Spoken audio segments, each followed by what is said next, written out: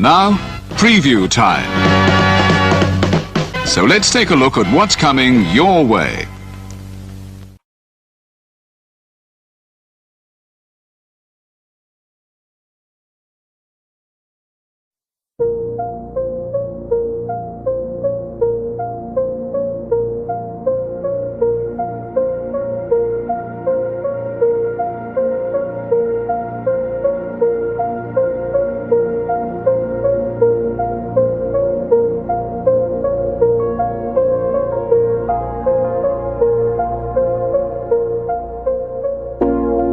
It's out of my hands,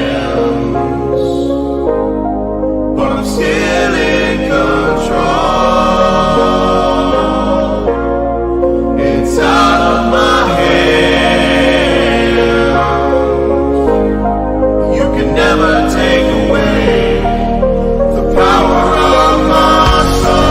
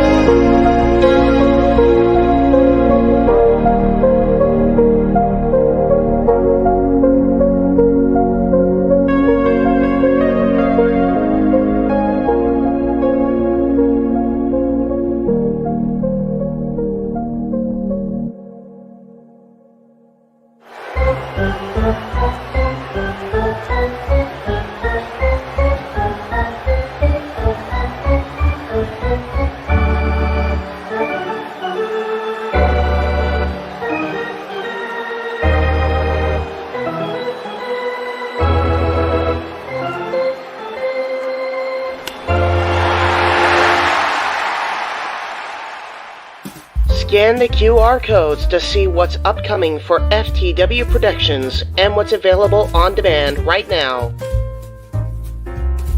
Button Master Stable Wars entire playlist. FTW Productions Watch Party for WrestleMania Go Home Raw. Mistress Audio Dramatic Readings featuring voice actors from Weymouth Youth Wrestling. All Retro Wrestling Review Series videos on demand and upcoming. All WrestleMania-themed retros available now on demand. Star Wars Jedi Fallen Order Let's Play Series. WrestleMania 19 Revenge Mode Let's Play Series. All of A Simple Man's Brand Simply Predicting panels. Both episodes of The Don DeMarco Show. AEW Spark, WWE Aftershock, every show week by week. Indie Force Episode 26, available now on demand. Jeff Meacham Network, all watch-along events. AEW Double or Nothing Dynamite Go Home Show Watch Party, available now on demand. A Simple Take, WWE Simple Takes featuring Casa D18 Studios. Super Mario Bros. Z voice acting. Episode 3 coming soon. Breaking news. ATW View Impromptu. WYW Intro and Immortal Stream. Wrestling with Idiocy Episode 8. Fast Food and Restaurants discussion. Plugs have concluded. On to the video.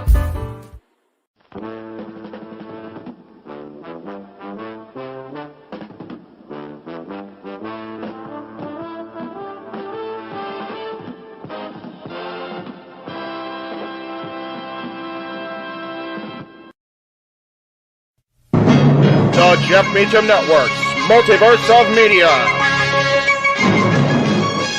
For over 15 years, the recognized symbol of excellence and the standard bearer in coverage of sports and entertainment.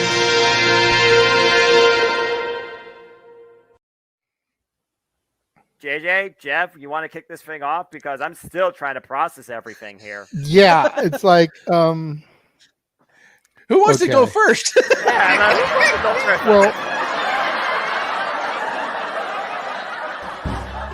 come on in. It's open mic night with your host. you could maybe say there's really 4 topics, but it's split into 6. The Renegade, JJ Williams. The Sammy and Eddie Kingston thing, which one's the better smelling turd? And his panel of co-hosts. I am founder. We'll call me that for today since we're going with the Jeff Jarrett love theme here this week, according to JJ. The West Coast Professor, Jeff Meacham.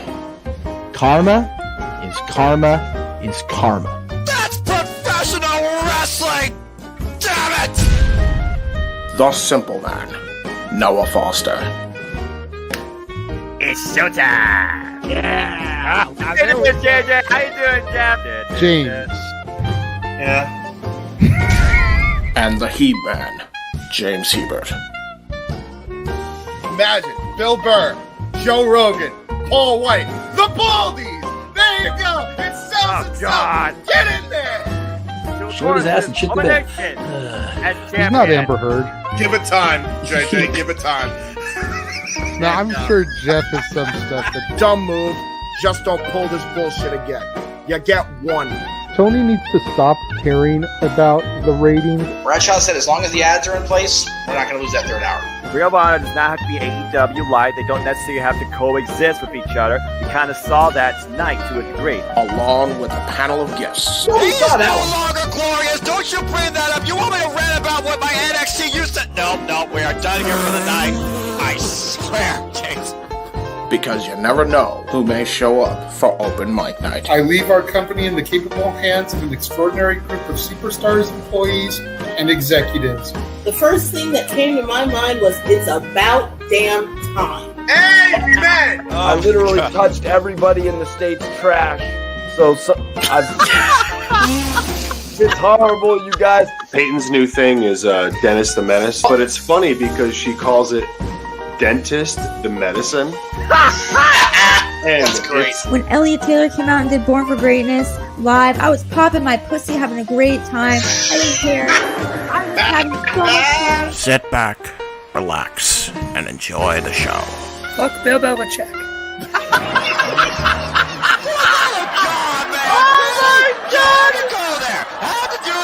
Football thing. We got it on wrestling, and then you bring in that shit. That just how the fan goes off the damn rails.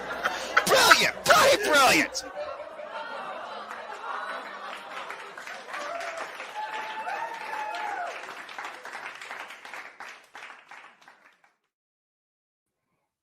What is going on, ladies and gentlemen? Welcome to this week's edition of the Saturday Night Shenanigans that are Open Mic Night.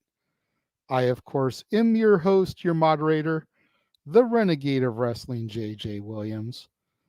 Happy Saturday. Hope you guys are doing well this evening. First things first, if you notice the ticker at the bottom, we are doing a push today, if you will. If the Casa D18 Studios Channel can get $100 in Superchats between tonight's Open Mic Night and tomorrow's Forbidden Door Watch-Along, I will buzz my head military style live on the air next week during the Money in the Bank watch-along. Getting that out there now. So let's go ahead and begin to bring in the panel. First and foremost, the man whose name is right there on the marquee, the West Coast Professor, Jeff Meacham. What's going on, brother? Good to be here. It's a Saturday. I wasn't supposed to be here, but I ended up being available due to, as always around here, shit beyond my control. But I'm here. All I know is I got a drink in my hand. That's how the country song goes, right? So let's do the damn thing tonight, JJ. I love it. Damn right. I am boring as a mucker brother, so I'm gonna fix that right now. Yes, you are. Let's see here. We got Cleaver calling Andrew in the chat room. Good evening, gentlemen. Hope you all are doing well. To take a quote from an old Staff Pro supervisor, we are fantastic, Colin. Good to see you, Colin. Looking forward to Tuesday in the review, brother. Yep, threw it up during the intro. Daniel's here. Hello there. Raymond is here. What is up, JJ and crew? It's time for open mic night. Yes, sir. Can't wait to get another laugh tonight as usual. Oh, yeah. Raymond, I do have your other comments starred because that will be a talking point that we have on the agenda tonight. Yes. So we will come back to that. Next person we're going to bring into the studio, the Heeb Man, James Hebert, who was actually on time this evening. Wow, he was barely, early. by the way, barely. Work almost didn't let that happen, and I just made it in time. So I was like, "Hey, it's great." Whatever it takes, brother. Mm-hmm. Yes, a blurry Jeff Meacham. I'm already drunk, apparently, says Emmanuel. Hey, that's okay, Emmanuel. I'll catch up. Matthew says, good evening. And the last person we're going to bring in to begin the festivities this evening, but oh no, we will have more coming later. For the Noah Foster fans out there, he will be joining us a little bit. He's tied up with his ATW family right now, doing some stuff for his channel and their streams. He will be joining us. Plus, we will be having a surprise panelist later on. Pop is in the chat room. Greetings from Bali. Great to see you guys. It's always good to have you in the chat room, Pop. Absolutely. Jerry calling from Paradise. You got to love that shit. Yep. Cleaver says, it's been a while, James. Good to see you're doing good, man. Yes. So the final... I'm doing good. I'm doing all right. I barely sleep, but I'm okay. What is sleep, right now? Yeah. Exactly. So the final panelist has been quite the controversial figure here the last couple weeks. Last week, he thought that Hulk Hogan did nothing for the business, and this week he feels that Michelle McCool deserves a Trish Stratus type last run. The Cleveland combatant Josh Mansfield is in the house. Howdy. You see, refill my drink there. As much as you guys will probably go in and roast Josh on that, I will say that is a little bit less egregious than the stuff from last week. So there is yeah, a little bit. I definitely will say that, and I've already told Josh he's not getting roasted near the level that he did by Jeff, Rift, and Virtue last week. But by the time he was done with those three, I think he had about 5 or 6 different underwear changes with all the shit he got kicked out of them. Yeah, pretty much. And shout out to the Cleaver in the chat room. Yeah. Cleaver, by the way, just letting you know, I will be up in Beulah, Geneva for the week of the 4th. So if you're free anytime that week, anytime I'm there, we should get together, brother. But as a talking point from last week, Josh no longer sponsored by Blitzx. He's now sponsored by Depends Undergarments. So shout out to them out there in the chat room. Love you guys. Love you all at Depends. You've been taking care of people for generations. We love you guys. Thank you very much. We're past for 10 minutes. Fuck off, Meacham. There we go. There's our first one. There we go. All right. Cheers for that. Matt in the chat room. Hello, guys. How are you doing tonight? Everybody smash that like button. Yes. Always. All channels hit that. Fuck's sake, Cleaver. Colin watches the opening still.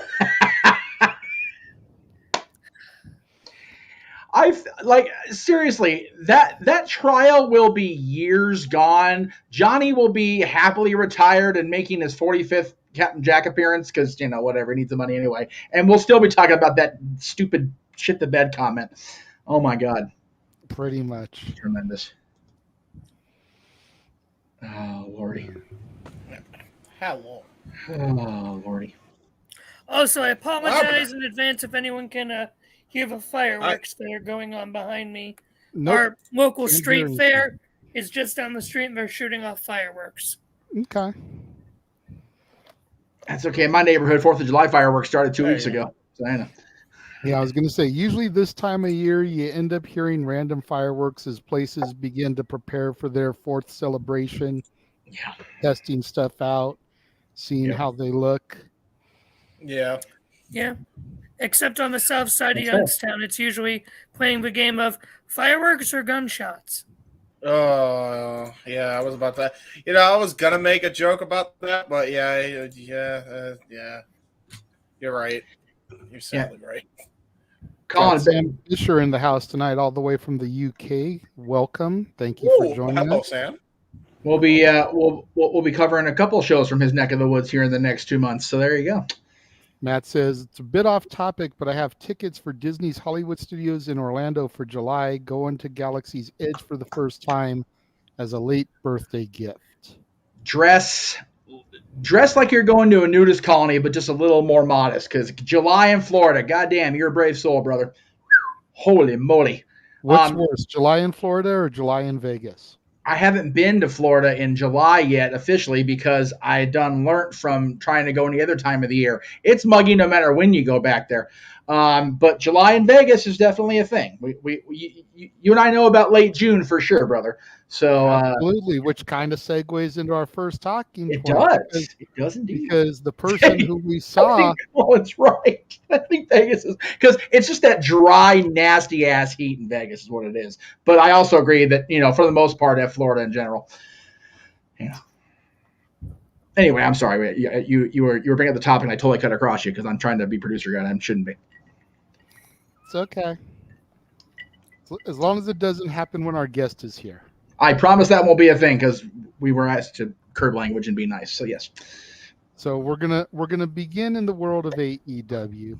Yes. And it seems like every week we're discussing this gentleman.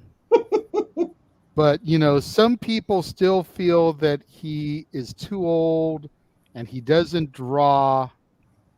Mm-hmm. So CM Punk made his official return last week on Collision. We covered it. We did the watch along for it. The numbers are in. Debut episode of Collision, 816,000 views, which, while granted, isn't a million, that's damn good for a Saturday show that people thought was in a dead slot. Yep. That people said, oh, what's going to happen? College football is going to kick their ass to hurt. Number one, college football isn't going right now. Bite me. Number two, college football runs for like 12, 16 weeks. There's 52 in a year. Bite me. Number three, those are some respectable views and numbers for a debuting show. Yeah. For wrestling on a day and time where it hasn't occupied in close to 20 years. Or on that specific network at all. They were on TBS back then. So yeah. TNT didn't cover it. And then when he wasn't supposed to be here and crashed Dynamite, it was over 900,000 views for the first time in a minute. Again, not quite the million mark, but correct me if I'm wrong, and I'm going to direct this mostly to Jeff and James, since Josh has his Bret Hart, I could give less than a fuck about this topic sunglasses on. That's a drastic increase, right? That's not a piddly rise. That's a firework, so to speak. Throw up Matthew's comment. That says everything you need to know about Collision last week and Dynamite this week, and the segment that there you go. You had the Elite and the BCC leading into Collision. Drew a decent quarter, I'm sure. But every quarter of that Saturday show for 2 hours, so 8 quarters, was higher than the match with Matt and Nick and Kenny and the BCC. Or not Kenny, I'm sorry, right. Paige. But even still, well, he's money. I'll go, I guess. Yeah, go ahead, James. You're good. And like I put in the chat, until something more drastic comes, this will probably be the last time we discuss Punk, because he's back, the ratings are in, and the proof is in the pudding. Yeah. Go ahead, James. Well, it is good that the ratings increased.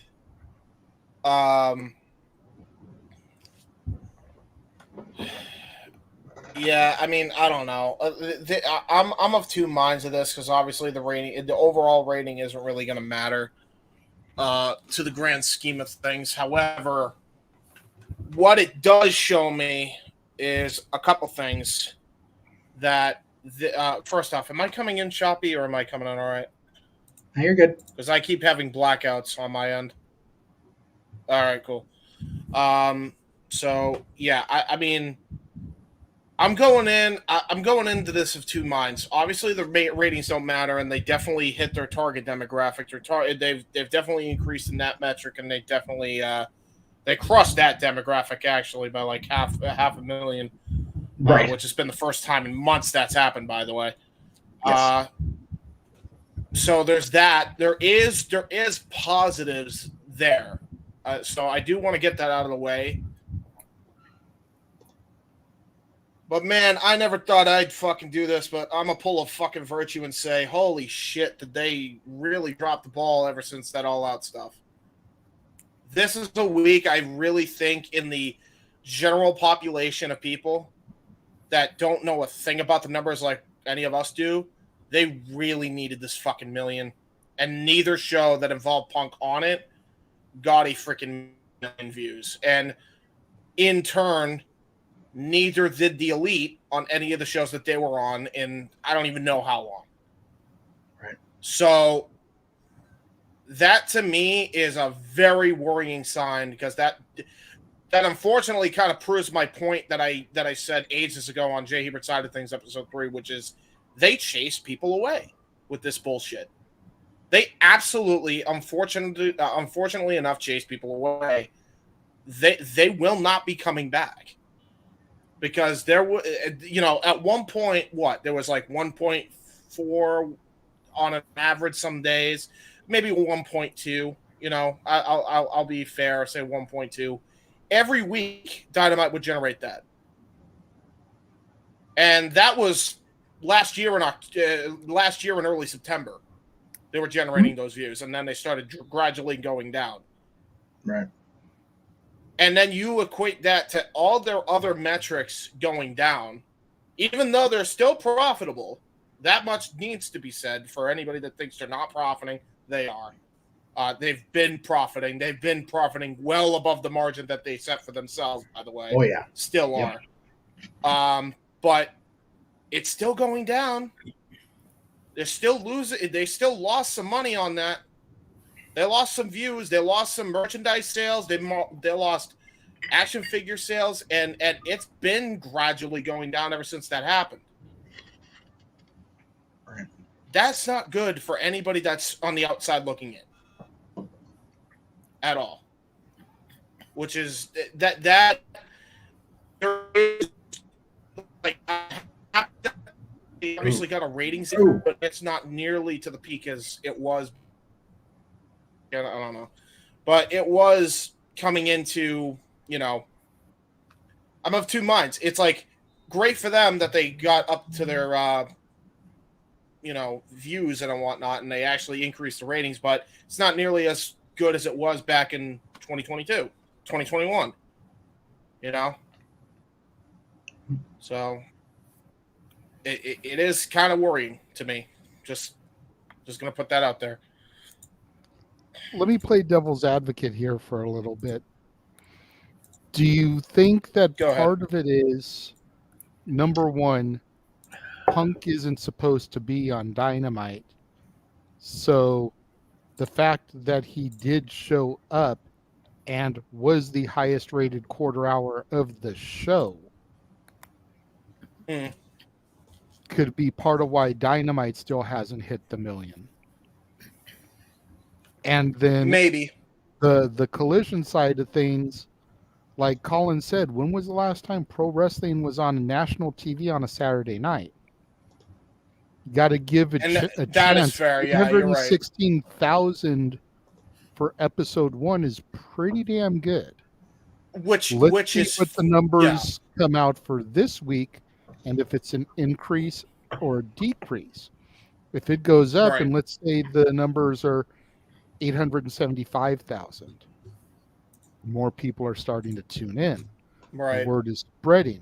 It's a positive feedback.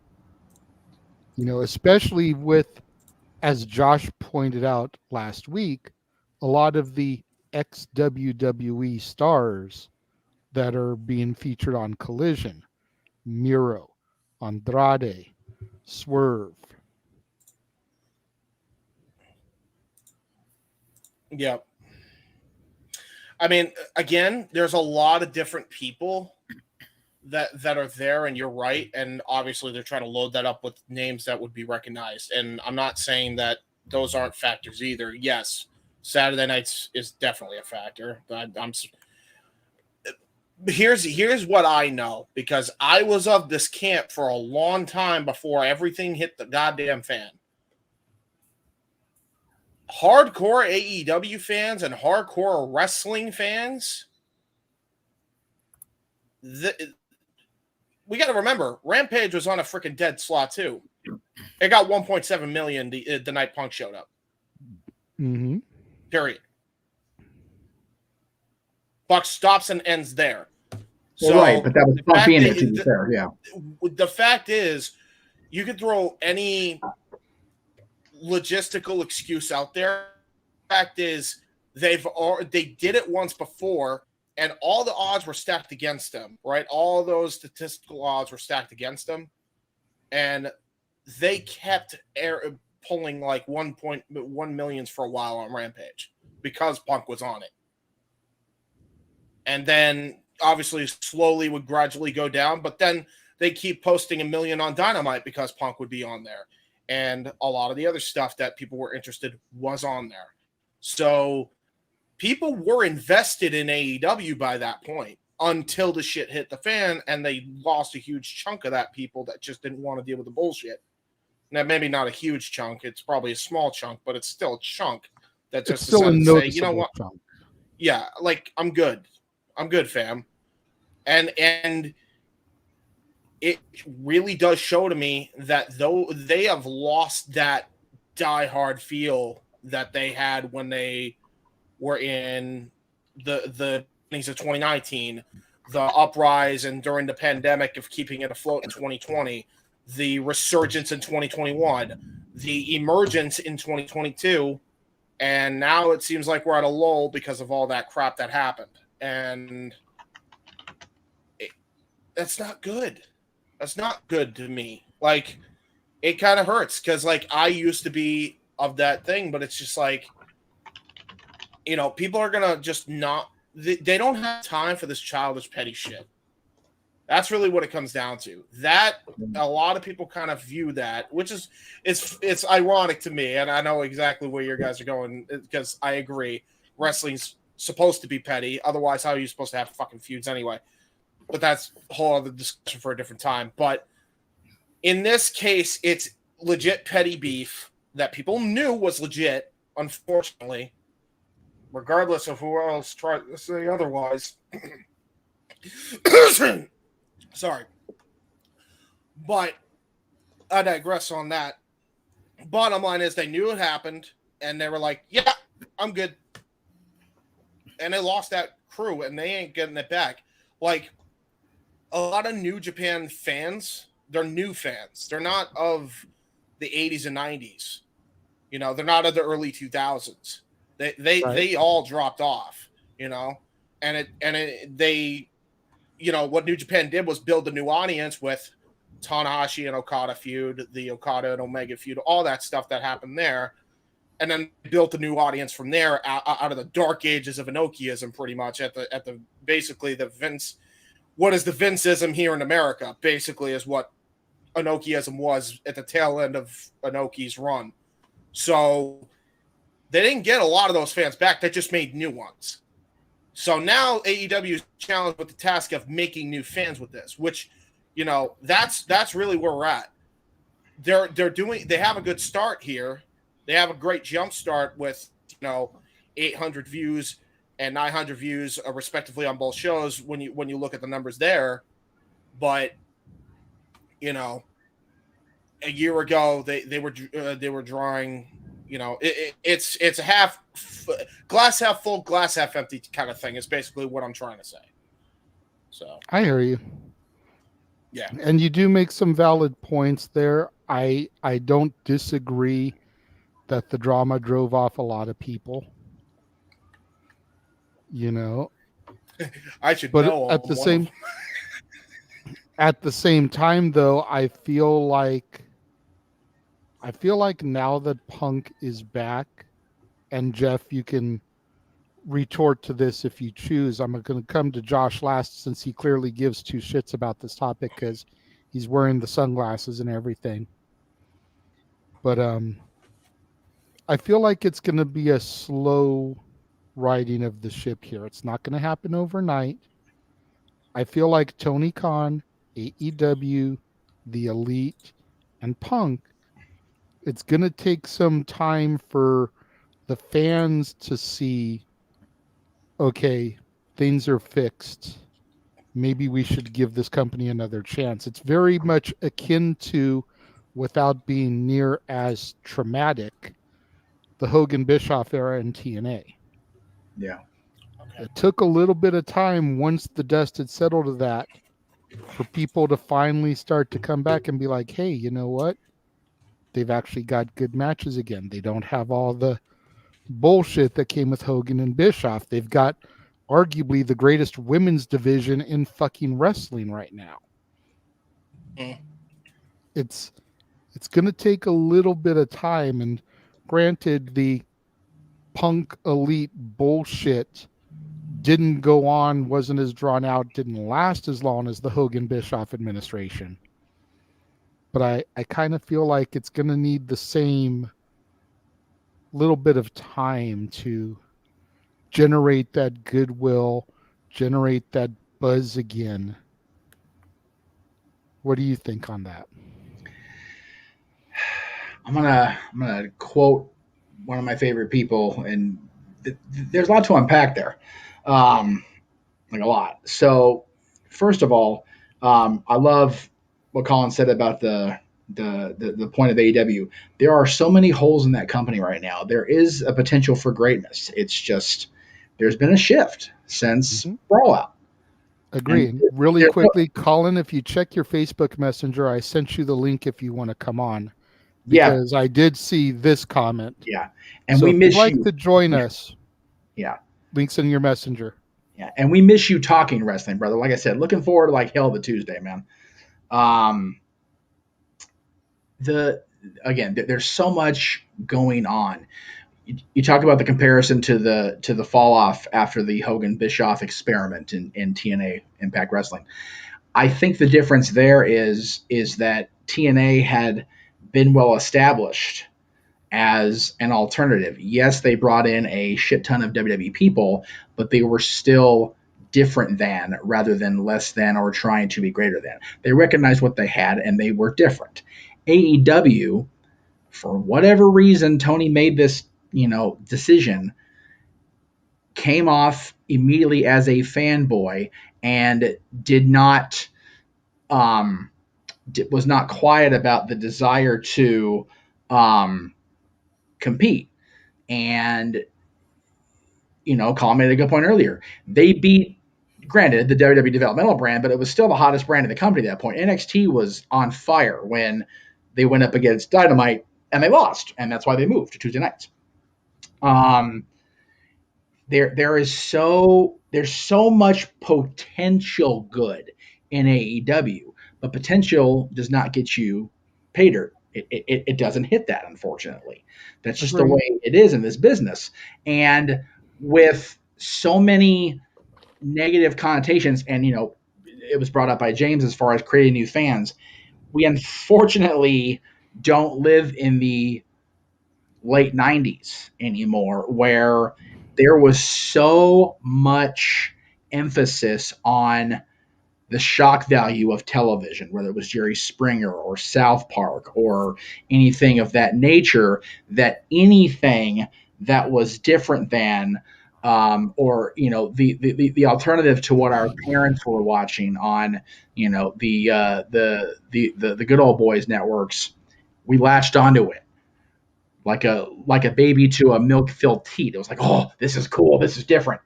And we're not in that time anymore. And by turning off as many fans as AEW did, by letting this bullshit play out in the public eye, whether they meant to or not, James is right. It definitely was a detriment. And having to create new fans rather than regenerate the interest from the previous fans is a much tougher road to plow than it was in 1996, 97, 98, and even going into the year 2000, because the WWF had those talents and they had that brand value to go, you know what, these guys used to be good and now they're starting to do what WCW is doing. I might give them another chance.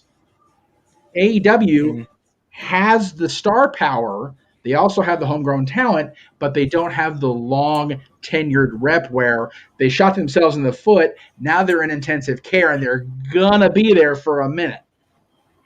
Yep. And we as, fans, we as commentators, we as podcasters have exercised a great amount of patience, I think, with AEW because of the overemphasis from the, peripheral media, out. We tried for this whole year. We've all talked about it. We tried to avoid it, but it was like a freaking albatross around our collective neck that it got brought up at some point. We're past it now. Yep. Punk is back in the company. The Elite well established is back in the company. We seem to be on a path where there may be the money match. Aaron is still convinced that we're going to have Punk and Omega, which I'm freaking here for. Well, yeah, and that's the thing. Well, and again, it's not just Big Dave. I'm going to give Big Dave a little bit of a pass here. I only say that because it's actually people like Eric Bischoff, who before Punk even returned to television was lighting his ass up like a Christmas tree because of shit Punk had said in the media. It's like, if we as fans want this company to succeed, let the proof be in the pudding and not preemptively shoot them out of the sky with a blowgun, a blow dart, excuse me. Let this play. TJS, one of our contributors on ODQ all the time, he'll be on the review, I think, Tuesday as well, on Tuesday night. Let it play out. The problem with letting this play out is we're so entrenched in the thought process of a bunch of freaking dramatic prima donnas, being babies, behind closed doors out in public anyway. We're not so inclined to like, okay, shit's over. Let's see what happens. I was legitimately surprised at not the outcome of the match because, he's got to lose on TV once in a while. You can't just go win, freaking 52 weeks in a row. And having him, he didn't lose the fall. Let's be clear. Starks took the fall tonight for those of you missed Collision. Punk's not going to lose on television yet, but his team lost, right? But same time, problem is there's not going to be this grand shift in 2 weeks. He just came back. He got a pop because they were in Chicago. You noticed. Yeah. There was a mixed reaction when his music hit. But as the match progressed tonight, we know exactly what's going on. Even with Punk and FTR openly supporting and acknowledging the Hart Foundation and the Hart family, Toronto's like, yeah, I'm good. F you anyway. And they did. They turned on him. Which brings me to Richard's question, which I had starred. Okay.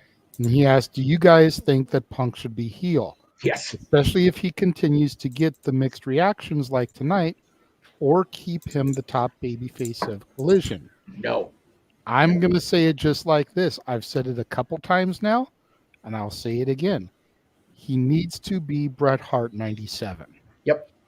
Face in Chicago, heel everywhere else. Yeah. You figure, especially if he's going to keep running with FTR, and I feel like it's going to be long-term for now. Otherwise, they wouldn't have made CMFTR shirts. Yeah, exactly. They need to be essentially the new Hart Foundation. Yep. Circa 97, post Austin and Hart at WrestleMania 13, where Bret was a face in Canada and honestly internationally. Yes. And he was a heel throughout the entire U.S. Yes, exactly. That needs to be Punk right now. Go ahead and put Sam's and comment about. I feel like the top guys would be cool with that. Hey, FTR were great heels as the Revival, and Punk, as Colin said, has always been best as a heel. I never really that because that's part of why I was behind you. Right. I was watching my best of 2017 NXT DVD beforehand, and watching the Revival versus DIY. God, was that? And it's so funny to look on that back on that now, and how much of an asshole Ciampa and Gargano both became. Let's be clear on that. So it was just so funny to see look back on that. But yeah, as far as the mixed reactions, I said this in the group chat and the No DQ chat. The difference is, unlike Cena especially, well, actually no, unlike Reigns especially, who did not react well to the mixed reactions at the initial start of it, Punk ate that shit for breakfast and shit out gold. He was like, yeah, he was playing into it. John didn't know what the hell to do with himself that first year. He didn't. He was completely deer in the headlights when the crowd turned on him going into the match with Jericho at SummerSlam. We all saw it. We all watched it happen. The same with Reigns. When they were trying to shove Reigns through our skulls in late 2014, early 2015, he looked lost. Cena punked him out on that microphone going into No Mercy, and he blew over his damn self. That's why they put him with Paul. And he's grown exponentially in the last 3 years. But at first, my God, was it bad. Reigns was lost. John recovered a little bit quicker, I think. But even still, he never ever turned heel again after that. So he didn't have to try to shift and then reshift. Punk is fine with being a bad guy. He even mentioned that last week in the promo, love me, hate me, whatever. He's all about it. And as was mentioned earlier, Punk is best as a heel and a zero fucks given heel at best. Phil could give a fuck if anybody outside of his wife and his dog liked him. Okay? That's just the way Punk is. He doesn't give a shit, right? So if that many people in that country, that city want to boo him, he will walk out there with an American flag or even a Chicago flag just to really piss everybody off and dance around Shawn Michaels 97 style and embrace it. This is the way Punk is. Josh, you have been patiently waiting with your no fucks given attitude. What have you got to say about this? He likes his Oreos and his milk, apparently. Oh, God, he's really going to... There's a show tonight? Oh. Oh, my... Okay. All right. In all seriousness, I'm over Punk. I'm over talking about him. Seriously, I'm over the man. So, if you want to be serious, take off the glasses for one thing.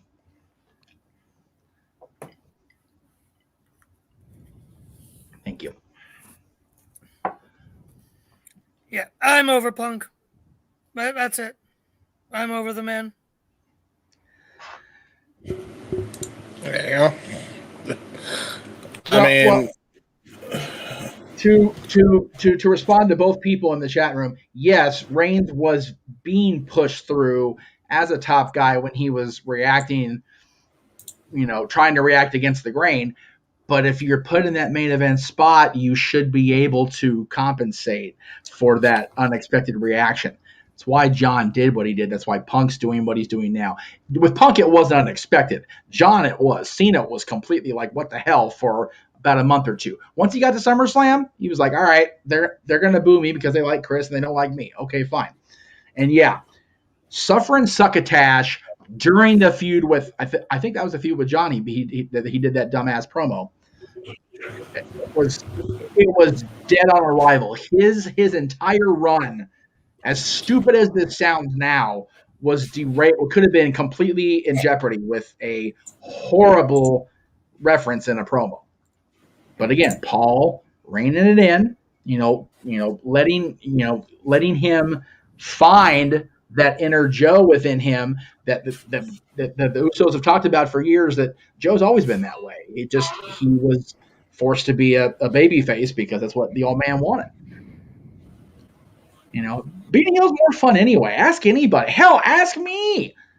When I got to do that ridiculous brief stint in the Indies, with you too, especially. It's so much more fun to be bad because you have freedom. When you're being a good guy, babyface, you have to toe the line and be a hero and be a good role model. You're a heel, you can scratch somebody's eyes out and throw it back in their face. And, well, I'm a bad guy. That's what I'm supposed to do. It's about how creative you get. We all know CM Punk can be a very creative heel when he's given the right direction. When he's given a bullet point, he can take it and run with it. We'll see. Yeah. By the way, do I sound like good? Am I? Hopefully, I'm not coming in choppy anymore. No, you sound good for now. Yeah. All right. We'll cool. see if anything happens with your connection the longer we go. But you sound good for now. How bad was it? Because I have no idea. It was pretty splotchy there for a while. All right. Well, hopefully, did anybody actually get to hear my point or no? Probably not. Fucker. All right. Cool. Yay. Well, there's that at least. Yeah, I don't know. I'm kind of over it too, but I want to see where it goes at this point. But yeah, like I'm kind of like, I think people are just want it to be over and done with. I think a lot of people are probably going to be like,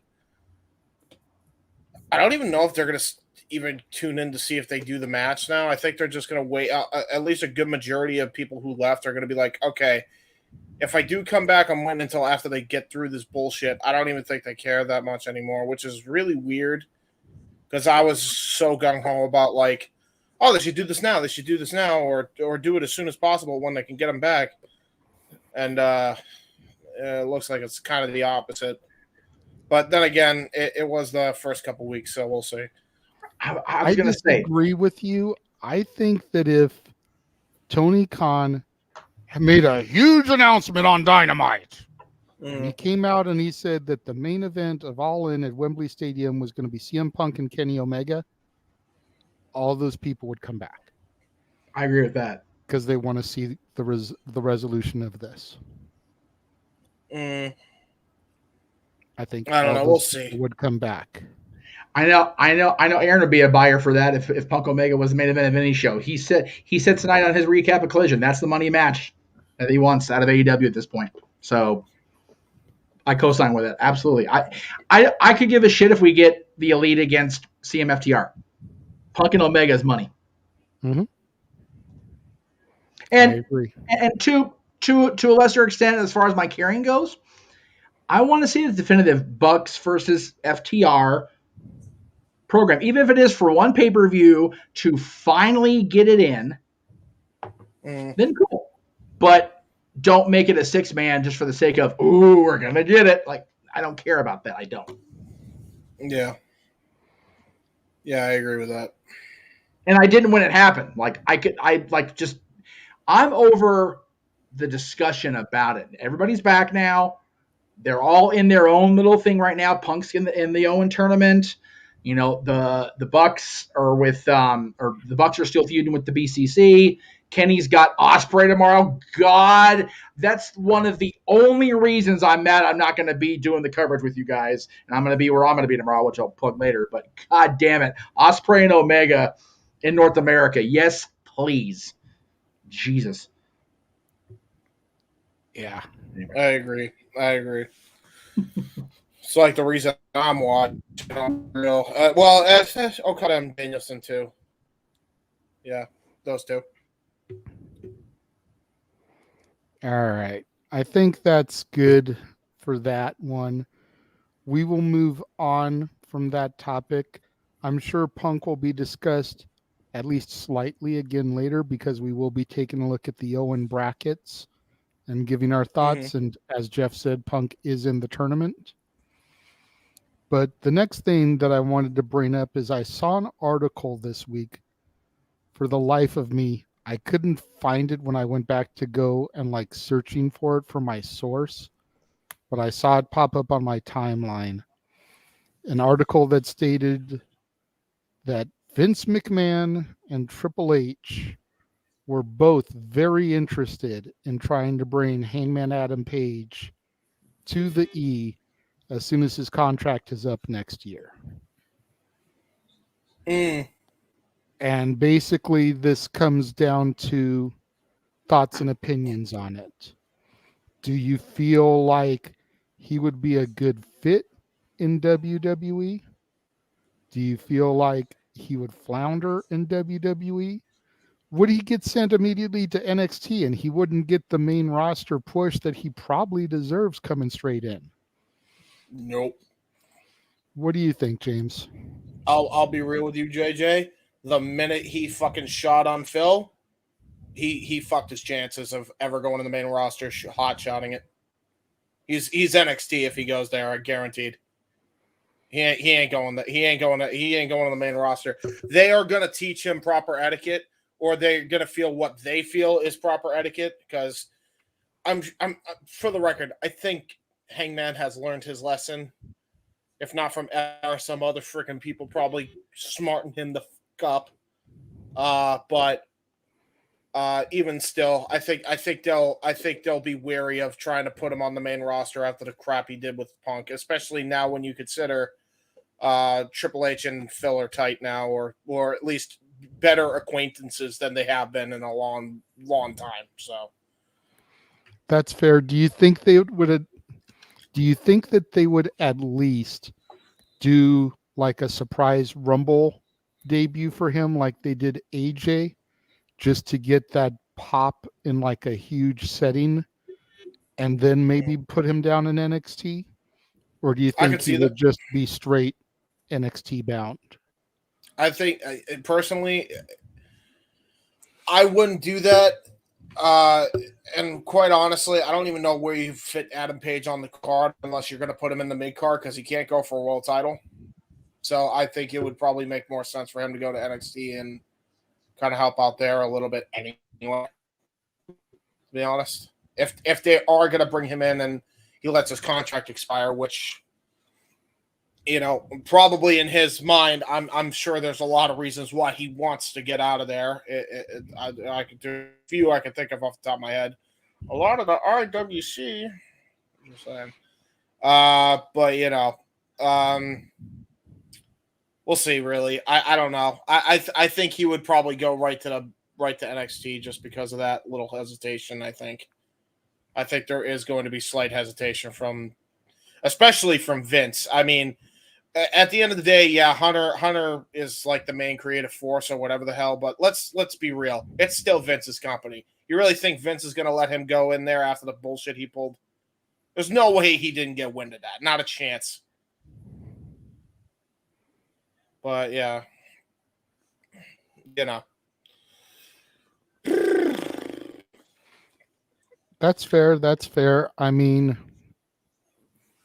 the only place I could really think of squeezing him in main roster right now would be to put him with the OC because of the Bullet Club connection. But other than that, like, I feel like it would be a stretch. Him and Cody makes more sense than him and freaking OC at this point. That's fair. That's fair. Didn't even think about that. And then once the Judgment Day breaks up, you could also throw Finn into that. Yeah, maybe.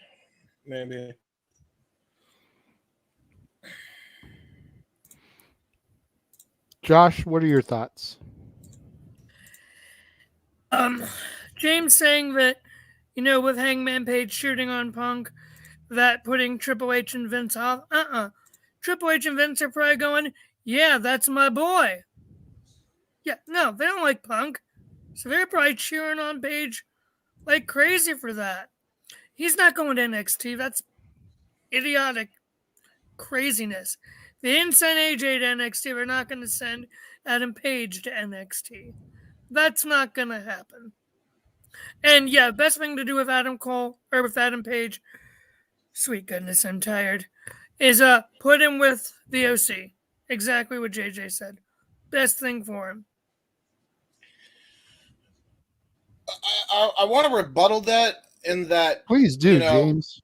Because I would love to know how Punk is hated by the E when he literally went down there and had a very casual conversation and made amends with Hunter, which has been widely reported from anybody that was actually there when he showed up.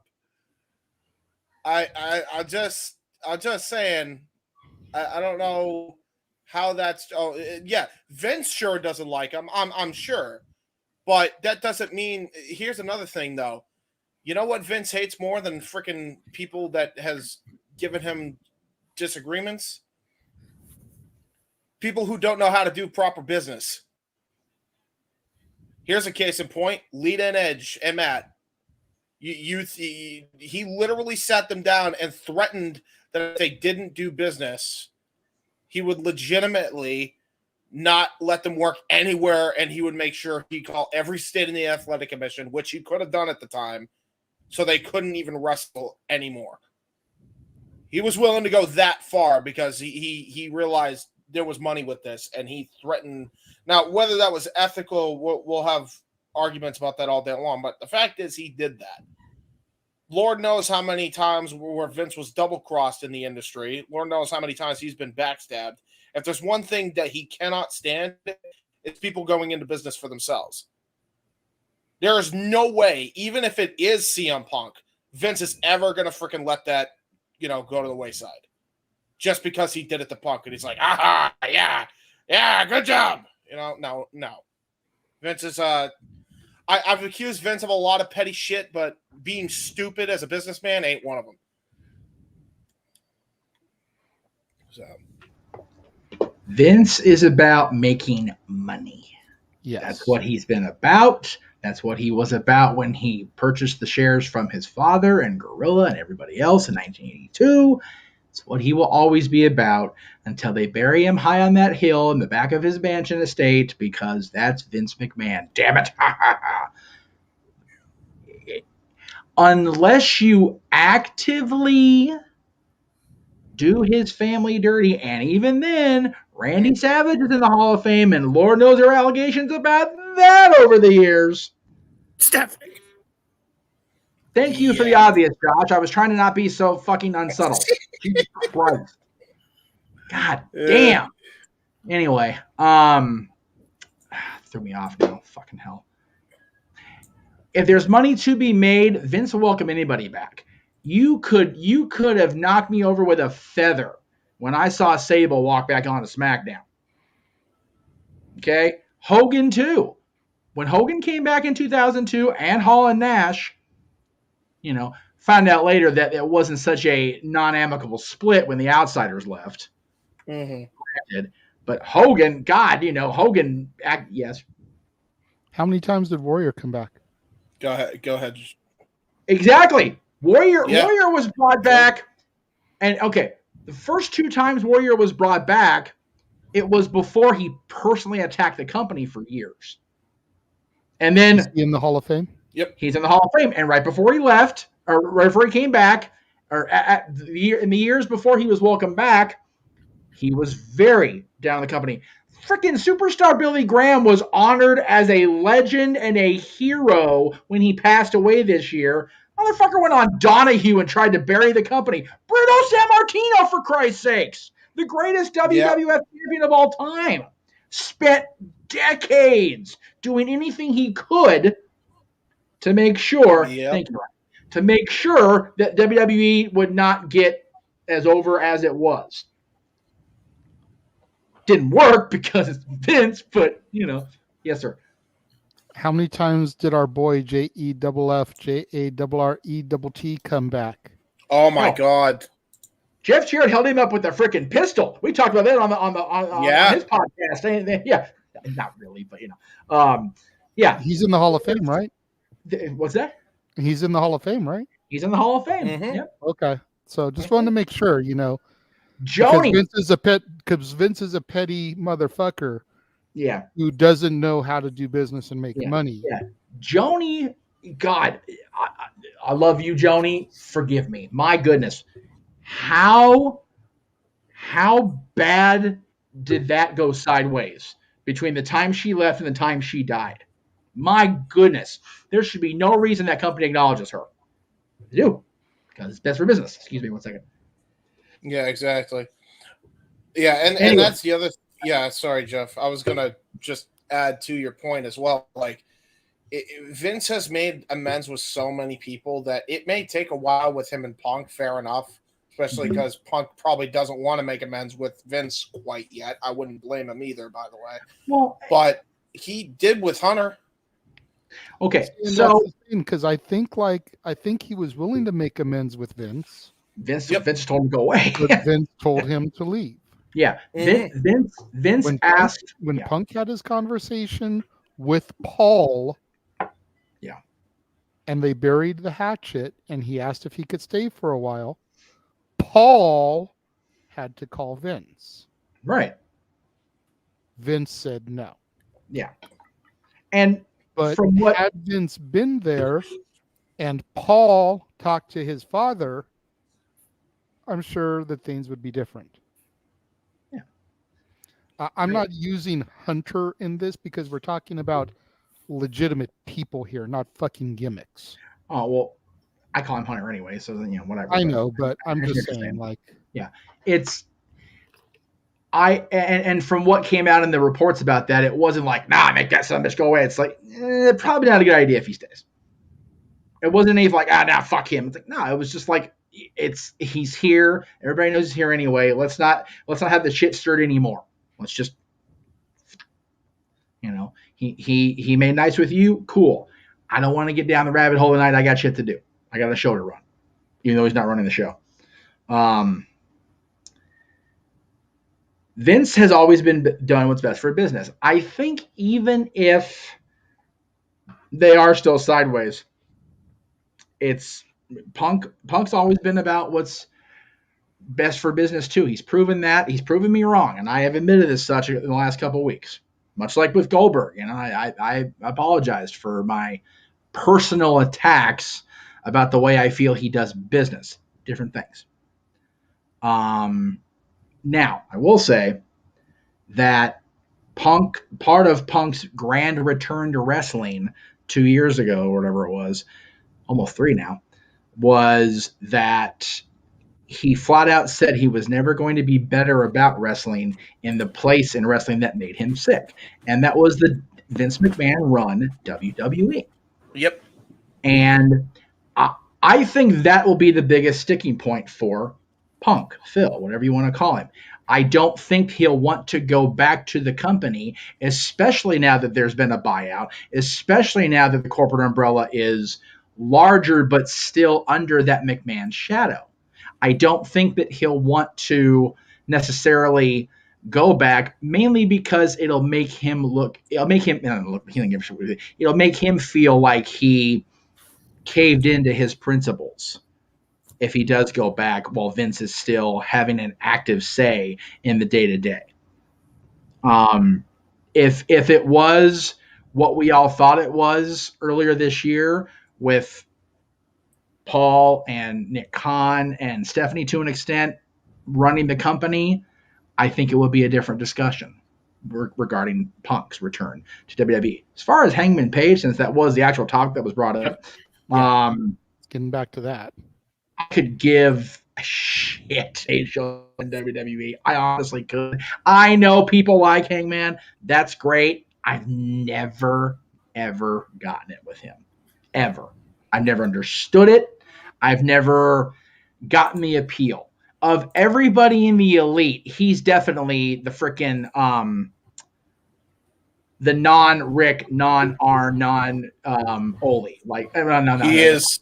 Yeah, he's Paul Roma. He is the weakest link. He is the weakest link. Yeah. I wouldn't even call him Paul Roma because that would just be an insult to Hangman. I actually like Hangman Page as a person. I don't like Paul Roma. I think Paul Roma's an idiot. Having met him, I'm kind of good on that.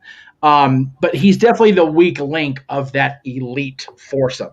And I've never understood the appeal. I was solidly behind every single person he ever feuded with in AEW. Period. just because it was nothing to do necessarily with him. It's just I didn't buy him. Oh, he's a plucky challenger. When he got there, he did dick with it. He was the worst world champion of this company so far, even with Max Buster Run, because of the Punk thing with Raw. He was the worst AEW champion so far, and that's not saying he's not a good wrestler. He's a good wrestler. He's just not a decent enough character with oomph to make me buy a ticket, buy a pay-per-view, buy merchandise. That's what your world champion needs to be, that guy that hits those points, and he's not. He never was. I would buy Omega stuff. I'd even buy current Young Bucks stuff before I would buy Hangman Page stuff. So if Vince and Triple H are interested, there's something wrong in the report, or they're desperate, from my perspective. Yeah, there's no way they're desperate. They're making money hand over fist. Right. And to me, it's like, to exactly your point, I mean, he's the weakest link of the Elite, and I don't think they really get along with what the Elite did with Punk and that all-out brawl-out thing. And Hangman started it all. There's no way. You know? Well, no. It's I just don't see him. Truth be told, I've never really gotten the idea that anybody in the Elite, with the exception of the now evolved into a megastar Kenny Omega, is a WWE viable potential megastar. I don't see Matt and Nick as ever having been or will ever be top tier WWE tag team material. I don't. And that's not a knock on AEW making them so, or Impact, whatever the fuck they did with the Bucks, Generation Me nonsense, or them being pre-Generation Me. I might have disputed you, because Indie Young Bucks pre-Generation Me, I think could have been like on fire in the WWE. I was a fan of it. I do believe that they've lost a lot of their luster. Yeah. Since becoming Generation Me, and even more so with everything that went down post-September. Yeah. The only thing I'll counter on that statement about pre-Generation Me is that at that point, if they were the way they were, they would have been lost in that recalculous 3-brand or 2-brand tag team shuffle that was 2008, 2009. It was a train wreck over there at that point, and I don't think they had enough of a definitive different character than the Cologne, than the Hart Dynasty, than all those teams to have been able to stand. Fair enough. Before I throw to Josh, I see you. I'm gonna throw to you. We are going to bring in the simple man with the spectacular voice. Hey! Noah Foster in the motherfucking house. Boom. Hello, gentlemen. What is going on, Noah? How are you doing this evening? Good to see you. Good to see y'all too. Just to fill you in before we throw it to Josh for his opinion, and then we'll be coming to you. We're currently discussing the topic about Vince McMahon and Triple H potentially being interested in signing one Hangman Adam Page once his contract expires next year. Thoughts, opinions, would he be a good fit for the WWE? Where do you see him going, etc.? Go ahead, Josh. Yeah, I'll co-sign with what Jeff was saying.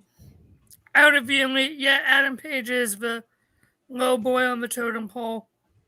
And in terms of the Young Bucks, I mean, I liked them when they feuded with Motor City Machine Guns in TNA. That was about it. They were good then.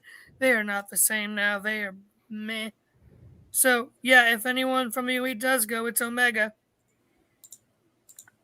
See, and I feel like Omega is the type of dude that's going to fight for his boys. Like, you want me, you got to take them too. And I think if that's the case, they'll be like, okay, deuces. Yeah. I don't know. I mean, exactly.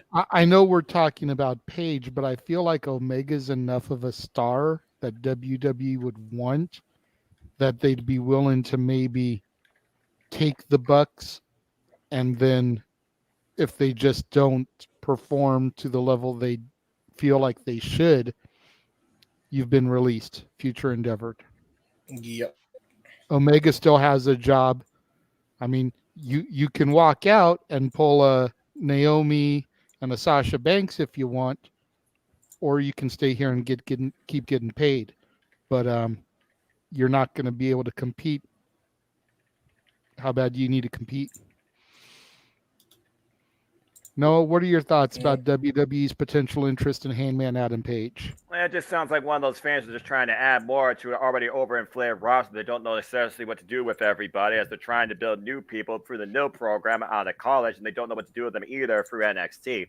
It's just one of those fans where it's like name value, recognition. He's part of the elite, but he's not the guy from the elite that we want, because Kenny Omega will not come without the Young Bucks because they're a package deal. And honestly, they probably would just make him lose in the shuffle, sit somewhere, and just constantly take a drink. I don't think he would fit in the WWE ecosystem because he's always been one of those just kind of rolls with emotions. But now that he's back with his dysfunctional family, it makes more sense for him. There's really no fit for him, I see, in WWE. It's just WWE once again trying to put the proverbial stamp on everything.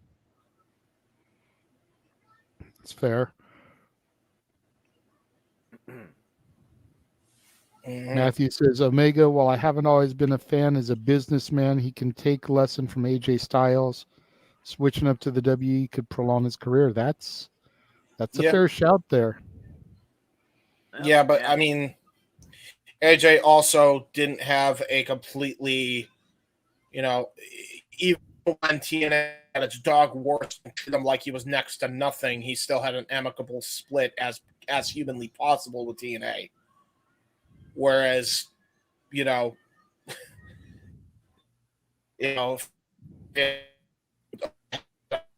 on Raw with one of the guys that was in part of the creative process. So, I don't know.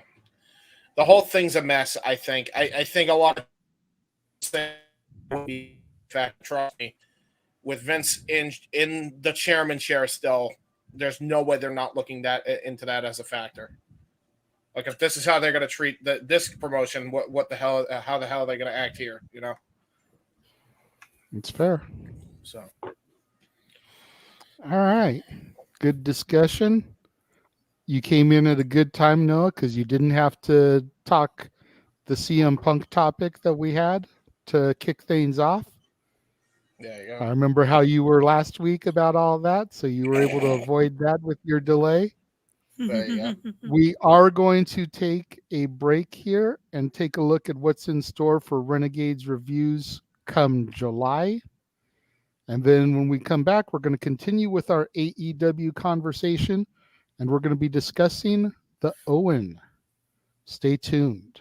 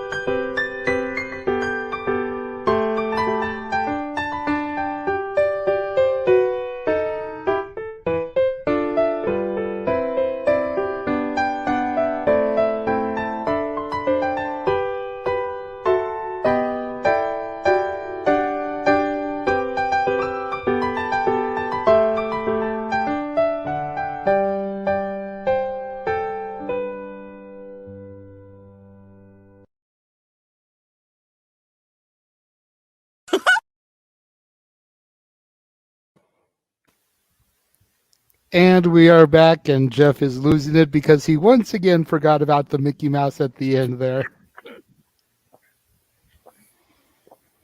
Yeah, then I had a mouthful of trail mix. I was trying to finish this during the break. I just couldn't finish it in time.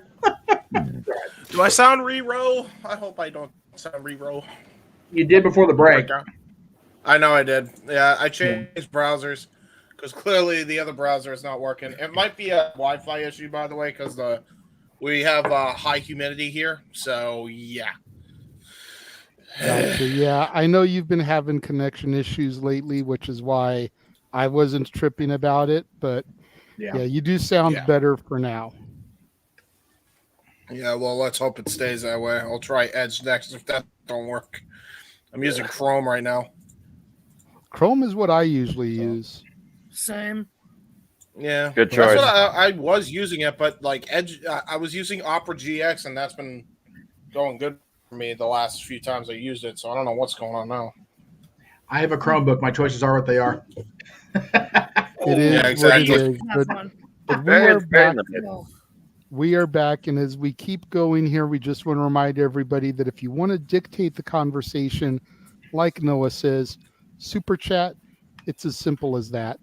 And if the Casa D18 Studios channel can raise $100 between tonight and tomorrow night's broadcast, I will get military buzzed live on the air during the Money in the Bank watch-along call.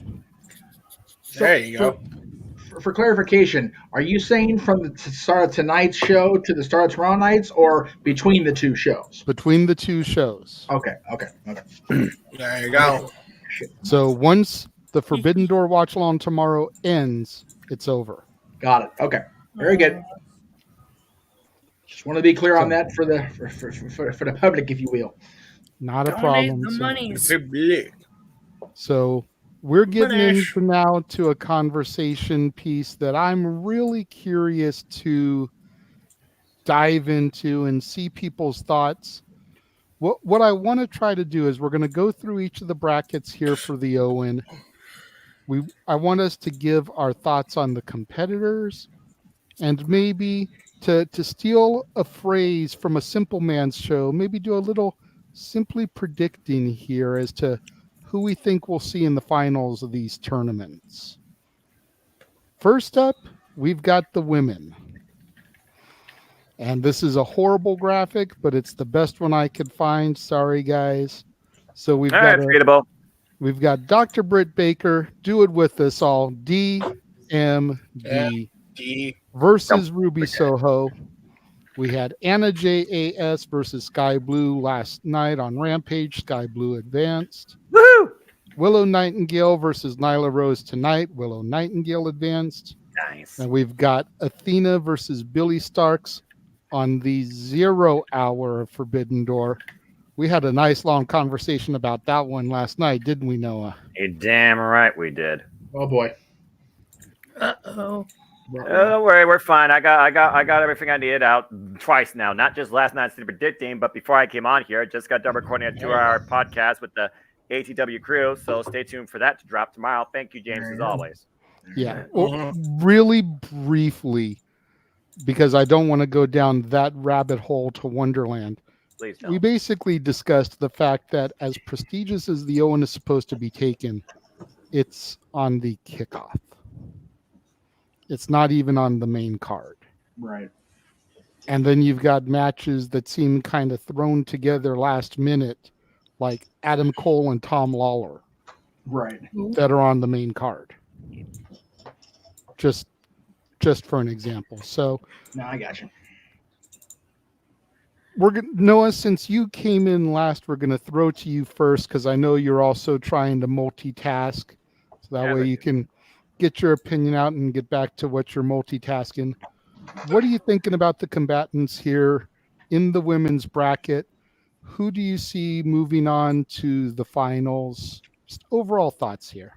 I kind of like the idea that, again, you do have veterans and longer-term experienced names here versus bright, young uppercomers, independent stars, and AEW originals. The fact that one of these opening matches, literally last year's final of the Owen at Double or Nothing, if you remember, against Dr. Baker DMD and Ruby Soho, where Dr. Baker won the Owen overall. And there seemed to be mutual respect, but now that Ruby Soho is an outcast, there's been a bad blood between these two. And kind of continues that feud as well, so I like that. So I could see that match going either way and continuing the ongoing rivalry with Outcast versus Originals.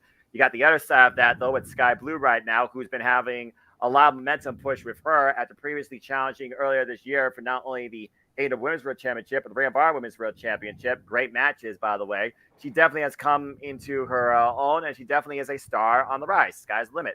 Willow Nightingale, of course, and W Strong Women's Champion. Great boss fight tonight with Nyla Rose.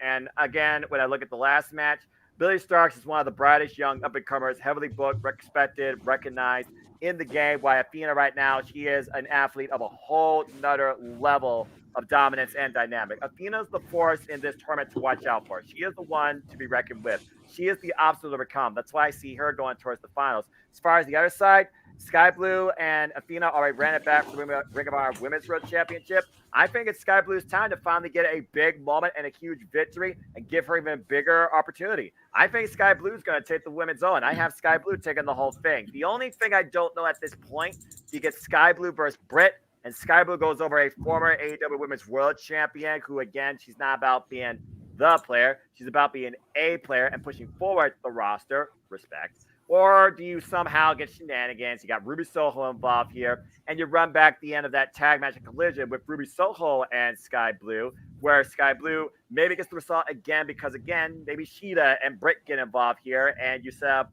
Britt and Hikaru versus Ruby Soho and freaking Soraya at some point before all in. Either way, I look at this bracket. I kind of wish there was more surprising AEW young original talent, although Timel's pregnant, so that clearly couldn't happen. And I kind of wish Anna Jay got a little bit more of a chance, but again, with how she's been used as a sports entertainer, it is what it is with that. Sky Blue's got to be the one for me to win it. I think she deserves it the most. And I hope it's over Athena, because I think that would just be very poetic considering history, and that'd be a huge win, where Athena asks everybody, step up or step out. It's a fair take. We're going to do it like this. Rather than running through the room and everybody saying the same thing, does anybody have a differing opinion to what Noah said? Josh, go ahead. Final is going to be Athena versus Britt Baker. Athena wins.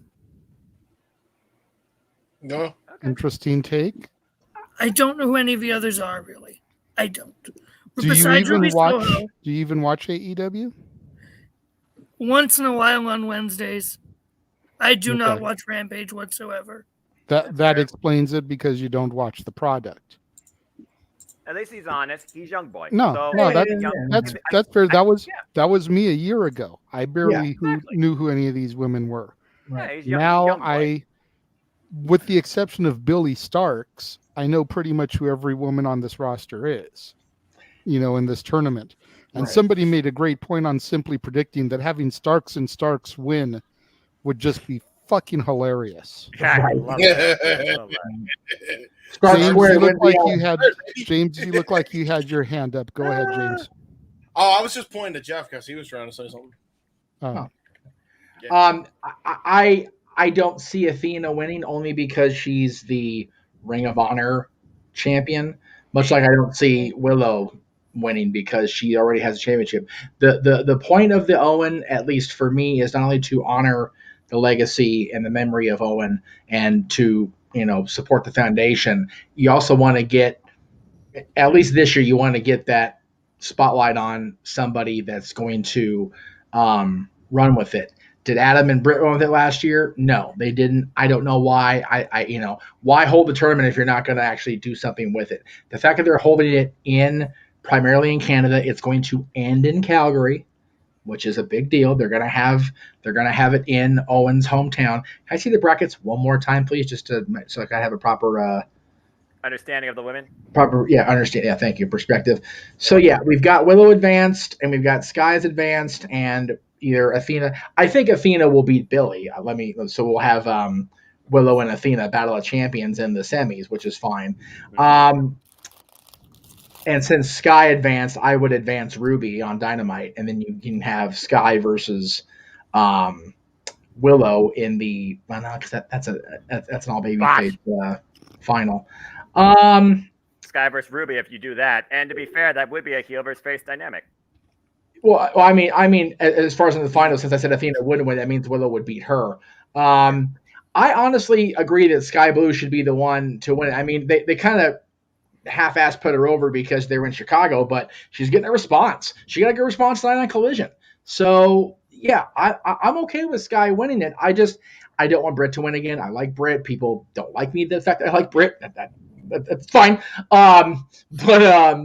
Just different circumstances of meeting her as opposed to the character. But I think that a young talent with, again, potential like Owen always had and never really got to explore would be a cool thing to do. Exactly. Okay. James? I was just gonna say, I think that I will say there's a couple things. I think Blue is going to win it only because of exactly what you guys said. I think they're going to build an up and comer, and they are very high on Sky Blue. Have been for a while, even before they signed her to Tier 1 contract status. So I think she's definitely going to get the win. I will say I think the brackets are done way better as far as presentation on the women's side than the men. And the reason I say that is because as much as I understand why they're doing it for the new show, all the men's matches are basically on Collision with the exception of the one match on Forbidden Door. And I really do wish that, they decided to do, they kind of did what they did with the women here and spread it out between all three of their programming. And then plus put one on the pay-per-view like they did. I think the women was handled better in that regard because, so if some people are just Dynamite fans and not Collision fans, now you get to see a match from the women's Owen, and then vice versa for Collision people, and vice versa if there's any Rampage folk left out there, and it's just like, yeah, cool. You're using all your bases here, and you're not treating one show less than the other, even if one is arguably whatever. I always liked that. I liked it when freaking WWF was doing it back in the 90s, late 90s, when Sunday Night Heat and SmackDown were a thing. They were doing tournaments, and then they kind of had the tournaments go across all three shows just to make sure it goes faster. So I think it's a proper way to do tournaments anyway. Just include all your shows that you have on TBS and TNT programming. So that's my only thoughts on it. Well, I definitely echo the sentiment in the room that Sky Blue is going to be the one to take this. But unlike most of you guys who think that it's going to be Sky Blue versus Athena, I think it's going to be Sky Blue versus Willow. I think they're going to try to make the most out of this whole Willow upsetting Mercedes Moné thing. As you noticed, they pointed it out tonight on Collision, how she had the upset of the year, by taking that belt and winning the championship from Mercedes Moné. I think they're really going to try to build with that and have her make it to the finals only to fall to Sky Blue. And then possibly go for a heel turn for Willow. To counterpoint. Please do. We did this last week and it was awesome. I'll keep it simple. Yes, they're acknowledging the whole Mercedes Moné circumstance that Willow Nightingale did beat her. But again, injuries happen. It is what it is, the nature of the beast. Who's to say Mercedes Moné doesn't cost Willow in some capacity here during the tournament? Because I do think they are going to run back Mercedes Moné and Willow Nightingale. There's unfinished business with the CEO. Whether or not she has a counter at her side, that's a whole different story. Hello, Renegade Twins. That's why I feel like right now there is a different storyline ahead for Willow Nightingale. And I think right now they're not going to do the whole babyface, mutual respect final with two originals, one turns heel dynamic. I don't think they're going to do it with these two this soon, based on the fact that Sky Blue and Willow, they've really only come to know each other and really work as a tag team on two occasions for about a year now between Ring of Honor and AEW. That's why I do feel like Athena right now is going to take something unique to upset her in this tournament. And I feel a bright underdog story with Sky Blue, who already had a chance to take her championship but fell short, is just poetic justice. So that's why I do think it will be Sky Blue versus Athena, and the biggest win for Sky Blue to date in her career. Fair? Yeah, actually, I can see that. I actually could see that. Yeah, that's the good part, at least about the. And I need to see the men's bracket again, but we're gonna get there.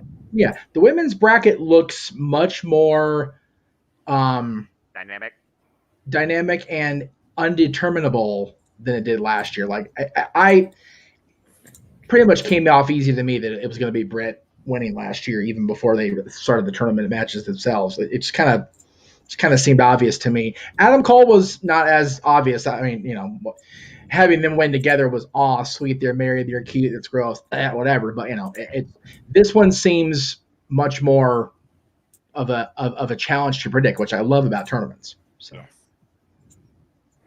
And that brings us to the men's portion. Jeez. Oh, jeez. I mean, so we've got Punk versus Satoshi Kojima. I love it. Roderick Strong versus Samoa Joe. ROH. Dustin Rhodes versus Powerhouse Hobbs. The Book of Hobbs. And Juice Robinson versus Ricky Starks. And continue war with Bullet Club Gold. So I'm gonna go first here because I honestly feel like we saw a little bit of foreshadowing of this tonight. Yeah. I think it's going to be Punk versus Starks in the finals. Yeah. With Ricky Stark going over. Yep. You nailed it. That's exactly 100% nailed it, Jay. Yep. I agree. 100%. Yeah. Which is why I want to see the bracket, because I was leaning toward the women being much harder to decipher. The men, like after tonight's show, you can almost see it, right? Yep. So yeah, I do find it a little dismaying that the entirety of the men's bracket, except Punk's match, is on a taped Collision. Yes, that's kind of a bummer. Yeah. But they gotta get the tournament in somewhere, and it's if they want to have the majority of the tournament take place in Canada, they might as well freaking Brian Cage get their shit in. So. Yeah, true.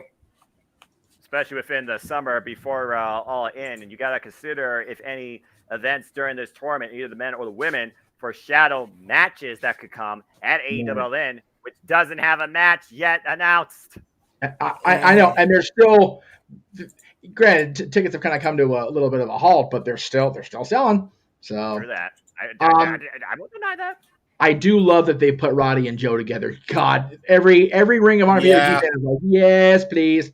Every old school classic NXT fan is true. going Very crazy true. too. I will call that honestly if I can. I can't wait for that match. Right. Well, if we were busy doing a little thing called Money in the Bank on Saturday, I'd be, Yeah. My other bold prediction here is Joe is going to go over Roddy, and Punk is finally going to get his first ever pinfall over Samoa Joe. Oh, I like that.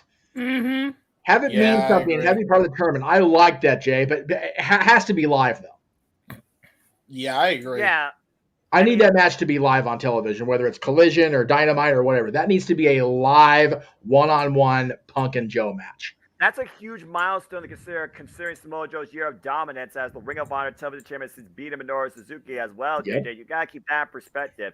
And it sounds like they're teasing the idea of Samoa Joe and CM Punk clearly by this tournament, but I don't think that's the big one-on-one that gives CM Punk that big winning moment. If CM Punk beats Samoa Joe on a taped television show, Samoa Joe's screwing CM Punk in the finals.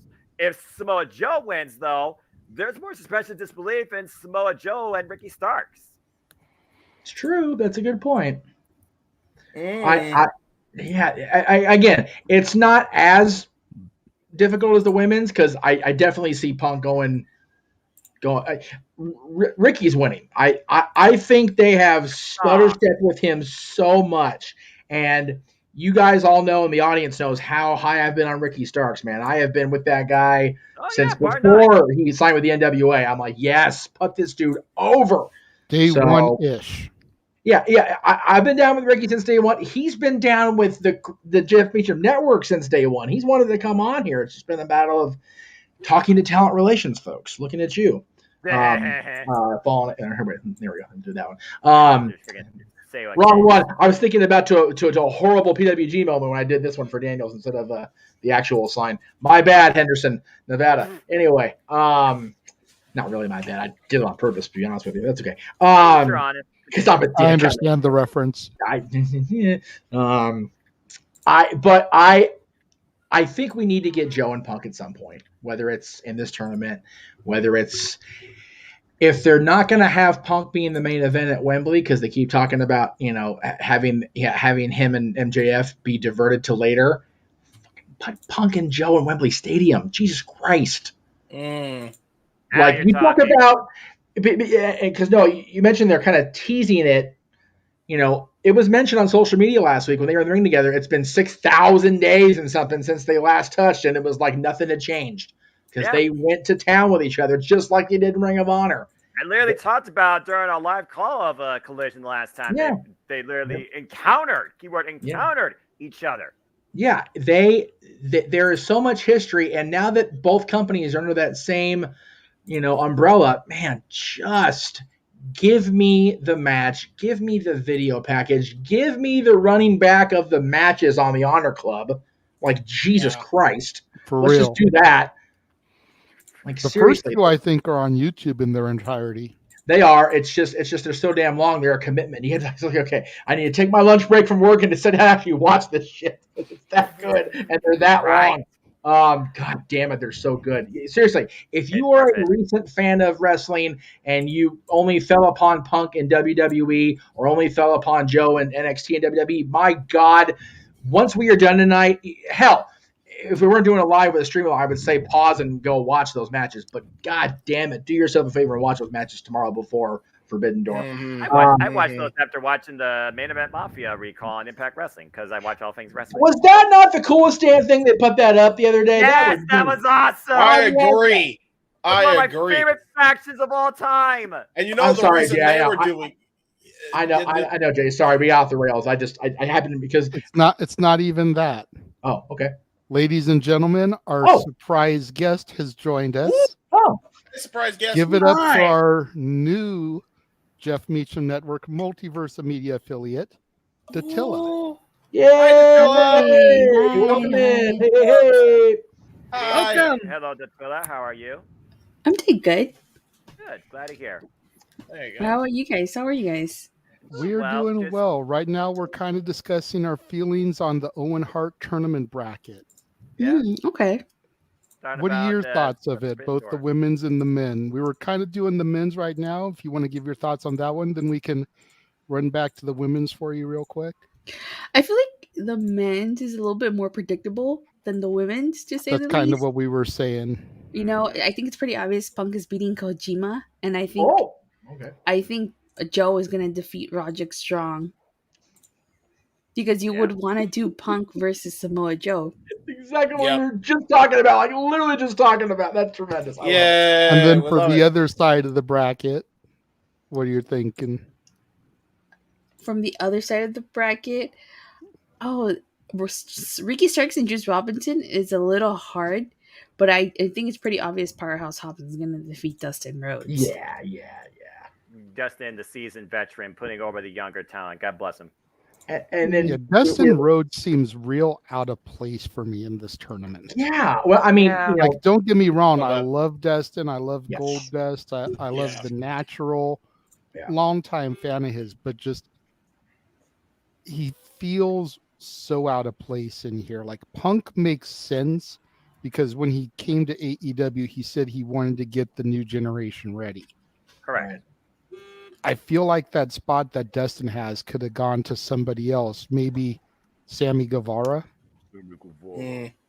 Because until the whole match got made with, the trios match, and until they announced a Double or Nothing that Ty Conte was pregnant, right? I was sure that was going to be the men's and women's winners, kind of like last year, have the couple win, Sammy and Ty. Well, as far as being out of place, Jay, he is the only one in the bracket that actually worked with Owen. That's fair. Yeah. Speaking of which, this occurred to me as well. I know we meme on him a lot. How did they not put Jeff Jarrett in?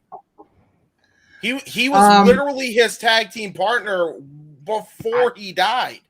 I think putting Jeff in would make him too much of a sympathetic, let's have him win babyface. And they don't want Jarrett to be that guy in AEW. No, especially if Aubrey had to count the pinfall 1, 2, 3 for him to win it. If Aubrey is refereeing and he wins the tournament, like, that instantly devalues any sort of heel because he's winning the tournament named after his buddy. And Noah. Breathe, Noah. Breathe, Here Noah. we go. Breathe, Noah. Okay, brother. You're good. It's not real. It's not real. Over. She's not competitive anymore. It's over. It's over. He's not in the tournament. It's okay. It's okay. James, what you do, James? Jesus Christ. It's okay, Noah. I'm just bringing it up. We got Noah in late. You damn near broke the boy. Just Sorry. It's okay, Noah. We love you. As you were, I'm working on other stuff. For the other side of the bracket there, Datilla, I was saying it's probably going to be Hobbs versus Starks. Starks going on to the finals, and Punk losing to Starks. Oh, I didn't. Okay, I can see it. Because again, I think Punk wants to get the new generation over, and kind of, by giving Starks that moment. It's like Ricky Starks just beat CM Punk. Right? Yeah. Made man status. And I was going to say that as far as Punk working, Starks facing Powerhouse Hobbs in that round, you've got arguably two of the most dominant FTW champions, not named Hook, that they've kind of put over in AEW, because Hobbs was with Team Taz, as was Ricky Starks. Well, I don't know if Hobbs ever won the title or not, but he never did. Yeah. Taz. Okay. No, either way, he was. Oh, that's right, because he was Starks' heavy as the FTW champion. That's right. Bingo. Either way, Team Taz, the Mega Tazes explode at the part of the tournament.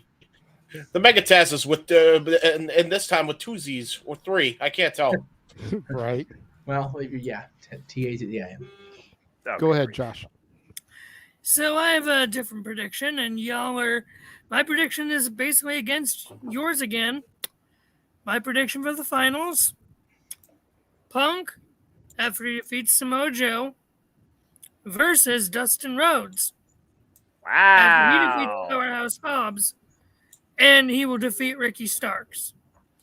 If you guys want to get Punk versus Starks, Why not just have Starks cost Punk the match to start the feud? Just an Because Ricky idea. Starks right now is too over as a babyface. But I also want to see Punk versus Dustin Rhodes in the finals. It makes sense. Punk is a big Hart fan in general. Dustin worked with Noah. It makes sense logically, since you don't have that no good son of a gun Jeff Jarrett in there. The only thing I have an issue with is like you said, if Starks costs Punk to start their feud, that automatically puts Ricky in the antagonist role. And what other than the goodwill, because Dustin is so beloved by the majority of the wrestling world, what does it do for anybody long term? Yeah. As far as Dustin winning the tournament. Like I said, we all said it. I love Dustin. I will put that family over until they put me in the ground. I love all three of those gentlemen. I always will. Right. But I don't know if making it a goodwill thing after really not doing anything with it other than Adam and Britt won last year, they need to make the Owen mean something more than just it's for Owen, it's for the foundation. If they're going to be AEW stamp on it, have it be run on AEW cards, they have to make it mean something within AEW. So I don't think Dustin's going to win it. I think if they do have Punk in it, Punk's not going to lose and be pinned for a bit, honestly. I don't see that. Right. But here's the thing. You're actually trying to trust Tony Khan to book something with logic here. Well, so to be fair, remember, Tony's not the only one booking anymore, and he's also definitely not the only one booking this tournament. Very true. Come on, Will Washington. Yeah. But I digress. He also has booked more stuff logically than other people you can name that you probably do know, young boy. But anyway, continue. Yeah, but fair enough. Again, it's do you want Punk to take a pinfall loss this quickly? What do you think, Attila? What do you think? What? What do you think? I don't think they're gonna have CM Punk lose right away. I think it's gonna be a while before he actually loses. Well, technically, his team lost tonight on Collision, but he didn't get the pin. He didn't. That's get still the a loss. Still counts. Still a loss. Mm-hmm. But we'll see. I think that if Punk loses in this tournament, oh crap, it's kind of hard. Let me see, because how can you make him lose without getting pinned? You have him get DQ'd, but then that would be such a cheap way to get a victory. You know, count out, ref stoppage, pass out in a submission. You know, do a Bret Austin finish. Oh yeah, we are in Canada. I guess we have to wait and see. Do a screw job finish. Was about to say that. It's the wrong city. Still don't give AEW that idea. Please don't put that out there, JJ. It's forever out there, Josh. Ever since November 1997, there's always that option. I'm aware, and it's stupid, though. Well, I agree. It's stupid. They have done it. They have done it since that point. Just saying. So I mean, they did it a year later when Rocky won the tournament. Any finish AEW is better than the freaking exploding fart in church that was Eddie Kingston taking that bullet for John Maxwell. Okay, I'm just saying. All right, like seriously. Accurate. Ricky Starks in the pin tonight could also feed into Punk Starks being in the final if they pull the trigger on a heel Punk. Well, after the heat, that clearly unfiltered, authentic, 100% pure, honest reaction, if you will, learn something. That's definitely possible. He was the most over in that entire match when he got the hot tag. So yeah, and he was also pinned. So yeah. And then running it back to Tilla, what are your thoughts on the women's side? Well, see, I think Ruby Soho is going to get her win back from last year's. I was there last year, and it surprised me that she lost last year because, you know, she had Rancid come out and play, Ruby Soho, which actually was really cool. I have that whole sequence on tape. Nice. You know, but if I had to pick a winner, I'd say Sky Blue is going to win this because I feel like they've been pushing her a lot, so I feel like she's going to win. Who do you think she's going to beat in the finals from the other side of the bracket? Ooh, this is okay. It's going to be interesting. It's kind of a split decision on the panel between Willow and Athena. Ooh. Have you watched Ring of Honor? No, I don't. I don't watch Ring of Honor.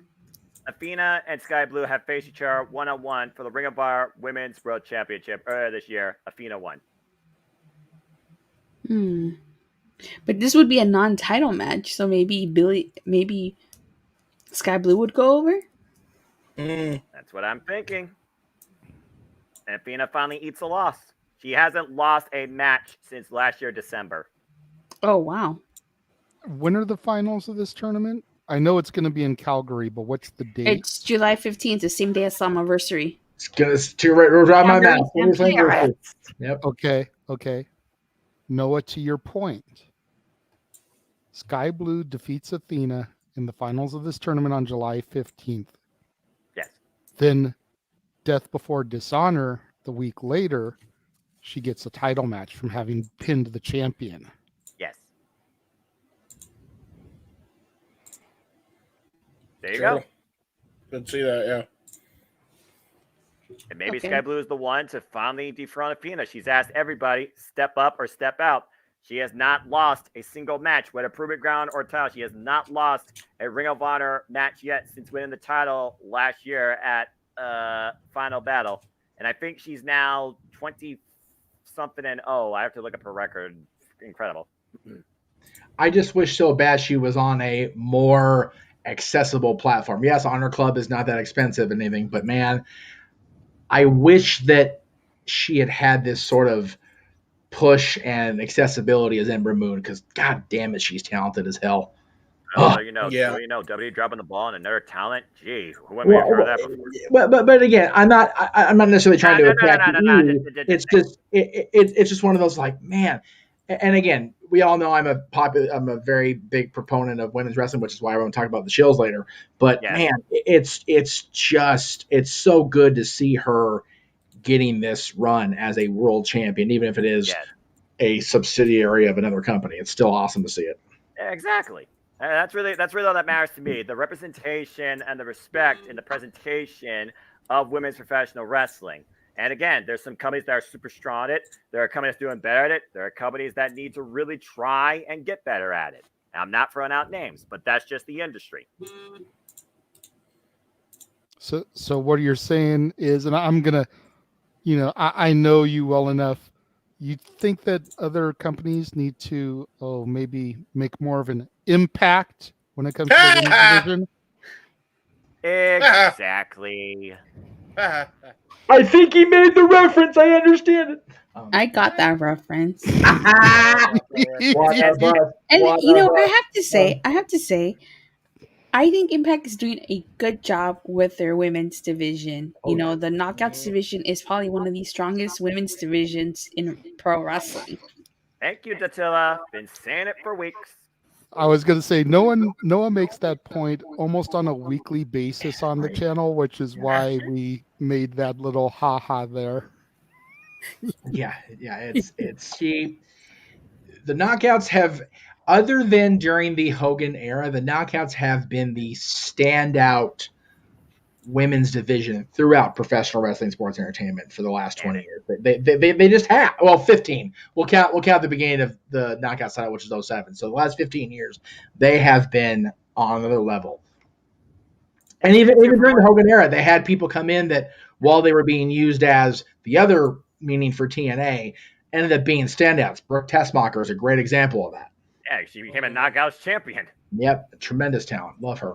And I feel like with the Knockouts, everyone is doing something. No one's kind of like on the sidelines. Everyone's involved in a storyline in some type of capacity.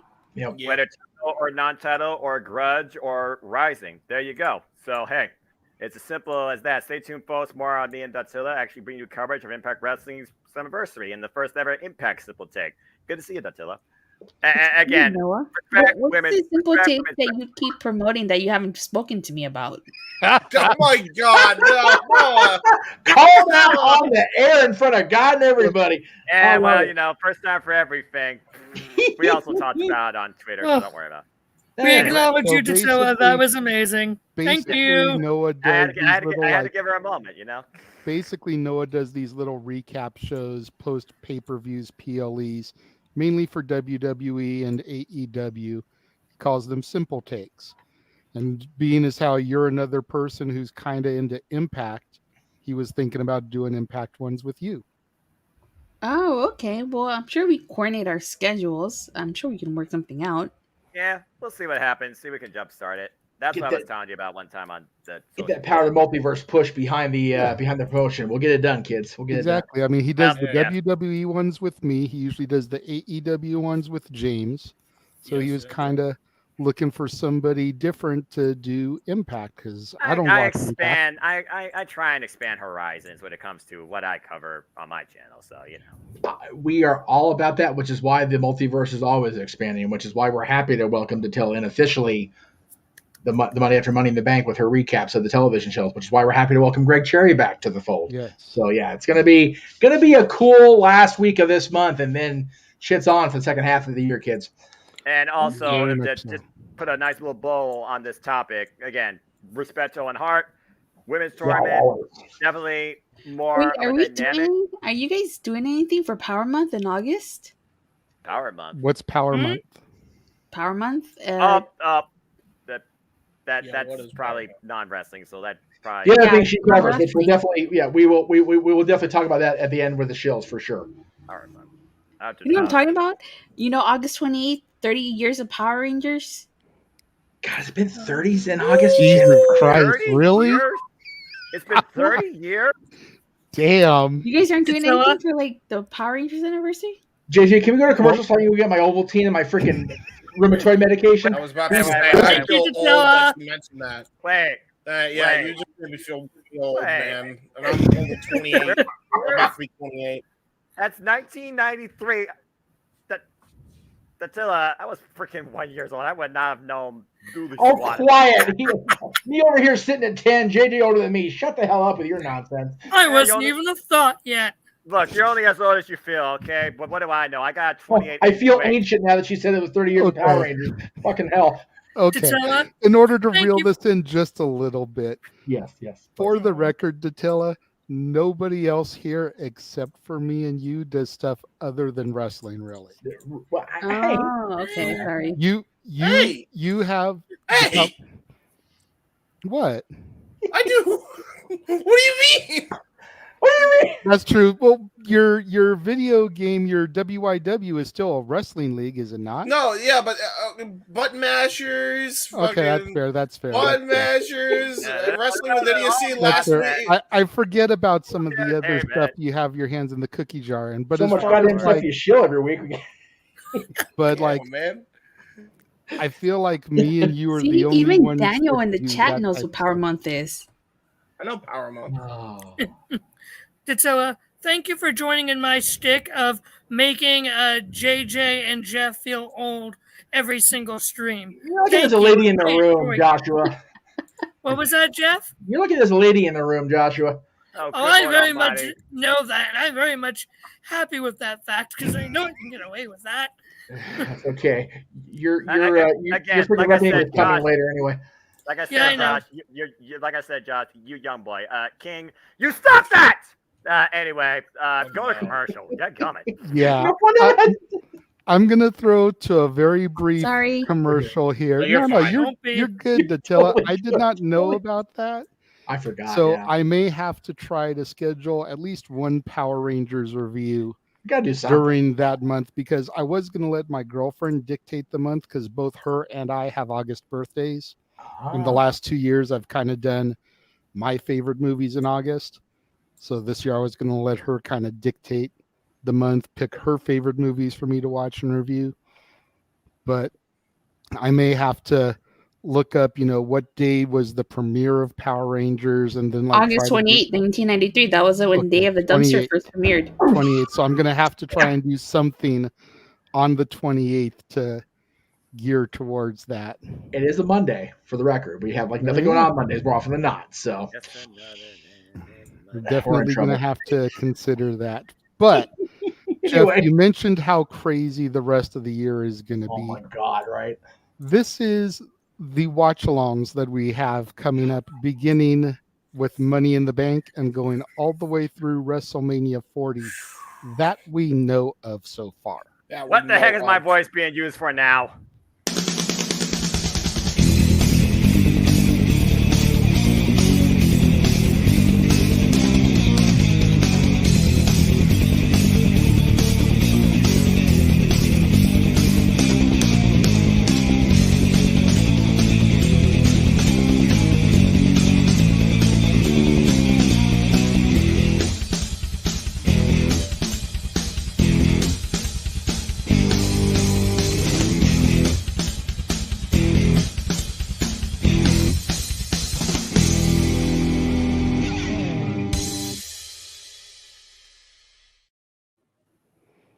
I'm still thinking about going to Bound for Glory, but I'm not fully sure yet.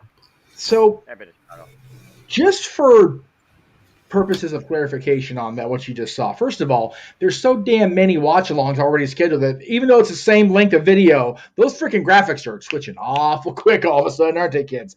Goodness gracious. Between now and the week of Wrestle Kingdom next year, we have like maybe 10 weeks or weekends rather that aren't anything scheduled yet. Now, they haven't announced Survivor Series officially. They haven't announced Full Gear or All Out officially. And WWE hasn't announced. Well, actually, no. None of the companies except WWE have announced anything beyond August as far as pay-per-views, premium live events. So, yeah, we are going to be working every week, and even on the weekends that there is stuff already announced that companies have announced, we still have our game nights, which we'll show later, or our karaoke nights on the off nights. So yeah, the whole discussion we had on air and behind the scenes of scaling back is just a big bunch of bullshit at this point. It really is. And that's it is, but at the same time, and I bring this up every time you mention that. Right. You've got a crew that can hold shit down for you. Exactly. It was so wonderful because I literally was just, because I ended up not being able to do what I wanted to do there, I was just fiddling around with the calendar and everything. It's so awesome to have something concrete, scheduled, finite in the calendar at least 2 to 3 times a week between the weekends and then the weekly stuff we have go up every week. And then, as I said, after next week, we'll have Datilla's TV reviews of Raw and Dynamite and Impact and Collision and also SmackDown. Do you do SmackDown? Oh, well, hold on. I don't review Impact on a weekly basis anymore. It's a long story. That's okay. So I just do the Impact Plus specials and the pay-per-view. So I'll be doing Slammiversary. Cool. Let me know when. Yeah, we're doing a watch along Slammiversary, so if you can feel free to pop into Open Mic Night after that because it's on Saturday this year.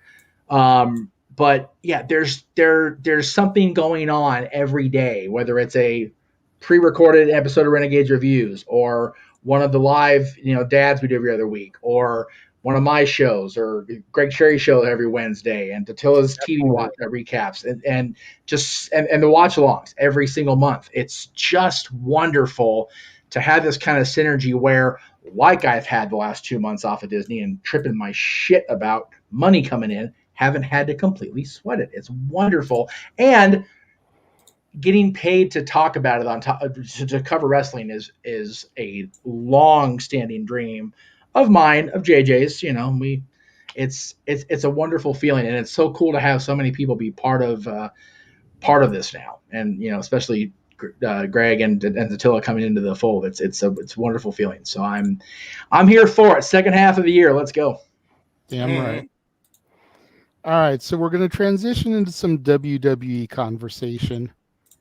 And the first thing we're going to discuss has some implications potentially on Noah. You want to hit that for me one time? Not my NXT! However, this is my NXT, damn it. We have a new graphic. But according to I don't watch NXT, so I'm just gonna. It's okay. That's okay. All right. Okay, because this has to do with a report that's been going around about a main roster superstar who may be getting sent down to NXT to do a stint down there, whether it's to work with some of the talent, help develop them or whatnot, or work on their own skills as well. And that is one Rowdy Ronda Rousey, who along with Shayna Baszler last night became the unified NXT Women's Tag Can Team. I say something? I'm sorry, I don't mean to interrupt Please, JJ, go but ahead. Rhonda's rocking a white Power Ranger inspired outfit. Right? Yes. I thought the same I thing noticed last that. night. watching Yeah, SmackDown. White Ranger. I noticed that. There you Trust go. He me. gets it. She gets it. Not the first time. Just gonna Real put quick. it out there. Oh, not I the know. first I know it's not the first time. White Ranger, Tiger Power. I love White how Ranger, she had to Tiger throw that out there. So That's So awesome. welcome to Rangers Wrestling, everybody. We're now part of the Tillis channel officially. We're just going to go ahead and move right along. I love it. I love it. So Anyway, the $1 million question here is, and this is something you can weigh on, Datella, even though you don't watch NXT, but what do you think about Ronda being sent down to NXT to work on, whether it's working on herself or helping to progress the talent further down in the developmental territory? Well, I mean, she is the women's tag team champion, so the title should be defended on NXT. That was the original point when they created the titles, right? So, I mean, since she's champion, I don't have a problem with her going to NXT and potentially working with a young talent. I'm still not gonna watch NXT because of Ronda, but it might bring eyes to NXT that some people don't already, if they don't already watch. That's a fair point. If you don't mind me asking, why is it that you don't watch the current NXT product? Because then I would be watching wrestling 6 days of the week, and I would never have a day to myself.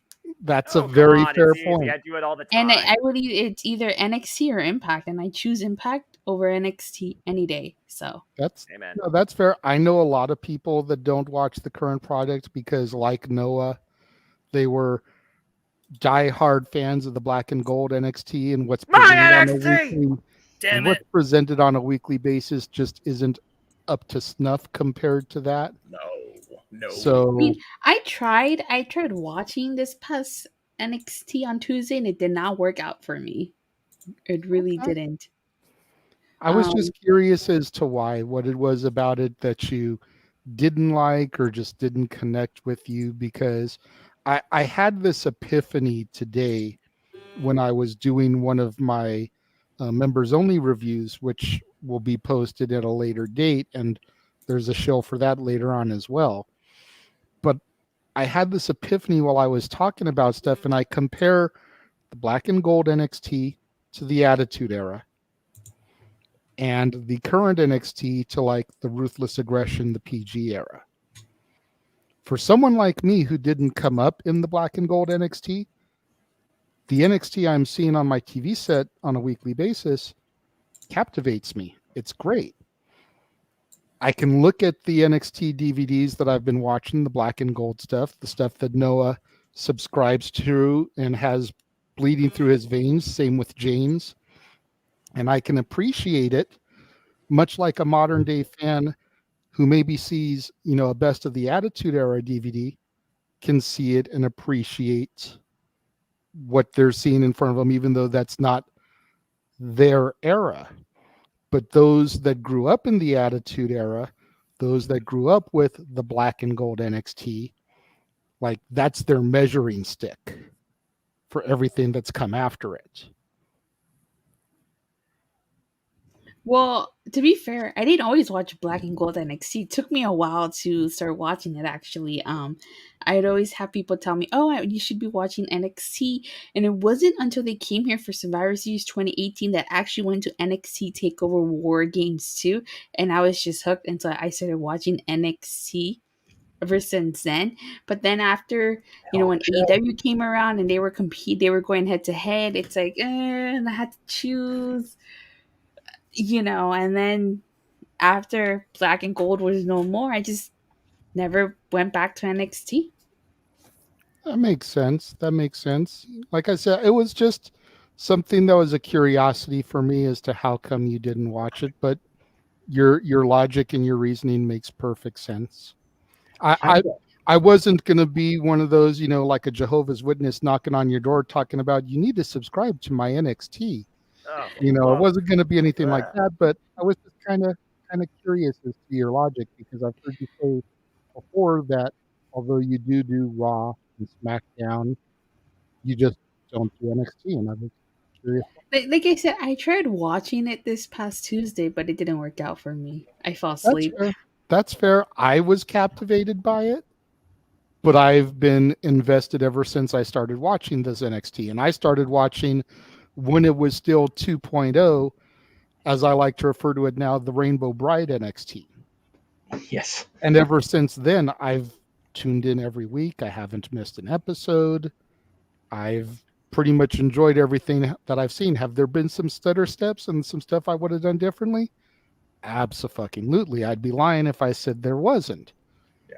But overall, I'd give at least every single week that I've seen like a B- or better.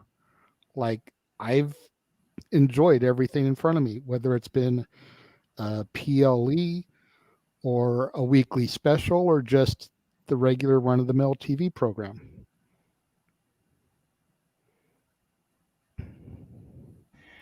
But back to the topic at hand. Yeah. Since you gave your opinion on that, we'll go around. Does anybody else who would like to go ahead, Jeff? Well, I'm glad she brought up Takeover War Games because I was at that show too. You were? That's I so was. Cool. That was my first NXT premium event. I'd been to a house show in Bakersfield prior to that, but my actual first show in LA. She a Cali girl. She knows Bakersfield. She understands, JJ. Like you and I we get it. We understand. Bakersfield. Oh my God. Yeah, I went there on purpose. I did. It was a horror. But you know what? It was either that or the show at the Palladium, and Palladium was fucking expensive because it's Palladium. Anyway, were you at Survivor Series the next night as well? No, I skipped Survivor Series, but I did go to Raw and SmackDown. Okay, I'm asking because I was part of the crowd at Survivor Series, along with Aaron, along with a lot of us, that saw the dissatisfaction and the turning on Ronda Rousey that led to her going away after WrestleMania the year after. And I wonder if this internal talk is true about her possibly going to NXT. Is her heart still in it to go? Granted, she's the tag team champion. She's Candice Bryan. I'm a tag team champion. Her and Shayna are the tag team champions, and by all rights, they should. They made a very distinct point of saying they'll be defending all three brands, which means you're going to see Shayna back in NXT, which, damn it, yes, please. But also, you're going to see Ronda there for the first time. Oh, yeah. Big G, if I'm able to get off the Jeff Jarrett kick, and hopefully Aaron will get off his back about it. I doubt it. Anyway, I'm all for it. Mainly because we've talked about it here on this show for a couple of weeks now. The NXT women's division, singles and tags, has been decimated after that draft. Fair. They've either been all called up or they've been obliterated by the combination of Isla and Alba and the single division just kind of going on their own way there. And Gigi and JC completely going stone cold. Not Austin, just cold on a push after their little feud together, which still never really got resolved. Yeah. So I am all for Ronda and Shayna going down there and daring the ladies of NXT to step up. I'm here for it 100%. And if she's definitely a 80s 90s girl with the Power Ranger stuff, the gimmick, the gears. So it's like, yeah, let's get badass locker room Power Ranger leader White Ranger style in there to go in there and shake shit up. Absolutely. Not to mention, isn't she using Joan Jett's I don't give a damn about my reputation? Yep. She's been using that since the UFC days. Yep. So even though it's ironic because she clearly does. Sorry. before I throw to Josh, because I see his hand up there, I've seen him trying to get into this one. Something that I've been thinking about ever since they won the titles yesterday, and I saw this story. I want to say I saw this story posted on Wednesday. I know we mentioned a couple weeks ago when we talked about the fact that they were going to be doing this unification, how I didn't see Ronda going to NXT. Oh. And I figured that, there was no way Alba and Isla could beat them. Yeah. But at the same time, I didn't see Ronda going to NXT. Now I'm starting to wonder, after seeing this report come out, to counter your point, Jeff, you wondering if her heart's still in it.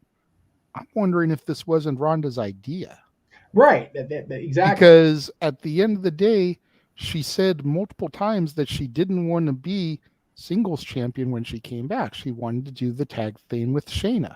Right. So maybe her going down to NXT is her idea.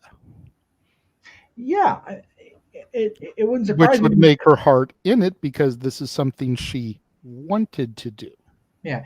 You figure she only won the SmackDown Women's title from Charlotte because Charlotte needed that break. So, So she could come back and get another title. Fuck Charlotte. She hasn't won it yet. We still got a week before we got to make that condemning a thing. I'm going to feel some type of way if Charlotte wins the title again. Thank you. Look, I've even jumped on the bandwagon. I agree. Okay, enough. Like I'm a Charlotte fan. I have been from the beginning, and I would even be okay if she hit Rick's mark, but not 7 years in. For Christ's sakes, like Jesus. Need to just change her name to Charlotte Hogan. The way she politics. You know what? That is not fair. Let me tell you something, brother. No. Hold on a second now. Politics your way to the title.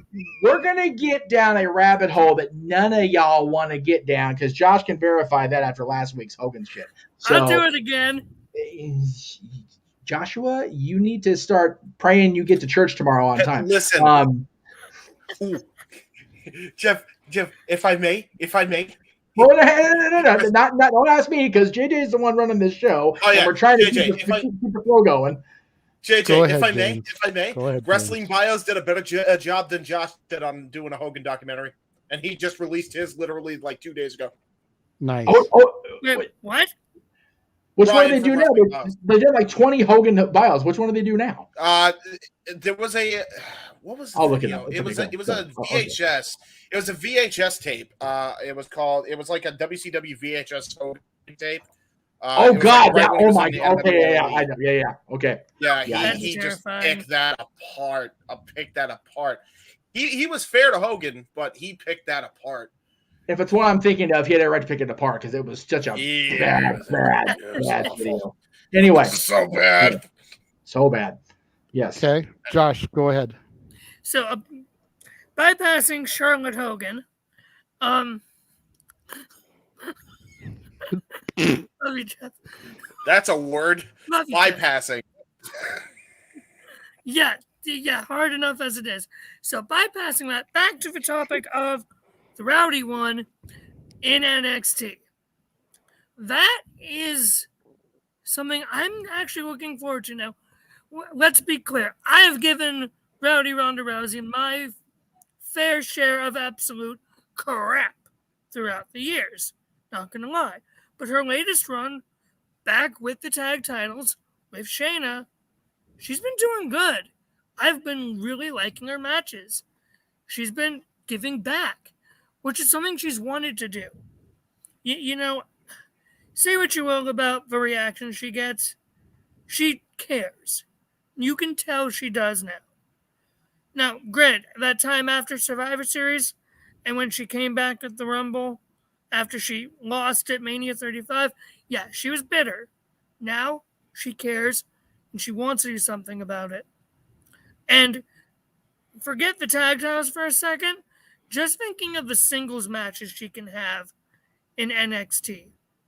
Rousey versus Ava. Cora Jade. Gigi Dolan. Blair Davenport. Roxanne Perez. Sol Ruca. And my fave, Nikita Lyons. Think about that. Think about those good matches. And think about the stars she can build with her name. We saw Seth Rollins go down to NXT on Tuesday, popped a good number for NXT, and holy freaking crap, what a great match that was.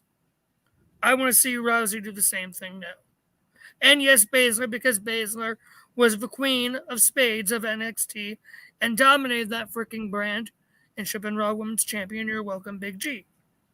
Rant over. The only thing that I'm going to counter you on is Sol Ruka and Nikita Lyons are still out with injuries. And I'm scared that the first name you said was Ava Raine. Oh my God, if Ava Raine got in the ring with Ronda Rousey now, you may as well just fucking bury her in the Nevada desert. She would be dead. Yeah. To be fair, the only reason they said her first is because her name was one of the first ones on the current Wikipedia NXT. So you're not even going off of memory. You're just reading something. Got it. Well, I know the names. This helped actually remember them all. Josh. That does it. He's downgraded from Meltzer to Artie Reynolds status. Damn. Who? Oh, damn. Who's that? Again, I did this so that way I could keep track during my spiel. Okay, if you want to look things up, be informed. Look up Artie Reynolds in comparison to Meltzer and Alvarez and those other yahoos, and then you will know. Again, I only did this so I could keep track of names during my spiel. Well, if you're going to have a spiel, be better informed about what you're saying rather than just going off, I am informed of what I'm saying. You're not informed. You're not informed at all because you don't know what you're saying other than reading the list. Oh. Exactly. Evisceration of the Meltzer of the multiverse. Artie Reynolds, you are. Joshua, thank you, Mr. Reynolds. Have a nice night. Datilla, welcome to the chaos. Okay. Hi. Can you just let JJ destroy me later during the Michelle McCool topic? Nope.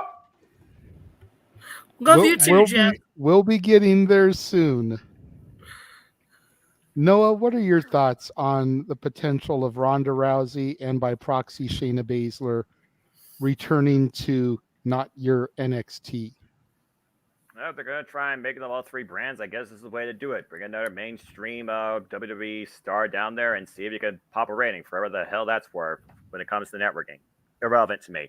I mean, again, it's the fourth, it's insert number here, chance to build a non-existent women's tag team division in a company that might as well never have had it in the first place. So, I'll see what it's about. In my opinion, it's one of those things that's like Ronda Rousey, is she truly in it? Does she truly care? She's got the mainstream money appeal. She's got the power. She can do whatever the hell she wants. So I'll see what happens. But I'll say this. It seems like they are giving Casey a chance on Monday Night Raw. SmackDown has nothing.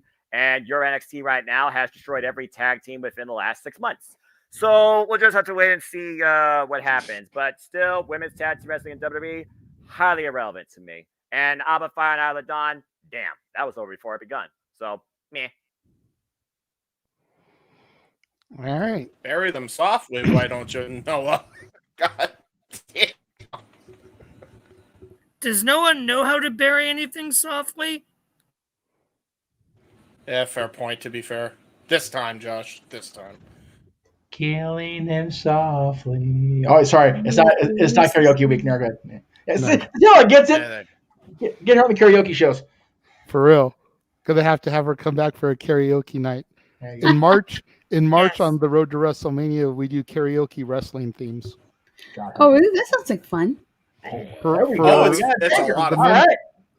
the month of August, heading into All In Wembley, we're doing a British invasion. Oh, cool. You should also throw in some Power Ranger themes in there too, since August is Power Month. He has a great Ringo Starr impression, by the way.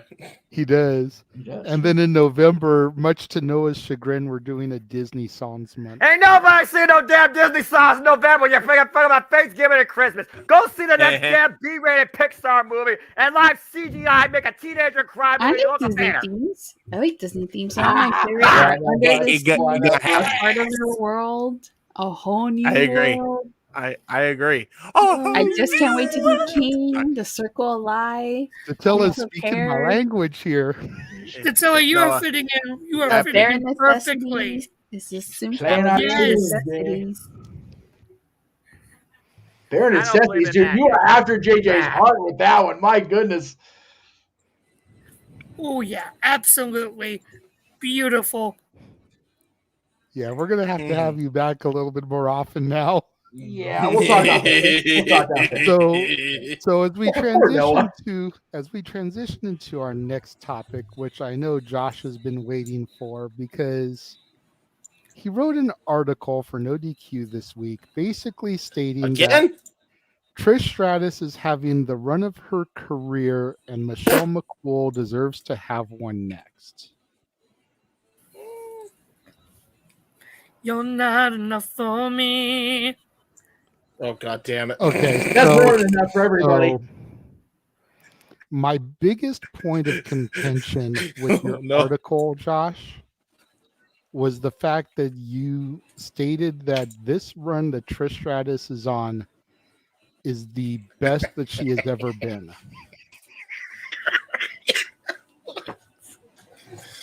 Did you watch her Heel 04 run? About a 2000 Not really. But I say I made Jeff leave and go get alcohol. Yeah. I like Yo 2004 Trish a lot better. Thank she you. turned on. I Like, agree. didn't it start when she turned on Jericho at WrestleMania 20 and she aligned herself with Christian? Yeah. For $1 That- Canadian dollar. That was the best Trish Stratus run. Yep. Period, point blank. Yep. I mean, I love Trish. I was always a Lita guy, but I love Trish. And I know Jeff loves Trish. But this run for Trish has been flat. Big stinky. It has been flat. Unlike the Earth. Her first couple of promos back, she was completely off her game.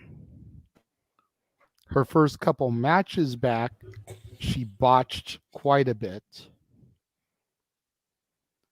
I honestly have no idea why she's in Money in the Bank, because now we have 2 teachers and 2 apprentices in the matches, in the fact that we have Bailey and Io and Trish and Zoe. And Trish just does not need to be in that match. No. I'm sorry, Josh. I'm sorry. Trish doesn't need to be in that match. That match should have gone to Shotzi.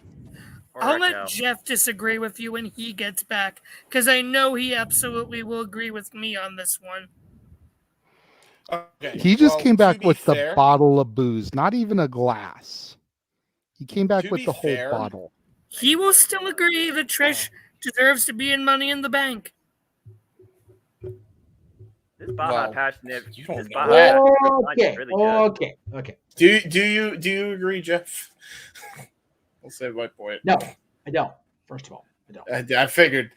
I adore Trish. Okay, and I put it out there that I was manifesting her winning Money in the Bank just for the sheer shock value of it.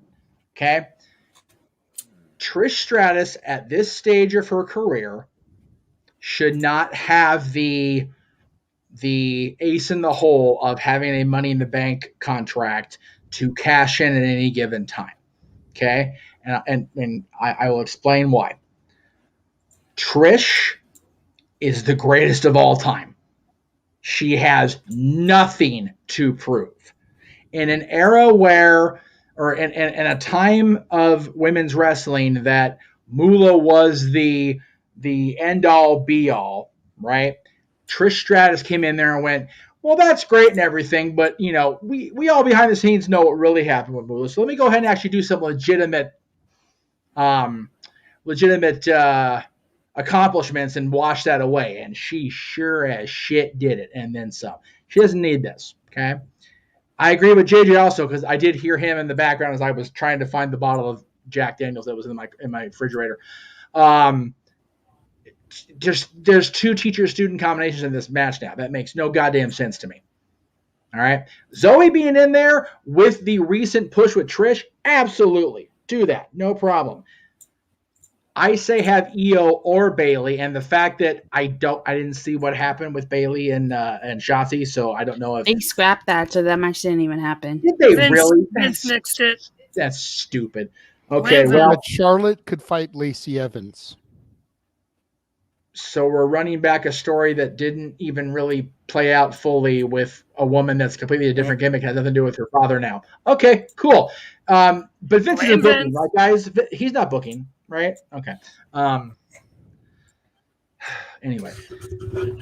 But I was dense, right, Chris? I was dense. Yeah.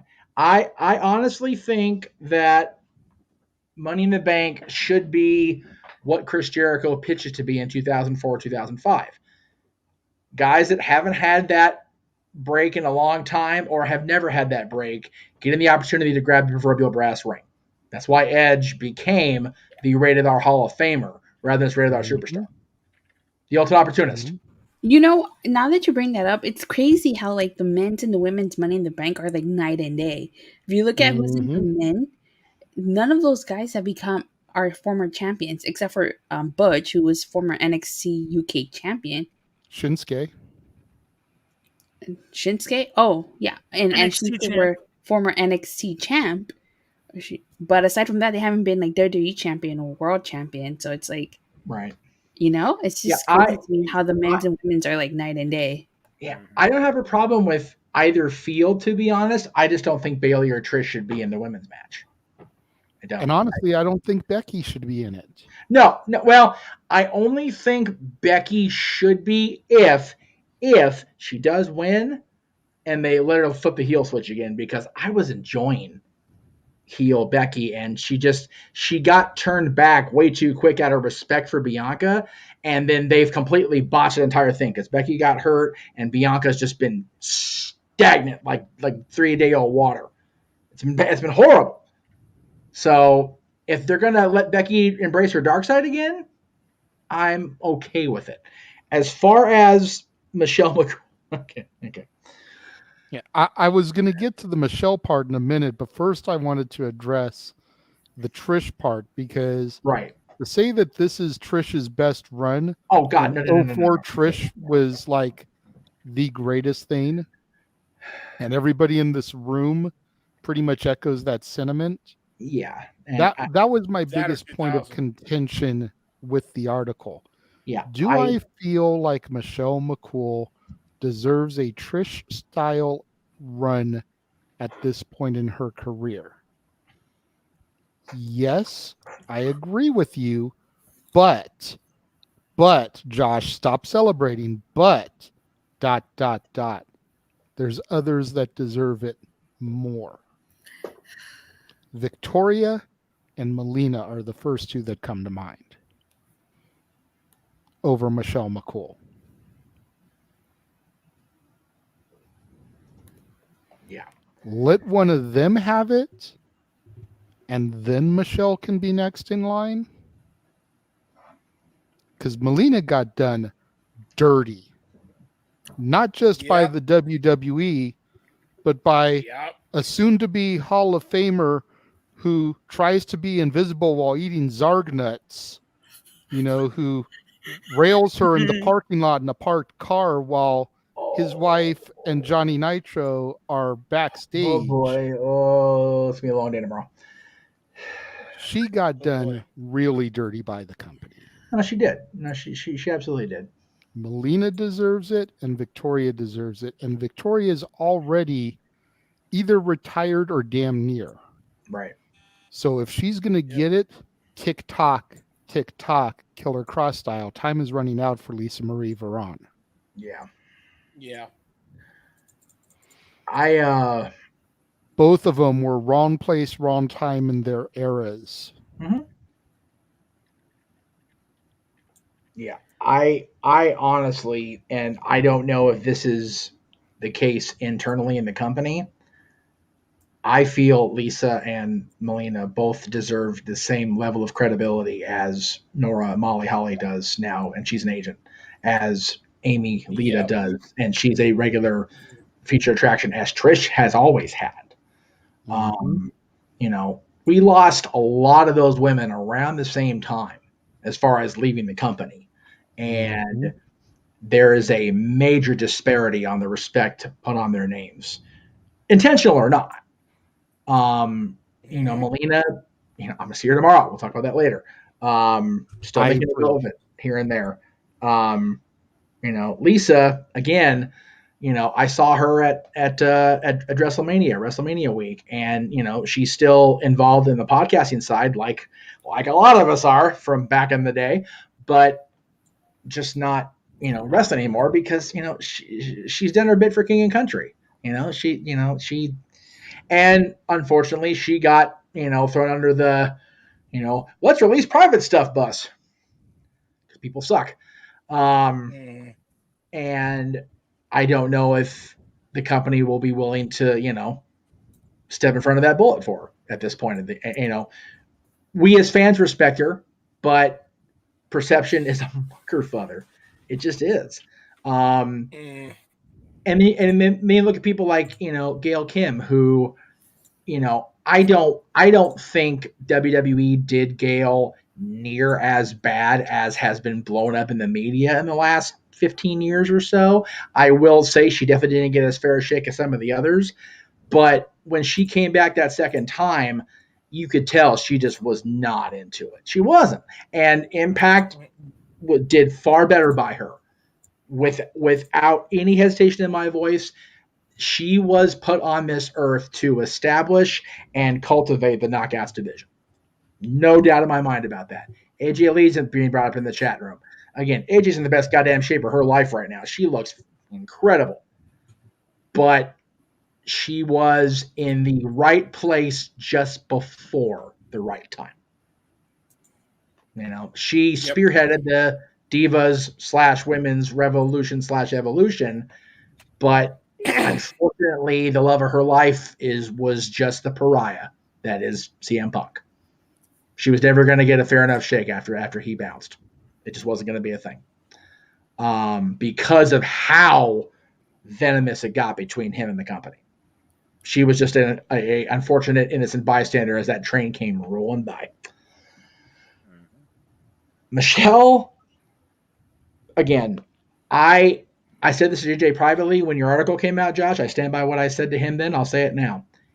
Michelle McCool being given any sort of multiple Rumble appearances, time on television now, whatever you want to call it, is as close as we're ever going to get again of, ooh, The Undertaker's back on television. That's what Michelle McCool is at this point. I'm not downplaying her accomplishments in the ring as a television character or a WWE superstar or diva at that point in the game, but she didn't even get a sniff of Trish Stratus's greatness. I don't care what anybody says.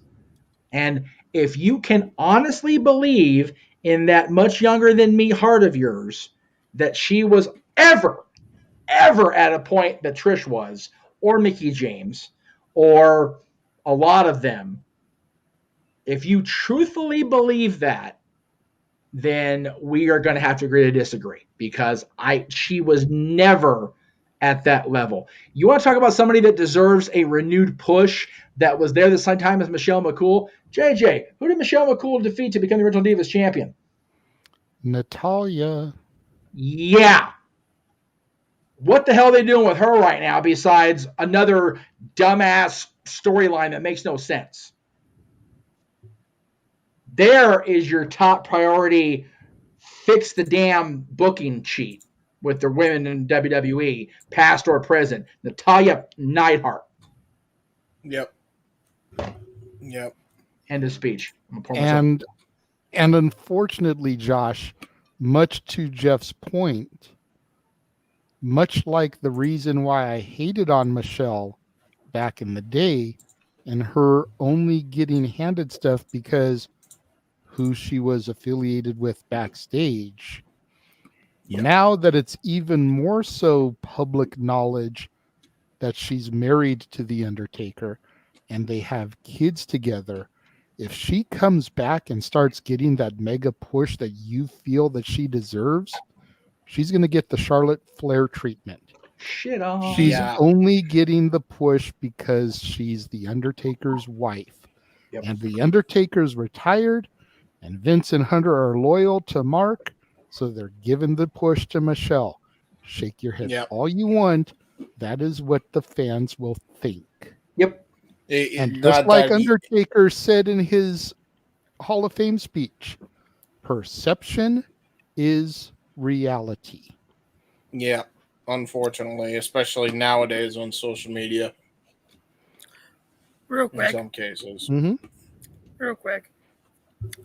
This Royal Rumble this past year, who was it that the fans were clamoring for to be in the Royal Rumble when they found out she wasn't going to be in the Rumble? Michelle McCool. And it had nothing to do with the fact that she was Taker's wife. Nothing. It had to do with the amount of respect the fans have for her as a performer that she showed in the ring. That she should have been able to show. Yes, she was in that time. She was in that rough time. 2008 to 2011 was when she had her 4 title runs. First ever Divas champion, mind you. Say what you want about that belt. Her and Natalya worked to do something to get that belt. No, I agree with SmackDown. that. First ever unified champion. I understand that. Yes. Over Melina, which again, you know. We understand her accolades. We don't agree with some of them because a lot of us will sit here and I see Dattila being quiet, but I'm sure she'd agree that Michelle McCool didn't deserve to beat Natalya in the finals. She didn't deserve to unify championships over Melina. I'm just saying, like, she got those moments because she was connected to The Undertaker. And even back then, you can believe it or you cannot believe it, but it is what it is. And honestly, the fact that people kept trying to connect her to Taker is part of the reason why she retired when she did, because she was sick and tired of that. I understand that. And to your point, I wasn't clamoring for Michelle McCool this year. I actually said I wanted Layla because I haven't seen her once in these Rumbles. Nope. I missed the other half of Lay Cool. Yeah, and Layla don't want anything to do with it. I don't blame her. Layla was great too. Layla's an underrated one. Shout out.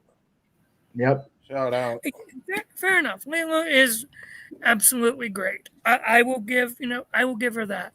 But the fact that the fans literally clamored to get the Rumble booking changed to get Michelle in there speaks to her credibility and the fact that she would work great with the current crop of main roster talent. Because again, she had forgive me, bimbo blonde 2008 to 2011 time in the Divas division where Divas wrestling didn't matter, but she tried to make it matter. I mean, Faithbreaker, the Styles Clash, Big Boot. Who do you see in the women's roster doing stuff like that? Put her in a match with Charlotte Flair. Put her in a match with Rhea Ripley. Give me 5 stars right there. Okay. We need to not. Yeah, okay, no. No. Wait, we're talking about the Meltzer of the multiverse. 5 fireball shots. No. R.D. Reynolds. Sorry, no more Meltzer for him. Nope, he's lost that now. R.D. Reynolds. Dattila, what do you think on this topic? Crap. You've been very, very quiet through this one. I've just been listening to you guys' opinions. Well, I agree to disagree on some stuff. When you look at Michelle McCool, at the era that Michelle McCool came in, she was one of the better few that were during that era. I'd give her that. And I think we probably wouldn't be having this conversation if she wasn't associated with The Undertaker. And I question whether if that association never happened, if she would have gotten all the stuff that she got. Maybe not. Who knows? but she was one of the better wrestlers compared to some other people on the roster during that time. So you can't take away from her credibility. But I mean, on one hand, I do understand you, JJ, because you can make the same argument for Nikki Bella and Brie Bella. So it's just unfortunate. It comes down to make a comparison. It's the same debate I always have when it comes to Heath Ledger's Joker. Did he win the Oscar because his performance of the Joker was that fucking fantastic and he deserved the Oscar? Or did he get the Oscar because he died around awards time and he was never going to get the opportunity to be nominated for another Oscar? Well, the Oscars have been kind of a bit of a mess for years anyway. Agreed, James, but think about that for a minute. Everyone always heaps this acclaim on Heath, and I'm not saying he did a bad job as the Joker, but did he win the Oscar because his performance was that great, or did he win the Oscar because he passed away prior to the award show?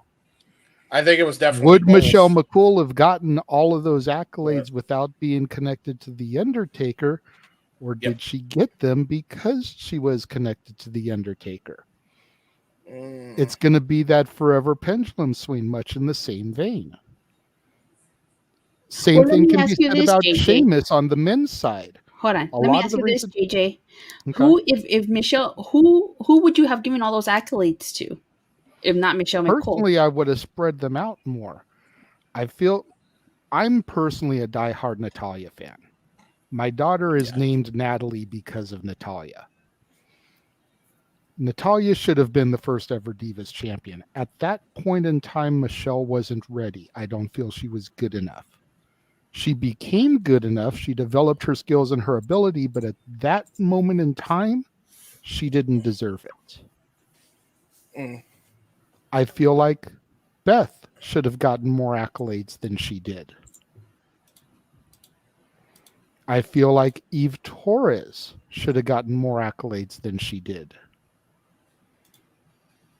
I feel like Gail Kim during that second run should have gotten more accolades than she did. They treated her like an Asian prostitute, that second run. Well, no, they did. But like I said earlier, her heart may not have been in it, but her heart probably wasn't in it because of the way she was getting done. Maybe. I remember distinctly meeting Gail during the second run. Oh, yeah. Taking a picture with her in San Diego, putting my girlfriend's women's championship over her shoulder for a picture and saying, "That's where this belongs." And her damn near being in tears saying, "Thank you." I remember you talking about that moment. Absolutely. Because she realized that I recognized what they were doing to her. But the other point I was going to make is, to put it on the men's side, is a lot of the same thing can be said about Sheamus. When Sheamus first came into the company, he got a lot of those pushes he did because he was Triple H's workout buddy. Right. Does Sheamus deserve to be a multi-time world champion? Absolutely. Did he deserve to get the titles when he did in the infancy in his career? Fuck no. Did he deserve to beat Daniel Bryan in 18 seconds? Fuck no. I want to destroy my house today, Jay. Yes, the loss led to the Yes movement, which led to a great moment, but still. Right. He didn't deserve those victories. No. He got them because he was Hunter's workout buddy. I would say Sheamus prior to Mr. Money in the Bank Sheamus and cashing in on Roman, suspect at best, being a world champion. Well, no, you know what though? Yeah, I guess so, because him beating John in that tables match and that ridiculous fluke of a victory with Ventura on the call was a mess. It was a mess. But him getting that secondary run after he came back from the injury with that "you look stupid" haircut, and granted it was a stupid looking haircut. I think the acknowledgement of him being Hunter's boy as the Authority's champion to take Roman out, I think was better for him than the hidden, he's getting this because he's my boy. So I would also argue in Sheamus's case, in 2012 he should have been a big baby face, but Vince fucked that up. I don't even blame that one on Hunter. I blame that fully on Vince because I rewatched Money in the Bank. Whoa! You're going rero, James. Massively over. Oh, am I going rero? You got to be done. Right, you went rero, James. Well, but down. I went rero. Of course I did. Yeah. All right. On the whole thing with Sheamus, I said, I think in Money in the Bank 2011 he was majorly over. I think there was a point in time you could have turned him babyface, and they did. It's just that when Vince gets his hands on something, kind of screws the boots a bit. Yeah, his run as world champion 2012, I couldn't even remember who he lost it to. That's how lackluster it was. It's like, oh, that's right, Big Show. Yeah, and it was 1-800-fella days, which were right. Vince really, really wanted to hammer that one home. Like that's another thing. It's like, yes, he was Triple H's workout buddy. Yes, should he have not gotten those? Maybe, but at the same time, his booking was kind of hindered because it wasn't what it could have been. I don't think that's necessarily on Hunter or Sheamus either. I would argue that he shouldn't have been WWE champion over John Cena in 2009. Yep. I think by 2012, again, had the booking been better, it would have been a more credible world championship run. But being Bryan Danielson 18 seconds is ridiculous. That's stupid. Yeah, and that was after Vince had already screwed the pooch on his booking. So. Well, right, and the fact that JJ almost lost his home because of that booking, is not to be undersold on that because I almost straight that damn apartment because of that match. Yeah, it was awful. I was so livid. What it took was Shawn Michaels' reactions during refereeing Hell in a Cell to get me back down to earth because I was off. It was bad. It was a one match. Glad I wasn't watching any indies before then because, again, you forget I didn't know indie Daniel Bryan beforehand. So when I heard Sheamus beat Daniel Bryan for that, I was cheering my little, 8th 9-year-old head off. Yeah. Mm-hmm. That's sorry. This time, this is fair. JJ, to go back to what you were saying about the accolades for Michelle and the reason she got them. I didn't see any of these movies, so forgive my ignorance. You're the movie guy, Jay. Mm-hmm. Heath Ledger as the Joker won out over Josh Brolin in Milk, Robert Downey Jr. in Tropic Thunder, which got nominated, but that surprised me even that. You haven't seen Tropic Thunder? That's a pretty funny movie. I think I saw it once, but I was surprised it was in the Oscar nominations as lampooning farce, satire as it was, right? Philip Seymour Hoffman in Doubt and Michael Shannon in Revolutionary Road.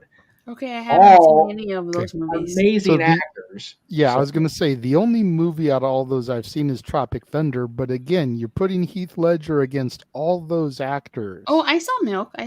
And Tropic Thunder. Never heard of it. So if people in the room have seen that, did they make the right call, or is the comparison fair that Heath got it because? I would have to watch all 5 movies to make a fair comparison, but like I said, it's just always been a question. Absolutely. To plague that award. Yes. Especially when you're going up against the caliber talent of Josh Brolin, Robert Downey Jr., Philip Seymour Hoffman, and who is the other one? Let me go back and check real quick. Michael Shannon, who was another tremendous actor. Shannon. Yeah. And what year was this? 2008?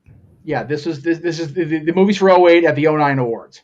Okay, so this is the same year, even though he's not nominated for this award, this is the same year's awards where Robert Downey Jr. started Iron Man, which became, think about what that did for the MCU.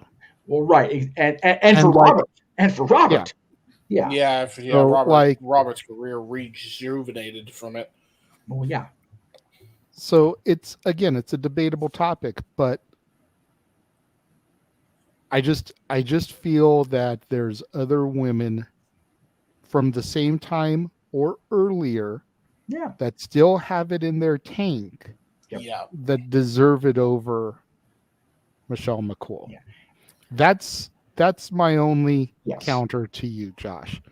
I don't near have the same amount of venom to spew at you that Meacham did last week. And if you guys missed that, go and watch that on demand because that was funny. You need to see that. Yeah, Hulk Hogan did nothing for wrestling, and Jeff was like, "Yeah." Let me tell you every sentence where you're wrong in this. Yeah. And then go watch the No DQ review when Aaron and Virtue decided to tag team with me. It was very much the Luke Skywalker quote in Last Jedi. Congratulations, everything you said was wrong. Noah, you've been pretty quiet in this. What do you think about Michelle McCool getting a Trish Stratus-esque run?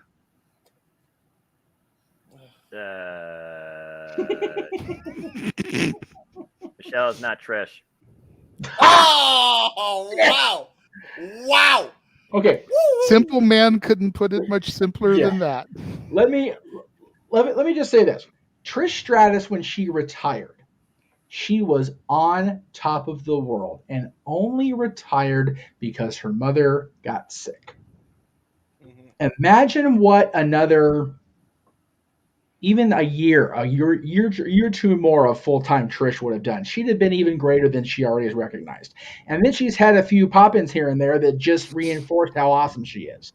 We won't talk about the match against Snooki, though, or with Snooki. I wasn't going to bring that up. We don't talk about that. We don't talk about Snooki. No. Straight up Bruno status on that one. And not San Martino. Bruno. It's a Disney song. November when we sing the song, because you know that song's going to come up, JD. It's going to be a thing. Yeah, right. Damn right it is. We don't talk about Bruno. No, we don't talk about Bruno. Yeah, we don't talk about Snooki. No. It's from Encanto. I still haven't seen it. I'm the worst Disney No. I know where it's from. It's from Encanto. First of all, it's pronounced Encanto. And number two... Lo siento. And number two, I still don't know that song. Yeah, it's okay. Michelle's match with Layla to end their run was in 2011 or 2012? 2011 Extreme Rules. Okay, I can't remember what show. You know, I don't remember that, JD. 2011 Extreme Rules. You and I were together to watch along for that show, and I don't remember much else about that show except it was a loser leaves WWE match. Right. Correct. Right. So at the point she retired, the Lay Cool gimmick had kind of worn out its welcome, which is why they were trying to do something. And Michelle lost, and Layla really didn't do much else after that. She was, if I remember right, she got injured. Right. So yeah. So it's one of those. Did they make the right call? Maybe, maybe not, because she didn't do a whole lot after that. And then she left, and she's not a like CM Punk style disgruntled employee, but she has no interest in going back. And she didn't marry back into the business by proxy like Michelle did. So I don't think that it's not that she doesn't deserve it, because the phrase "you deserve it" has been so misused. I'll tell you what, you deserved it at Roman Reigns when the Usos finally laid him out. That was beautiful by the audience. That pissed him off in character so much, and you know he and Jimmy and Jay Paul went to the back and like, oh man, we got him. Did you hear that? They love that shit, right? Michelle, as talented as she ended up being, and as good as we look at her retrospectively, again, there's so many people above her on that let's give her another run while we can list. Chief of the list, if Lisa Marie Varon is still willing to go, I don't think she's wanting another full run. I'm pretty sure Melina does. So those two are top of my list as far as outside of the company. But damn it, pull Natalia out of whatever you've got her locked into and do something better. Yep. But Michelle is not, and again, Josh, Michelle is not the right person to qualify for the next renewed run. And Trish, this being Trish's best run, it's arguably a worse take than you had last week. For real.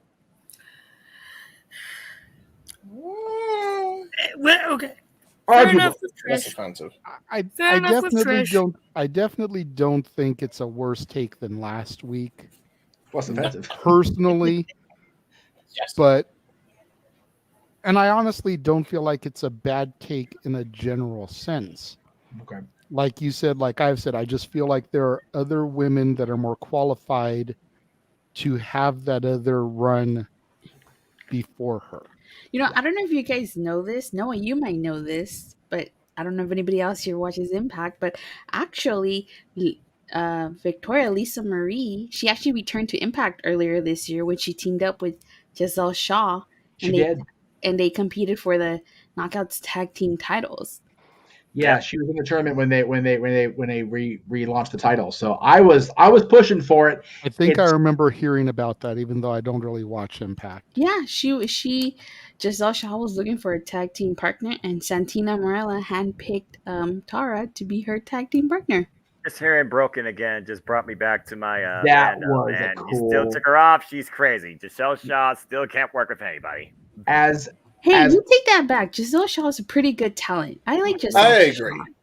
She's a good talent, but she's a horrible tag partner. Call it facts, Datilla. Oh, okay. Now that you say I that, agree. Okay, yes, it is. Look, don't start an Impact debate with me. You might review it, but I watch it wholeheartedly every week. We'll be here for another hour. I was going to say, I feel like there's a difference between Noah saying work with or work against. Yeah. And he did specifically say she can't work with somebody. Yeah. Working against somebody is a whole other story. Well, I Go ahead, misheard, James. so I apologize. No, it's all good. Datilla, you should know by now. When I'm simple, I am simple, but I always bring the conversation when I have to, and I love engaging. So hey, it's all good. Plus, people say I write better than I speak, and all I do is type emos for a living. So before I completely go again, because the Wi-Fi is so bad here because of the heat outside, I will say to defend Josh a little bit. I think the only reason why they put Trish in there is because they want two veterans, one in the ladder match sense, the Money in the Bank match sense, and the other one in the how to put a match together sense. That's the only thing that I could think of, really, why they put Trish in that match, to be fair. They think she's like a Trish's tenured first ever veteran, ladder so match. that's probably why. And there. Yeah, true. That also probably could be a factor. Great. I still want her to win. I still want her to cash in on Rhea. I mean, if they that's neither here nor need a woman to do the match structure, Molly Holly is an agent. Yeah. I'm just saying. That is true. And Tyson TJ usually works, diligently with the women. So the two of them are probably going to end up being the bookers for the match, the agents. Probably. Yeah, that's true. Yeah. I just saying that might be why. It might also be a Vince call for all we know as well. That's fair. Be real. Now, all right. Finalize real quick. Yes. My last thing on this, you guys made your some good points with your others who deserve it. Melina, Victoria. Let's come back to this and talk to me when Michelle McCool goes into the Hall of Fame before those two do. And Which that's I think the would bottom be line. bullshit. Yeah, that's when you're really going to Bullshit, by get the a way, run from me for the if record. that happens. Just saying. But I still say, Yeah. give Michelle another But run. he's Give her a probably not title wrong. run, but No, he's probably not wrong, but and I will enjoy still that don't think rant. that it should happen. All right. No. Nobody Before does. we throw to commercial, I did see in the private chat that both Josh and Datilla are about to bounce out. Is there anything that you guys would like to plug or promote before you guys take off for the evening? Datilla, you want to go first? You can go first. It's fine. Okay. Ladies and gentlemen, you can follow me on Twitter at CatholicJosh122, Instagram, Balamangram. You can hopefully, maybe, we'll see, there might be a little surprise of the Meltzer of the Multiverse coming soon from the stores of the Meacham. We will see, potentially. And, we'll see what article I write next week that ticks off either Noah or James. We'll see which one I decide to go for Why me? Why does it have to be me? I said don't you were care. Noah. I said you were Noah. But why? 'Cause I already got Jeff We and I don't got pay JJ. attention to this shit. Neither one of us pay attention. I was going to say, if you're trying to piss Noah off, then you're best to get him on the show because he doesn't scroll, he doesn't click. He says that every week. Yeah, and I've so he's not going to follow click suit. on your article. In fact, when I posted the Hogan article last week, so everyone could read it to know what was coming, Noah purposely didn't read the article. When he was here, he barely listened. I gotta figure something special out for Noah, but we'll see what I write next week. Just praise Jeff Jarrett. That'll do good. No, I don't give a crap about Jeff Jarrett enough to try to do that for Noah. You've been running to get Noah in November on karaoke for months now. Just let that be your point of attack. Jesus Christ! Noah and me doing our duet. Yes, Noah and I doing our adorable duet. That's going to be so beautiful. Yes. Oh, no. Gonna have to make sure you're back for that, Datilla. Yes, Datilla. I'll try. So that's all. That's all I got. But before we go to commercial, I'll do my usual sign off. Which is? You know what it is. So do it. You're up, dude. Oh, fair enough. Fuck Phil Belichick. All right, Josh. We'll see you next week. See ya. Go to bed, young boy. Datilla, anything that you would like to plug before we go to commercial? Yeah, well, before I sign off, I just want to say thanks again, you guys, for inviting me on this stream.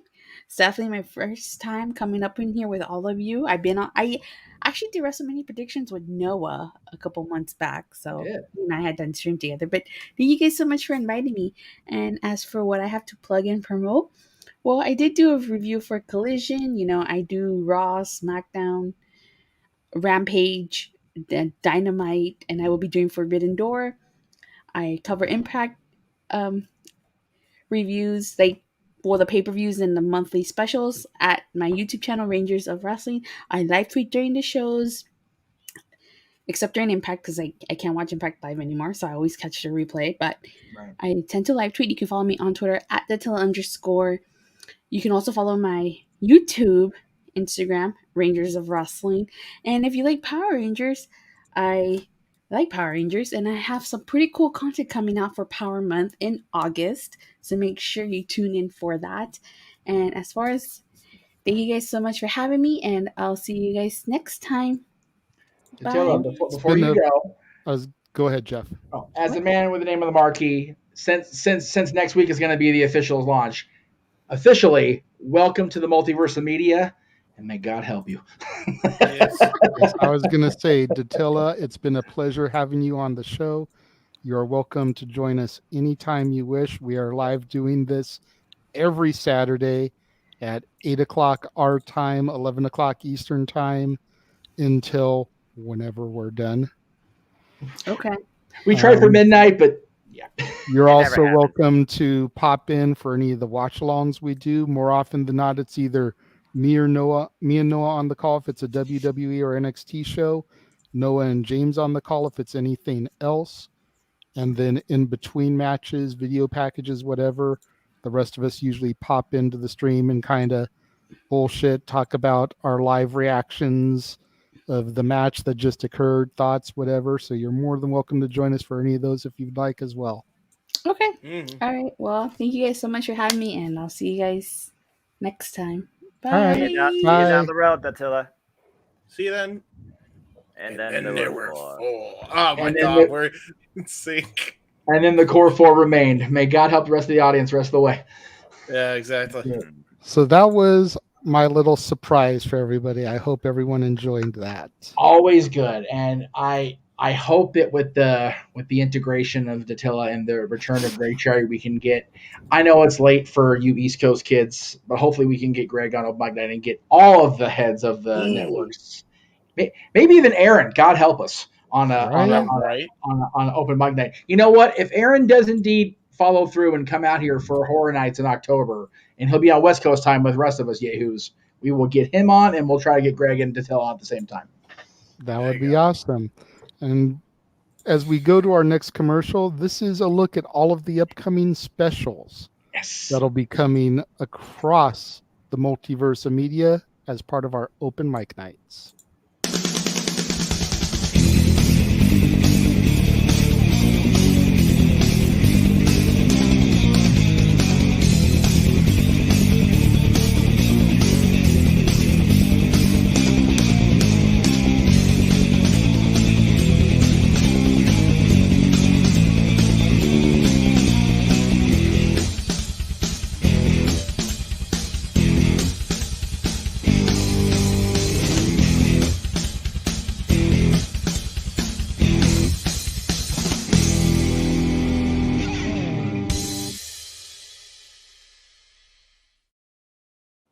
Botch, I know. I saw the match game one in there. I thought I had uploaded the newer one because I updated all the others. It's my bad. I will say, the more I see the one of Wrestling Karaoke and WrestleMania season, I want Dan Lambert on the show just because I want to hear him karaoke now. Yes, I agree. But I'm here for it. Why not? Yeah, why not? The thing is I was just trying to find transparent graphics of wrestlers with microphones, and sadly, those are the only ones I could find. Hey, it's all good because just the seed being planted in people's brains of Dan Lambert, not only back on the microphone but karaokeing, is enough to give us all nightmares until March. So we're good. It's fair. Speaking of something that could give us nightmares. See, I disagree, but go ahead. On Raw, it was announced randomly that Logan Paul is going to be in the Money in the Bank ladder match. Yes. I have heard Jeff talk about this, so I'm going to come to him last. Right. What are everybody's thoughts on Logan Paul being inserted in this match? Because now it makes it an odd 7, unless they surprise add someone else to even it out and make it 8. Jeez. Add Cody. Is Logan Paul as Mr. Money in the Bank something that is a viable, foreseeable possibility in this thing? You know, Raymond asked earlier, and I started, do you think it's fair for Logan Paul to be in the match without qualifying for it? For his gimmick, yes. I was going to say, as far as him being put in the match without qualifying for it, absolutely. He's an international megastar. Yes. He's going to draw eyes to the product and everything. Yeah. But him winning it? No. That's a whole other can of worms. And again, I've heard Jeff talk about this. I know how Jeff feels. Noah.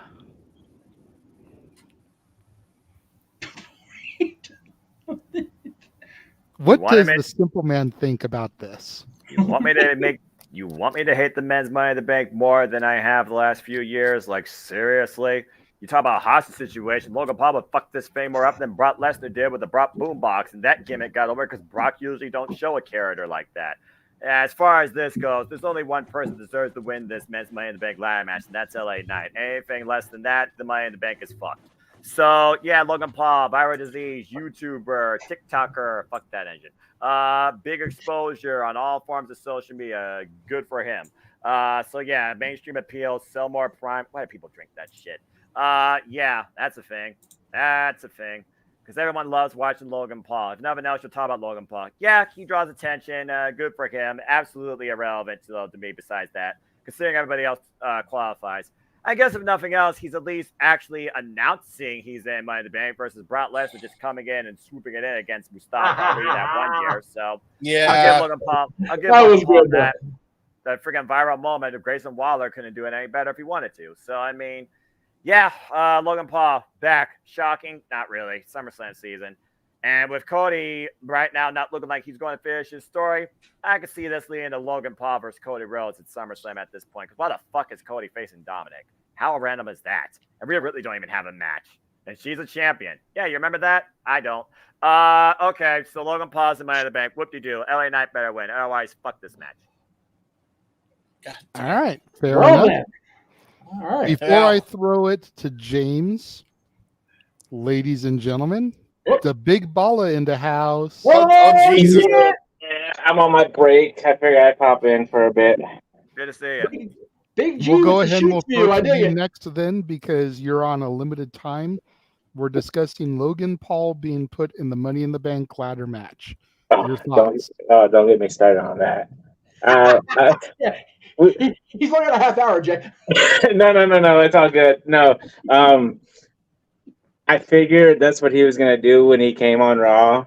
You know, that's his sneaky way of if he does not end up winning at Money in the Bank, he's gonna cash in on Seth at SummerSlam.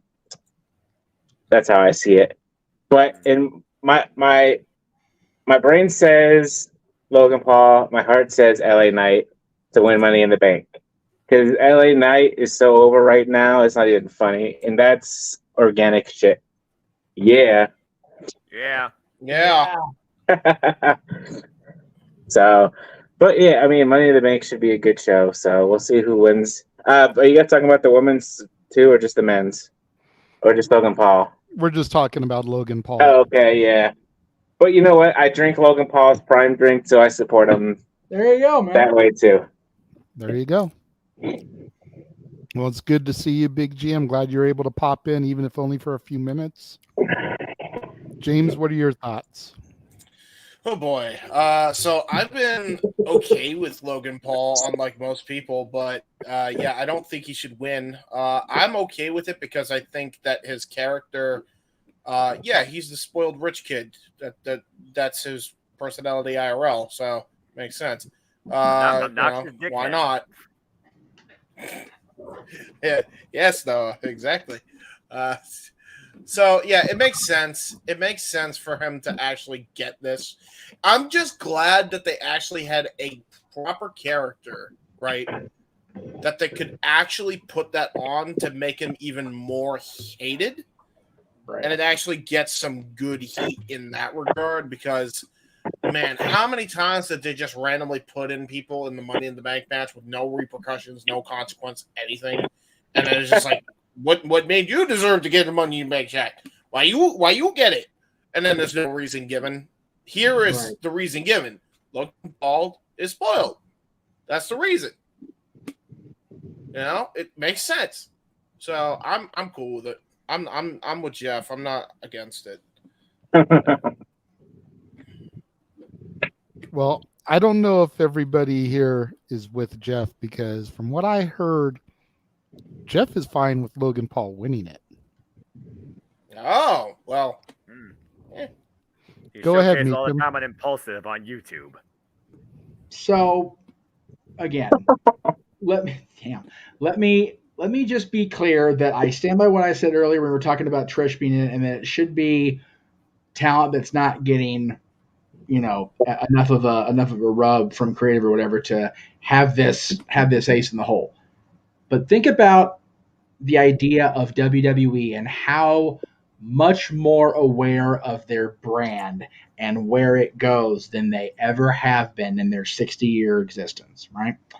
Yeah. Because there was a thing as a chief brand officer in 1963 when Vince Sr. and Toots broke off from the NWA.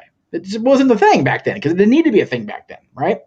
But you look at it now, the WWE Championship belts, Noah and I go back and forth on this because, yes, we as wrestling belt mark purists, whatever you want to call it, think they should retain a prestigious look. But BIM World Championships look really good with side plates that can be used by sports teams, athletes, whatever, to get the cross promotion and the synergy in between the two brands, right? Right. Just think about if this network, if Aaron's YouTube or whatever, got a bigger audience than they do now, than we do now. And just imagine if WWE's briefcase was just sitting there right in front of God and everybody. How many followers does Logan Paul have? Like 18 million or some shit? That's 18 million people seeing this big-ass WWE logo on every time he does a podcast, every time he goes out and does social media, every time he does anything, because it's a very easy accessory to bring along with you everywhere you go. You can bring it on the airplane, check that shit in the baggage claim. and he can take it around the world with him when he does the stupid shit he does on a regular basis. That's why I'm okay with him winning Money in the Bank, because that gets the WWE brand out there, whether we hardcore, pure wrestling fans like it or not. As somebody who is much more in tune with the business than I used to be, my friend Sean Ricker, LA Knight winning, notwithstanding, I'm here for it, for Logan Paul to be Mr. Money in the Bank.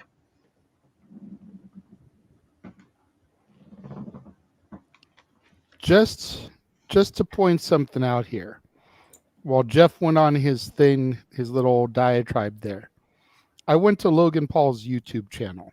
Okay. 23.6 million subscribers. Just on YouTube. His last video from 1 month ago, 5.3 million views. Okay. So figure a fourth of his audience have seen that. Roughly. I'm doing very simple division there. I didn't hear the exact decimals, but yeah. A fourth of his audience has seen that in how short a time? A month. A month. Which, figure a lot of those subscriptions are probably bots. I mean, if we're being real. Mm-hmm. Okay. And I understand that, Anthony, that a lot of his fans know he's in WWE, but the wrestling fans that are tuning in to see it every week are going to see Logan Paul with the briefcase, and they're going to go, maybe I want to see more of this guy. And then they will be the ones that go to his audience. That's how you cross-pollinate. Again, you don't have to like it, but as the authority constantly said, you don't have to like it if it's best for business. Whether we, as the hardcore wrestling fans that don't necessarily subscribe to the Meltzer scale or whatever, but we want to see professional wrestling, damn it, want to downplay the importance of the sports entertainment aspect of the business. I have said it for more years now than I care to admit because I'm old as shit. If you've watched and became a fan of wrestling after December of '83, you're a sports entertainment fan, whether you like it or not. Yeah. And the only reason other than what Jeff pointed out, why I feel like putting the briefcase with Logan Paul would be beneficial is because it would actually be forgotten about. Yes.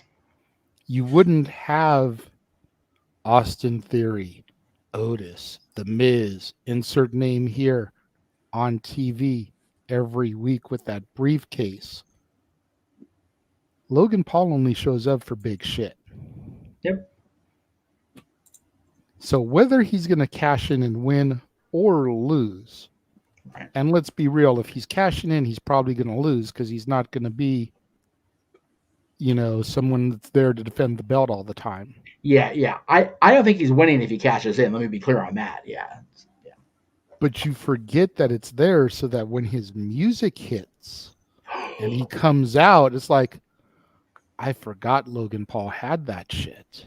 Right? Yep. Think about the early days of the briefcase, Jay.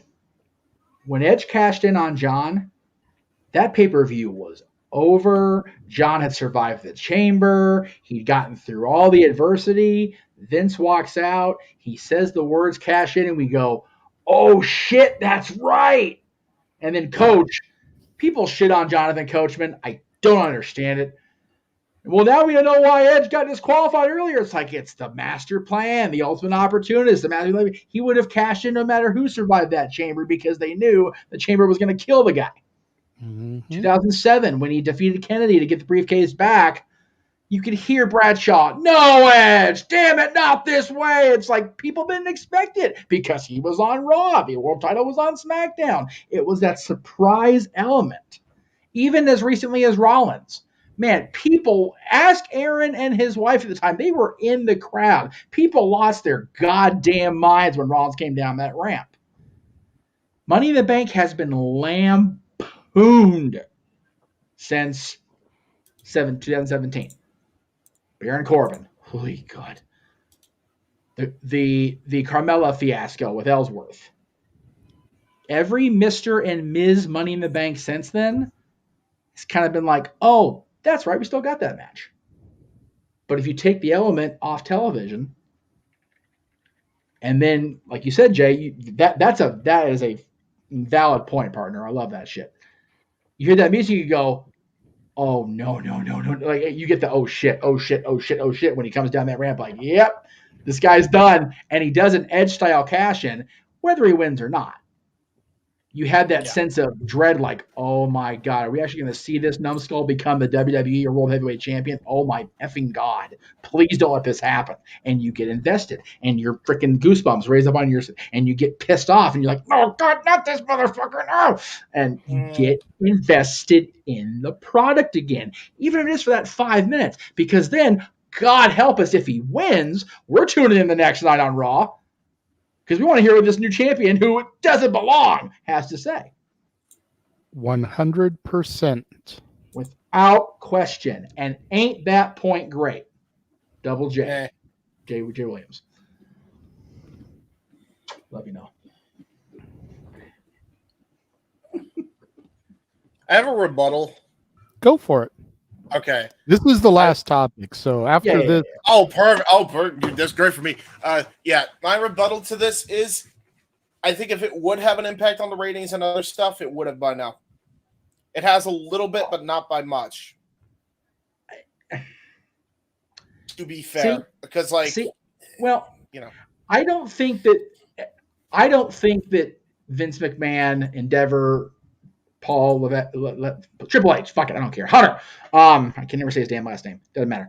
I don't think they're putting as much emphasis on the ratings as AEW or the AEW fans are, because they don't need to compete with ratings. They are the brand. They are the company. WWE is WWE. I think just the sheer what the shit of Logan Paul winning the briefcase, and again, God forbid, becoming the champion of either brand of WWE, main brand, I should say, will get that wrestling fan water cooler talk we've all craved and talked about since 1998-99. What about 2000, 2001, 2002, 2003, 2004?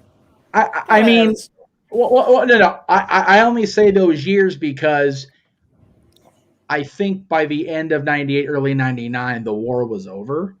There were some cool moments, but as you did, I talked about on our first episode of June. Yes. Dads? Yeah. First of 3, because we're going to have one this coming week. Mm-hmm. The war was all but funeral service planned and things buried by that point. Yeah, true. And yes, Jericho being on Raw was maybe not a water cooler, but it was definitely did you see what happened last night on Raw? But it wasn't the talk of the general public, like Hulk Hogan turning bad, like Hulk Hogan WCW in the first place. Things like that. This would get more of an audience talking about the business. Because I think you said 20 million people on YouTube. Again, not everybody on there is a legitimate person. I understand that. The Lord knows I understand that. But it would still generate discussion amongst people that may not necessarily be wrestling fans at their core, but because they're Logan Paul fans, they're more inclined to be wrestling fans because this is the thing that Logan Paul does now. See, for me, it's weird because I wouldn't say I'm a fan of Logan, but I more so tolerate him now only because him and KSI made nice. And I'm a KSI fan. Right. And I'm also a wrestling fan. So I'm the weird dude that's already a fan of all that shit. So it's, Right. I got you. I'm here in the weird paradox of YouTube and wrestling coming together, and it's really weird. You know what's also weird? Completely freaking sub-tangent, but it does relate to this with a wrestler and a YouTuber. So there is a Smosh cast member named Kimmy, I believe, Kimmy Menez, who's dating one of the members of TMDK. Shane or Mikey? I believe it's Shane. Shane.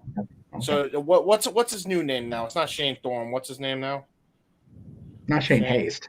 Shane Haste. Yeah, that's Oh, what okay, it is. Yeah, okay. I'm good. Yeah, she's dating Shane Haste. He's bro. They need to get him on a microphone because what I saw on the comedy skits that he did for Smosh Man, like, dude, he's he's funny as shit. He's so funny. I wish they put a microphone in front of his mouth, dude. For real. No, it's like I said at when I went to Sam Roberts' podcast. If they let that Baron Corbin on the microphone, he wouldn't get near his shit on. No. But that's sub tangent. But yeah, it's when wrestlers are allowed to be themselves, even with the volume turned up, it's golden. Baron's just trying too hard to be an obnoxious, unlikable heel because that's what he thinks is best. I think if you just let him out a little more of the guy behind Baron Corbin out of that creative cage, maybe do some damage control. But anyway, yeah. As far as Logan, again, people are going to be divided on this. I mean, Noah's not going to come off the perch of he's a viral disease, and I don't disagree with that. Him and his brother are just everything that's wrong with social media as a platform in general, right? Yeah. They get attention because they do stupid, obnoxious, degrading shit. Not near as bad as Jackass guys. What? I will say Jake's worse. Continue. Well, Jake's far worse. No doubt about that. And by far, the sooner Jake gets his jaw punched off, the better. But he already did. Well, I know, but I just think that there's enough of a buzz that would be generated where it wouldn't be the worst thing. Do I want it to happen? Absolutely not. I want the LA Knight to be in a main event opportunity since he wasn't even in WWE because I believe that much in Sean. I love Sean to pieces. I always have. Agreed. I just don't know if with Logan Paul in the picture, if WWE's finally going to realize that LA Knight, pronouns pal, is the trigger to pull. If they do, it's great because he can be that classic Edge, CM Punk when he was heel style, Mr. Money in the Bank, where he can lie in the shadows and just wait. Yeah. And make it happen.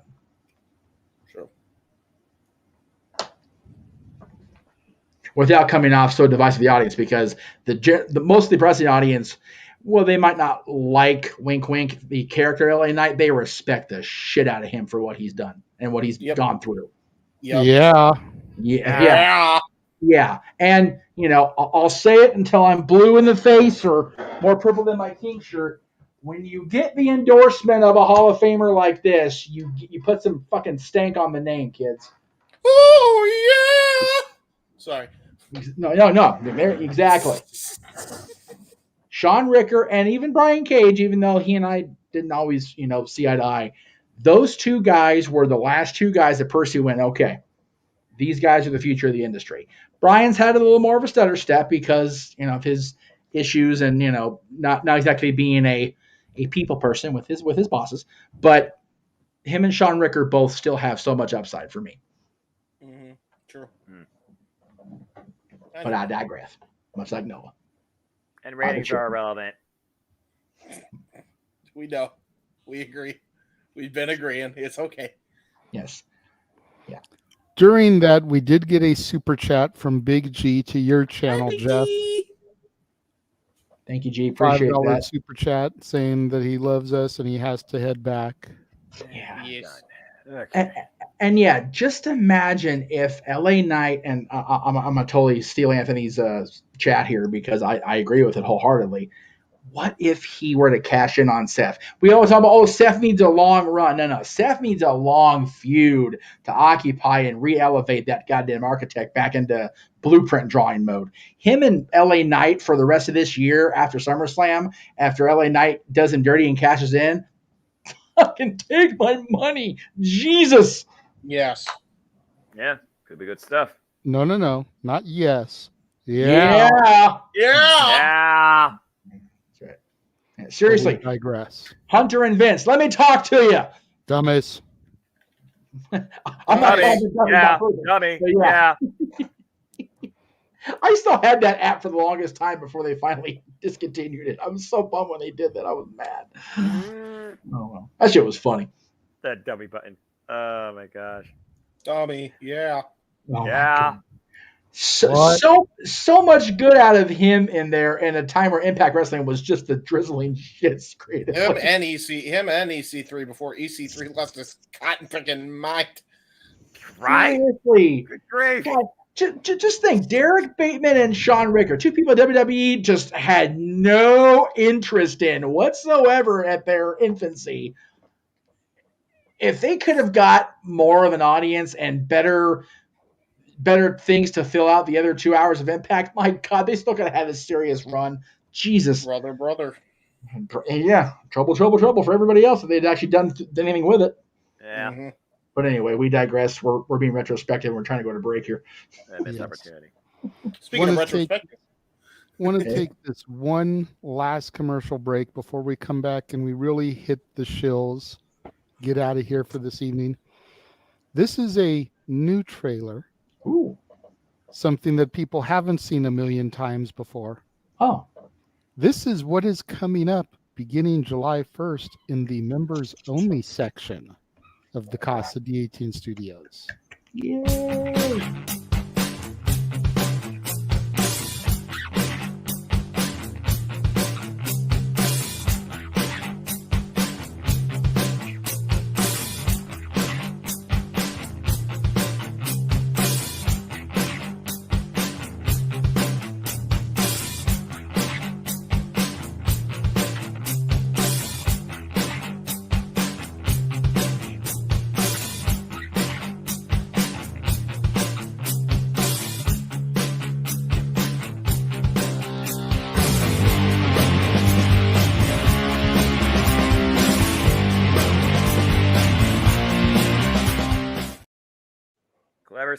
Clever stuff.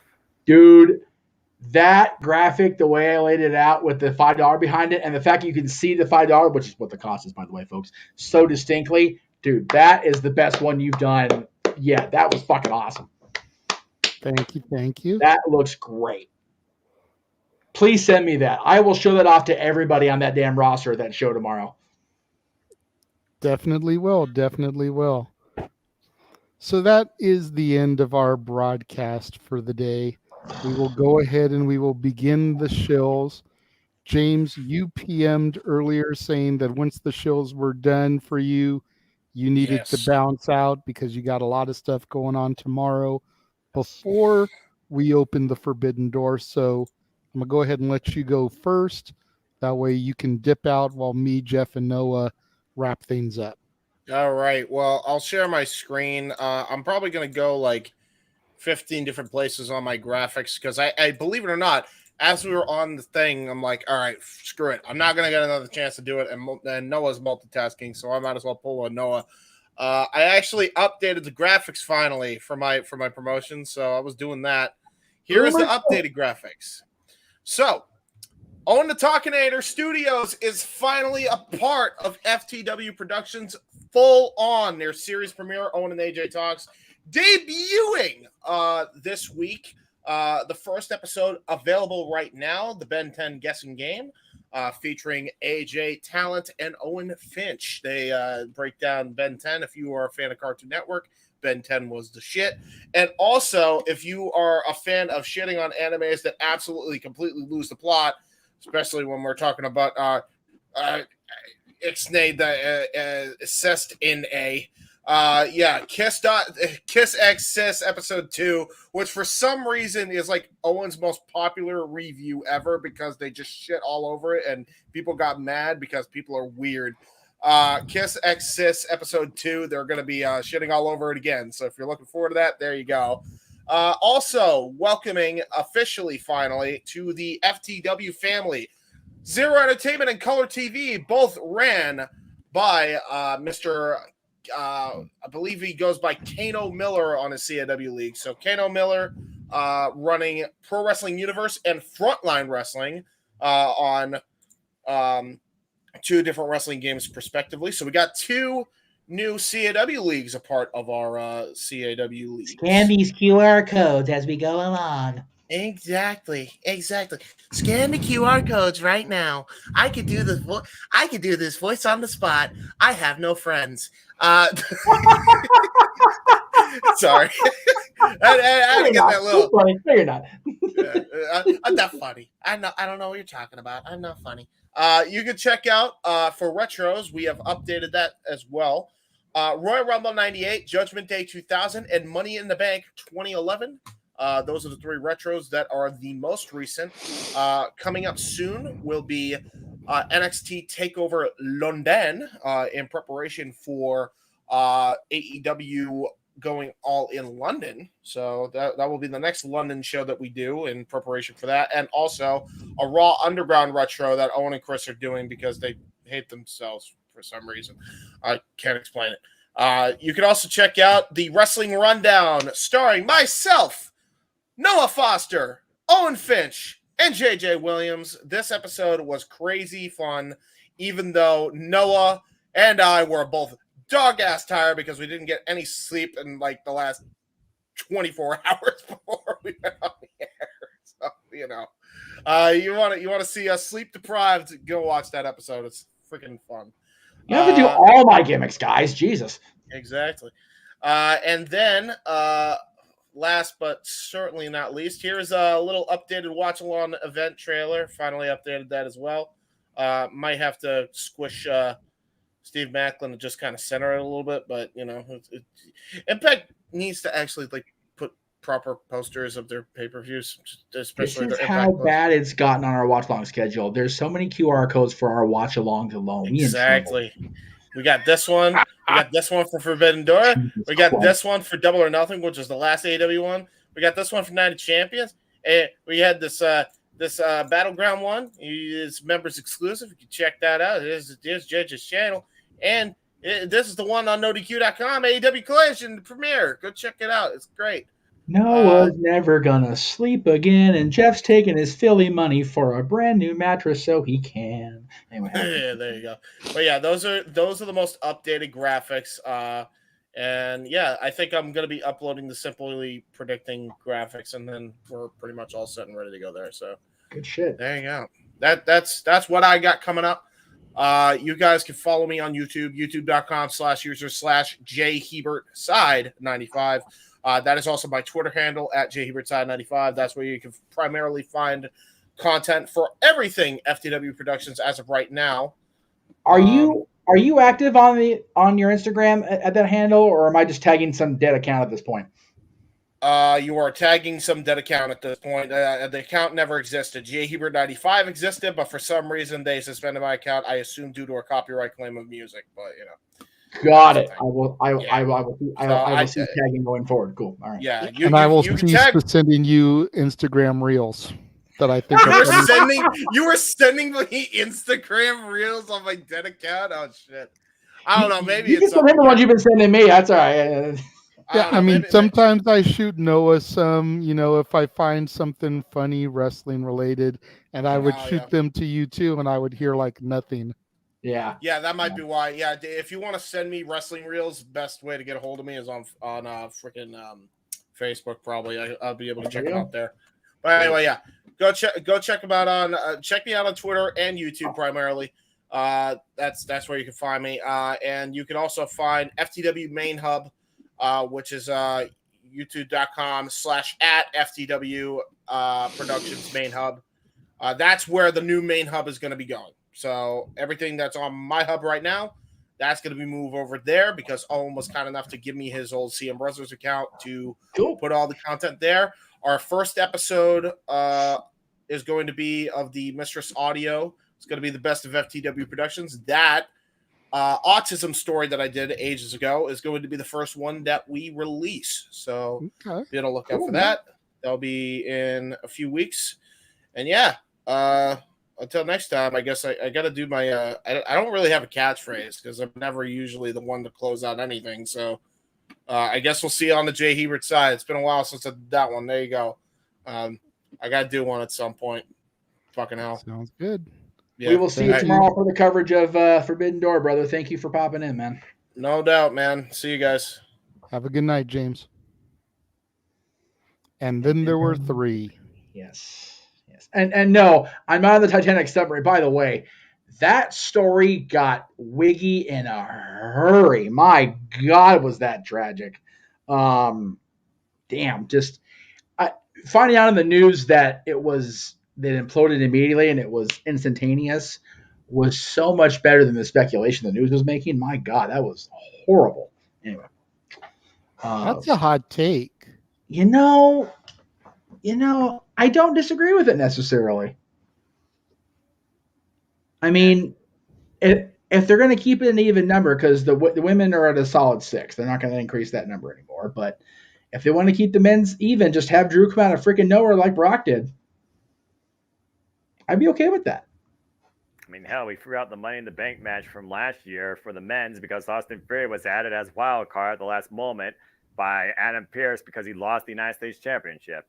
And he won the damn thing, which didn't cost anybody any point picks, but it was like, and then, dude, somebody was so happy about that, and I was right there with him, and then they just, to quote the opening, shit the bed. Yeah, I was going to say, they shit the bed worse than Amber Heard. It's so bad, man.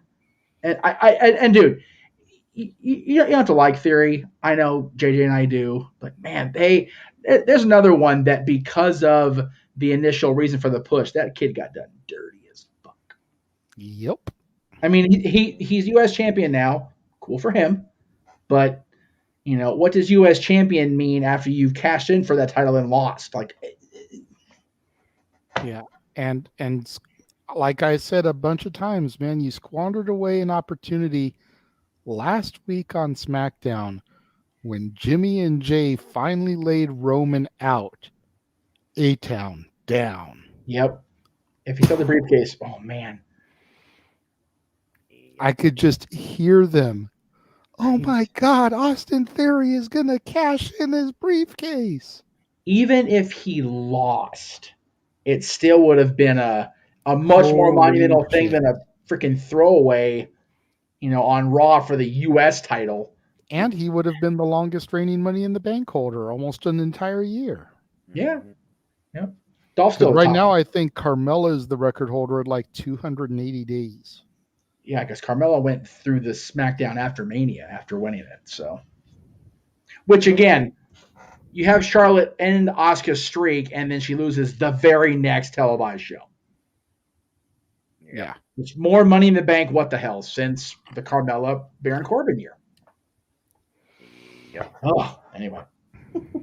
And yet the women still is 100% success rate. That's very, you know what? I really think this might be the year that changes. We'll see. I hate to think that, but we'll see who gets it. Yep. All right. So now on to the rest of the shills, and I will try to go through these as diligently yet as quickly as humanly possible. Definitely. Scroll through this real quick. Make sure I've got everything loaded that I want to plug. While you're scrolling, people were asking me the other day what the other images are. That JJ very consciously, said to add more images to the background because I only had the one of Rob and I up. Oh, where'd it go? Now, fuck, I can't do this on with me there. This. So this one is the call of the Austin versus Owens match that we actually used on Open Mic Night's end of the year anniversary, where I video photoshopped in the fan cam of Austin and Owens. That way we could get the in-ring footage with Noah and James's "Oh my God" reactions, which was fucking phenomenal. Nice. Up here is SummerSlam last year because that's still our most watched live video on the entire channel.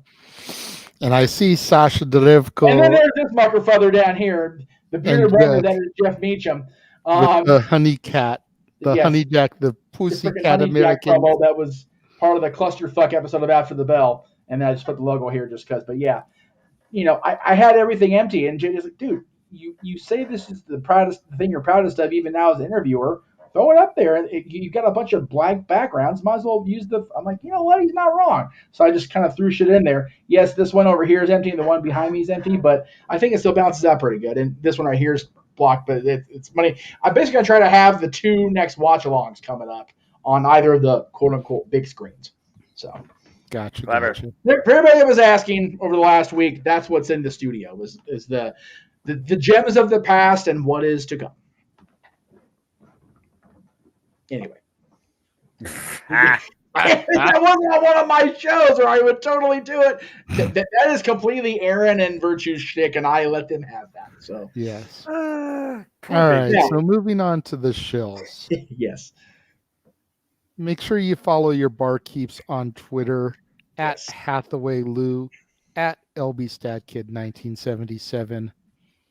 Make sure you guys tune in, not this week, but generally, and support Statboy Sports Bar, a co-branded Jeff Meacham Network production that airs exclusively on the Casa D18 Studios channel. Yes. He was here earlier. We give him a ton of shit, but make sure that you follow the Meltzer of the Multiverse, the Cleveland combatant Josh Mansfield, on Twitter at CatholicJosh122, on Instagram at MallowMangram. We also saw him pop in for a brief cameo, Big Baller G. Follow him on TikTok, Big Baller G 1988, Twitter, NoDQ_ Big Baller G, Instagram, NoDQ_ Big Baller G 1988. His friends at Parker Kane Promotions have got some autograph signings coming up here soon. Kylan Keene and Ashley Diambois. You got it. Good. You got it. For Wrestle Bash 2, and then Missa Kate and Rebecca J. Scott at WrestleCade. Yeah. The dates on those are kind of small. WrestleCade looks like it's in November. I can't see the one for Wrestle Bash.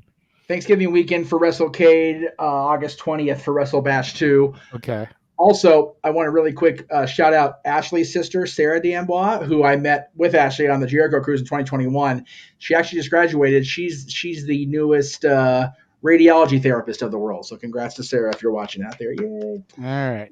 Anyway. Yeah. Moving on, make sure you support great longtime friend of the Jeff Meacham Network, the Frank Sinatra of the Spanish Mafia, Gino Rivera. For booking inquiries, Gino_Rivera at yahoo.com. You can find him on Facebook, first name Gino, last name Told You So, or on Instagram and Twitter at Gino Told You So. You can also check him out coming soon to Wisconsin, where him and Ocean Avery will be taking on Rampage Santana and Mr. Anderson. Anderson. There it is. Well done. Yes, thank you. Of course, you can find me on Instagram, the Renegade JJ Williams, on Twitter at ROWJJ Williams, and on YouTube at Casa D18 Studios. We do have a few of you guys watching right now. Thank you very much for those of you that have joined us this evening. You saw the shill trailer, the members only exclusive area of the Casa D18 Studios channel, where you will get Renegade Wrestling reviews. Kicking off July 1st with Capital Punishment, was canned today, just needs to be edited, uploaded, so it's ready to go. And then beginning on Thursdays in July, NXT From Secret to Sensation on July 6th, the NXT Greatest Matches on July 13th, NXT Best of 2017 on July 20th, and Best of Takeover 2018 on July 27th.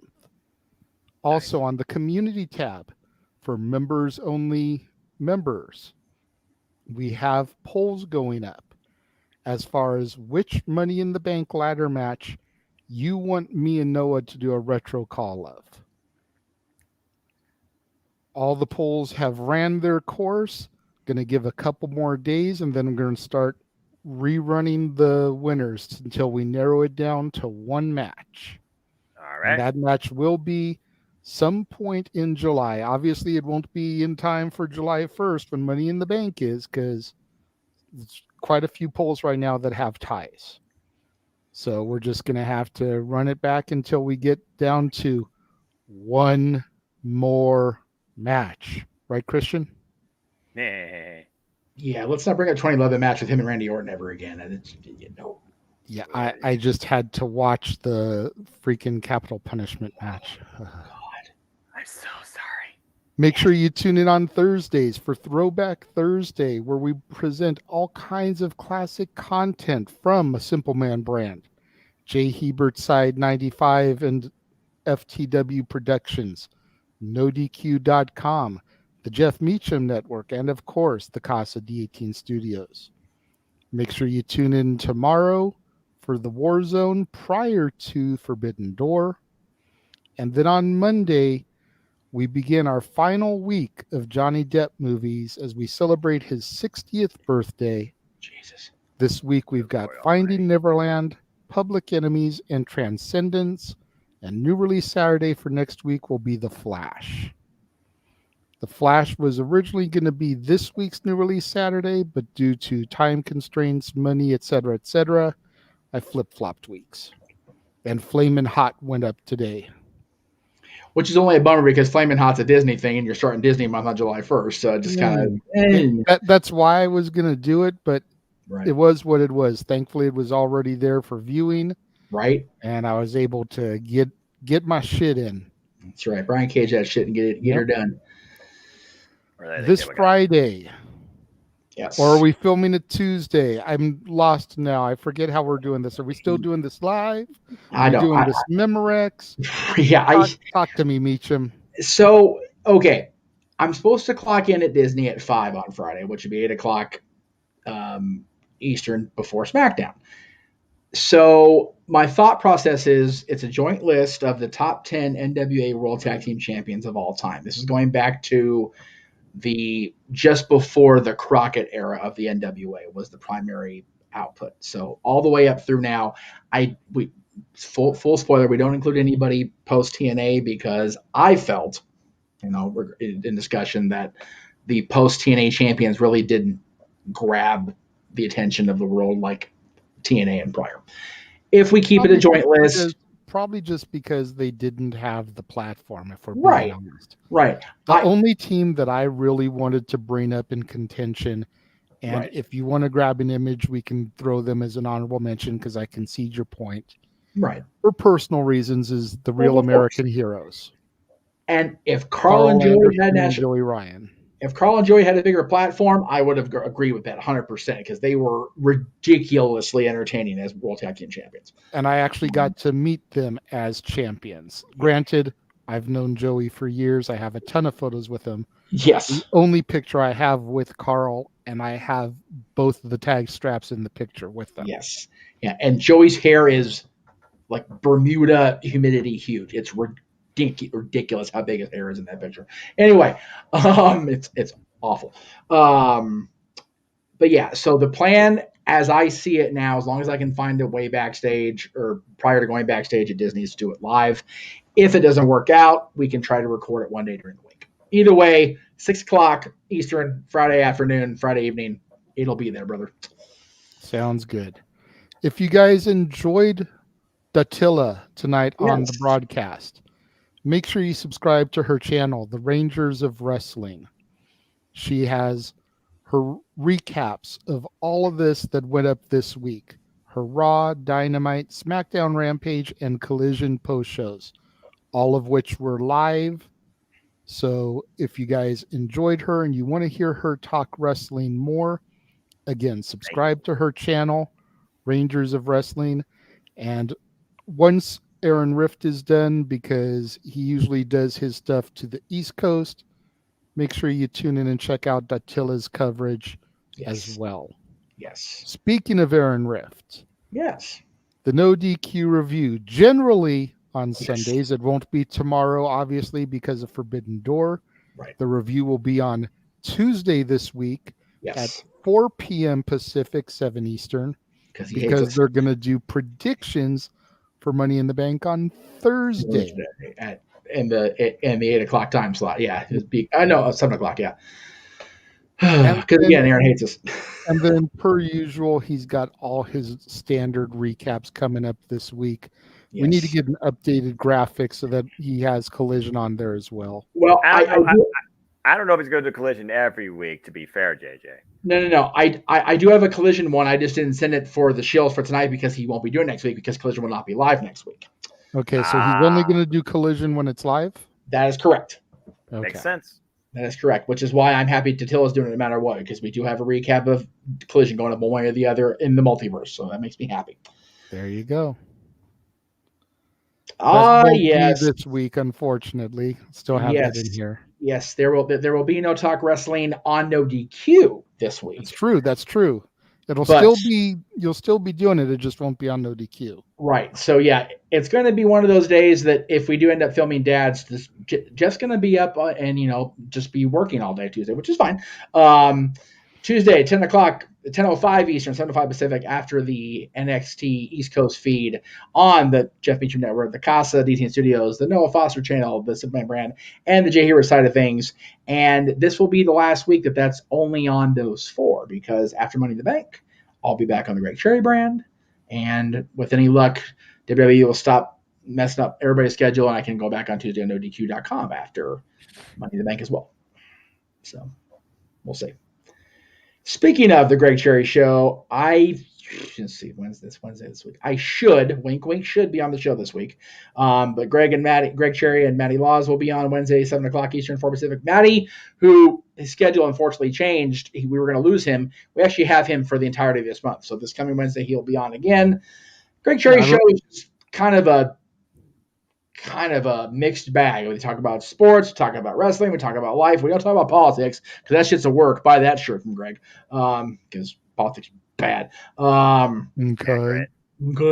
But and some drugs are bad. If you follow RVD's Twitter, they're all bad. You just gotta know where to filter through. Good Lord, was he on one this week? Anyway, love you, Rob. Not gonna see him tomorrow either. The one time Katie's gonna be in a show in California and fucking Rob isn't going with him. His ass is going to Michigan. He's going home. Leave him alone. I gave him niceties on the Twitter message and talking back and forth. But you know what? Goddamn him. I wanted to see him tomorrow. Anyway. But yeah, Greg Cherry Show every Wednesday, one way or the other, unless he's absolutely not available. Then we just don't do the show. Yes, my buddy Nikki, who was actually, I don't know if I told you guys this last week or not, she's part of a Sublime all-female tribute, Sheblime. Now they're out. Yes, you did mention that. Freaking awesome. I love it. But when she's not doing that, she is offering Skype lessons and Zoom lessons for guitar, bass, etc. at Nikki_Nacho_Stevens on Instagram. Worst case scenario, reach out to me. I will filter the message through, and we will get you signed up for guitar lessons. Ask the kiddo in my house.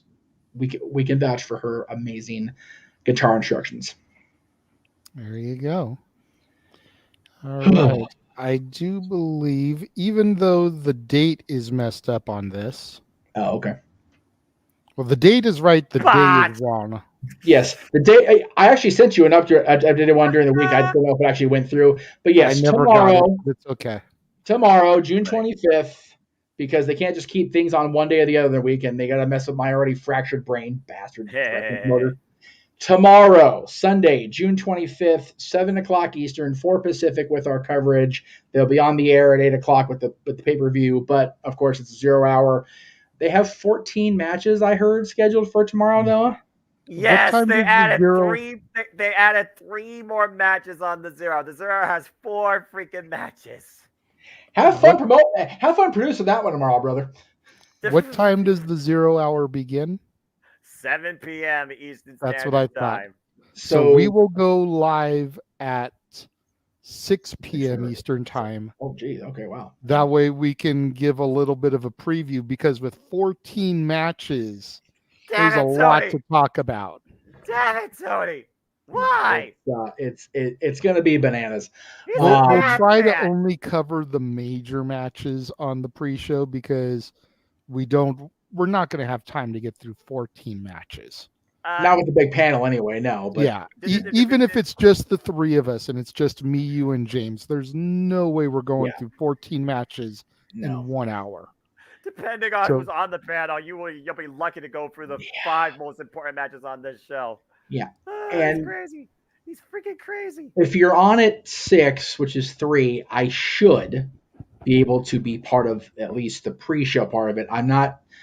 I think I'm supposed to leave here about 3 to 3:30 my time, 6 to 6:30. So I might be in the car on the way to LA, but I'll be able to be part of the show because it's just. And they finally put up the graphic for the freaking 6-man tag official on the main card with Tetsuya Naito Tranquilo, so you can meet that. I'll send you it in the chat. Cool. Yeah, I'll be working on those tonight, and then tomorrow I'll send them all JJ's way so he can be proper producer guy. And I'll also load them in the room because that way you guys can do both, share and post. By the way, I saw. I'm not going to call a person out to the carpet on that was on Twitter. Why are they having freaking this jobber be a part of the 6-man match? And it's like, dude, just because you don't watch Japan Pro Wrestling, Tetsuya Naito is anything but a goddamn jobber. Okay, But there's seriously. those people that I like to think are just kindly young boy or uneducational, and then there's people that are just dirtlet idiots that don't have a brain or choose not to have one in the first place. I was going to say, society is what it is. The person in question is a chosen ignorant, and that's the most frustrating goddamn thing. Yes, I mean, they're to be stupid. A song was written about that. I guess Makes my they were even goddamn- stupider than the song implied. Yeah, it's like you don't have to be a fan, fine, but don't shit on it just because you don't know. Yes. And they're just trying to draw a freaking click just so they are relevant more on the internet than they are in life. Well, considering who they primarily work and write for, the freaking clicking is all anyway. Anyway, moving on. Yes. People are stupid. In addition to all of that stuff, you guys saw the open mic night trailer. Yes. Coming soon to open mic night. We have all of this stuff just the game shows. between now and WrestleMania next All year. the game shows. Oh, Lordy. And the karaoke. Yes. I'm not getting on that tonight. I've been up since 8 a.m. I'm tired as F. No.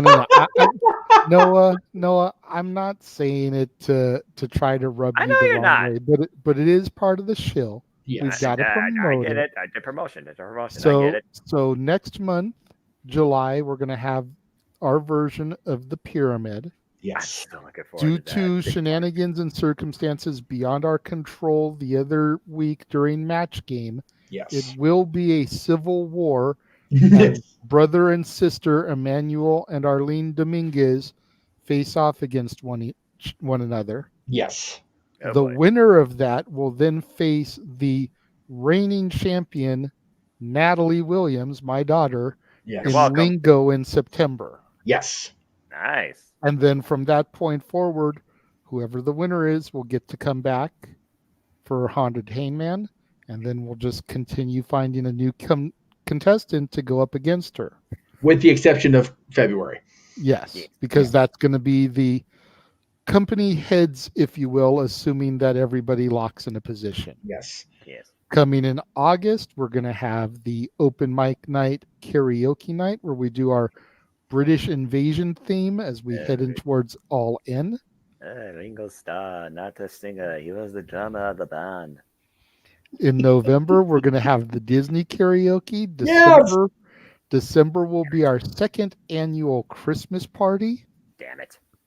And then come March next year, it'll be our second annual wrestling karaoke as we head in towards WrestleMania. Super damn it. Love it. Absolutely love it. So much good stuff there. I do see we have a comment in the room. There's a few in the room, but it's all pretty much most of it is whatever, but put it politely, it's just, like Orange Cassidy would be like, whatever. We know King Mike wants to see on Forbidden Door tomorrow. Clearly. Yes.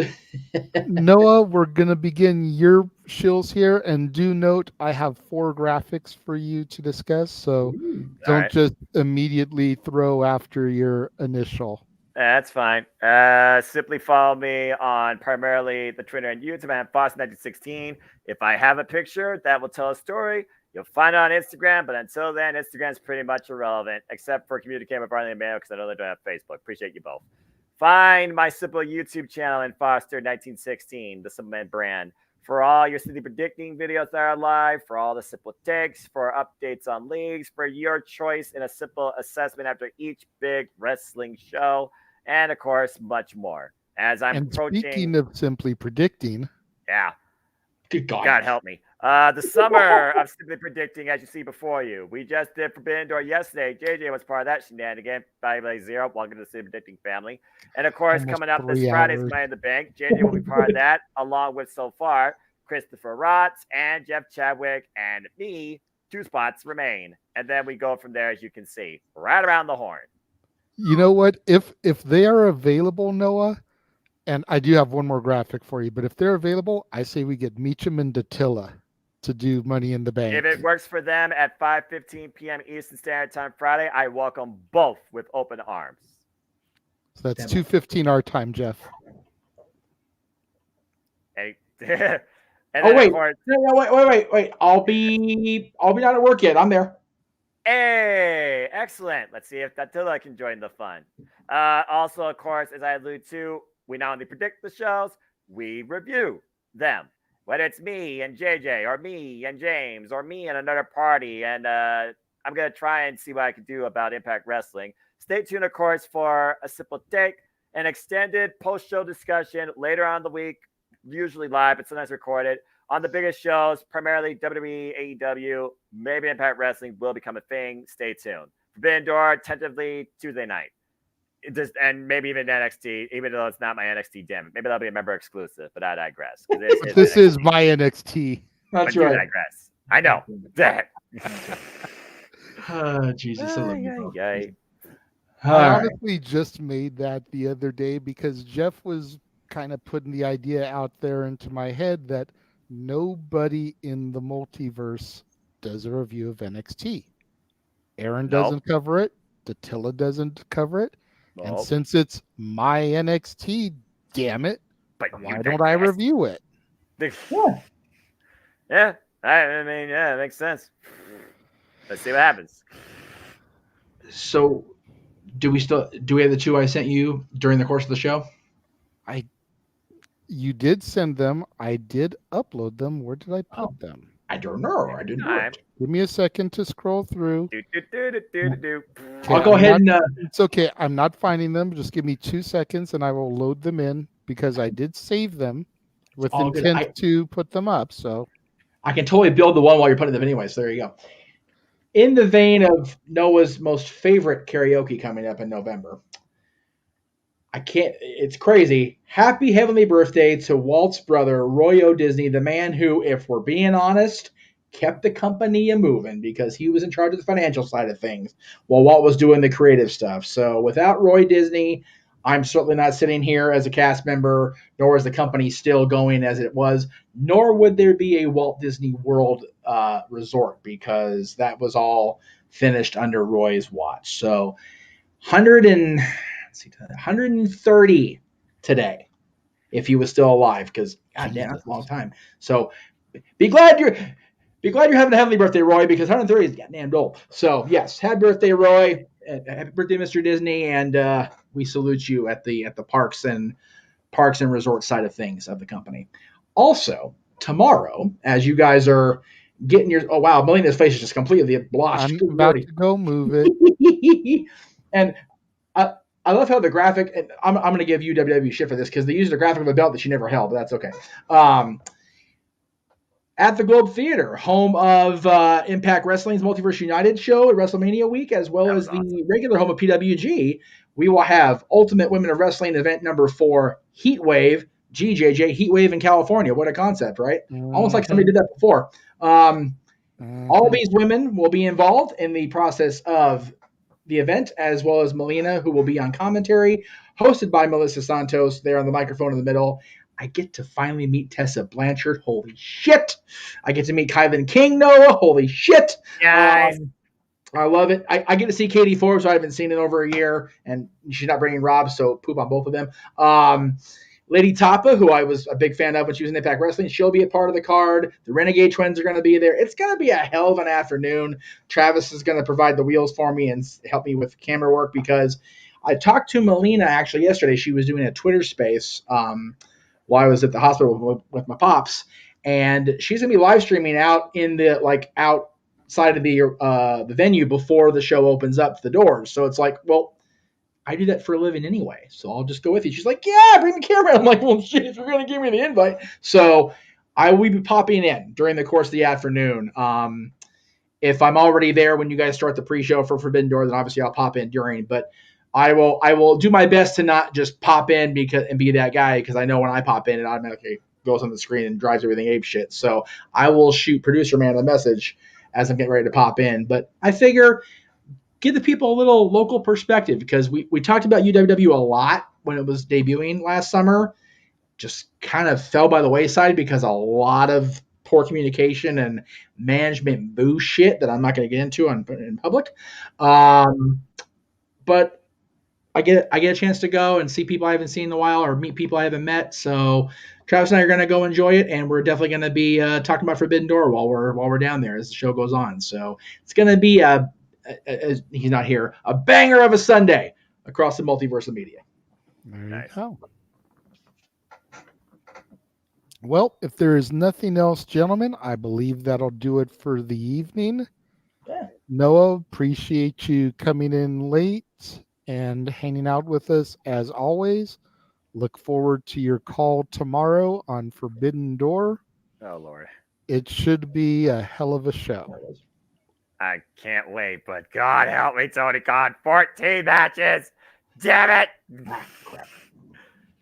Well, what more is there to be said except let's freaking go. I can't freaking wait. Forbidden Door. Is it going to be my pick of the year like last year? Only time will tell too. But if people want to know more about me in general, know this.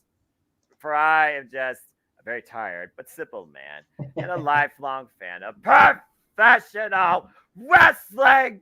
Damn it! But I digress. Find me primarily, as we alluded to earlier, on the Twitter and on YouTube at Foster1916.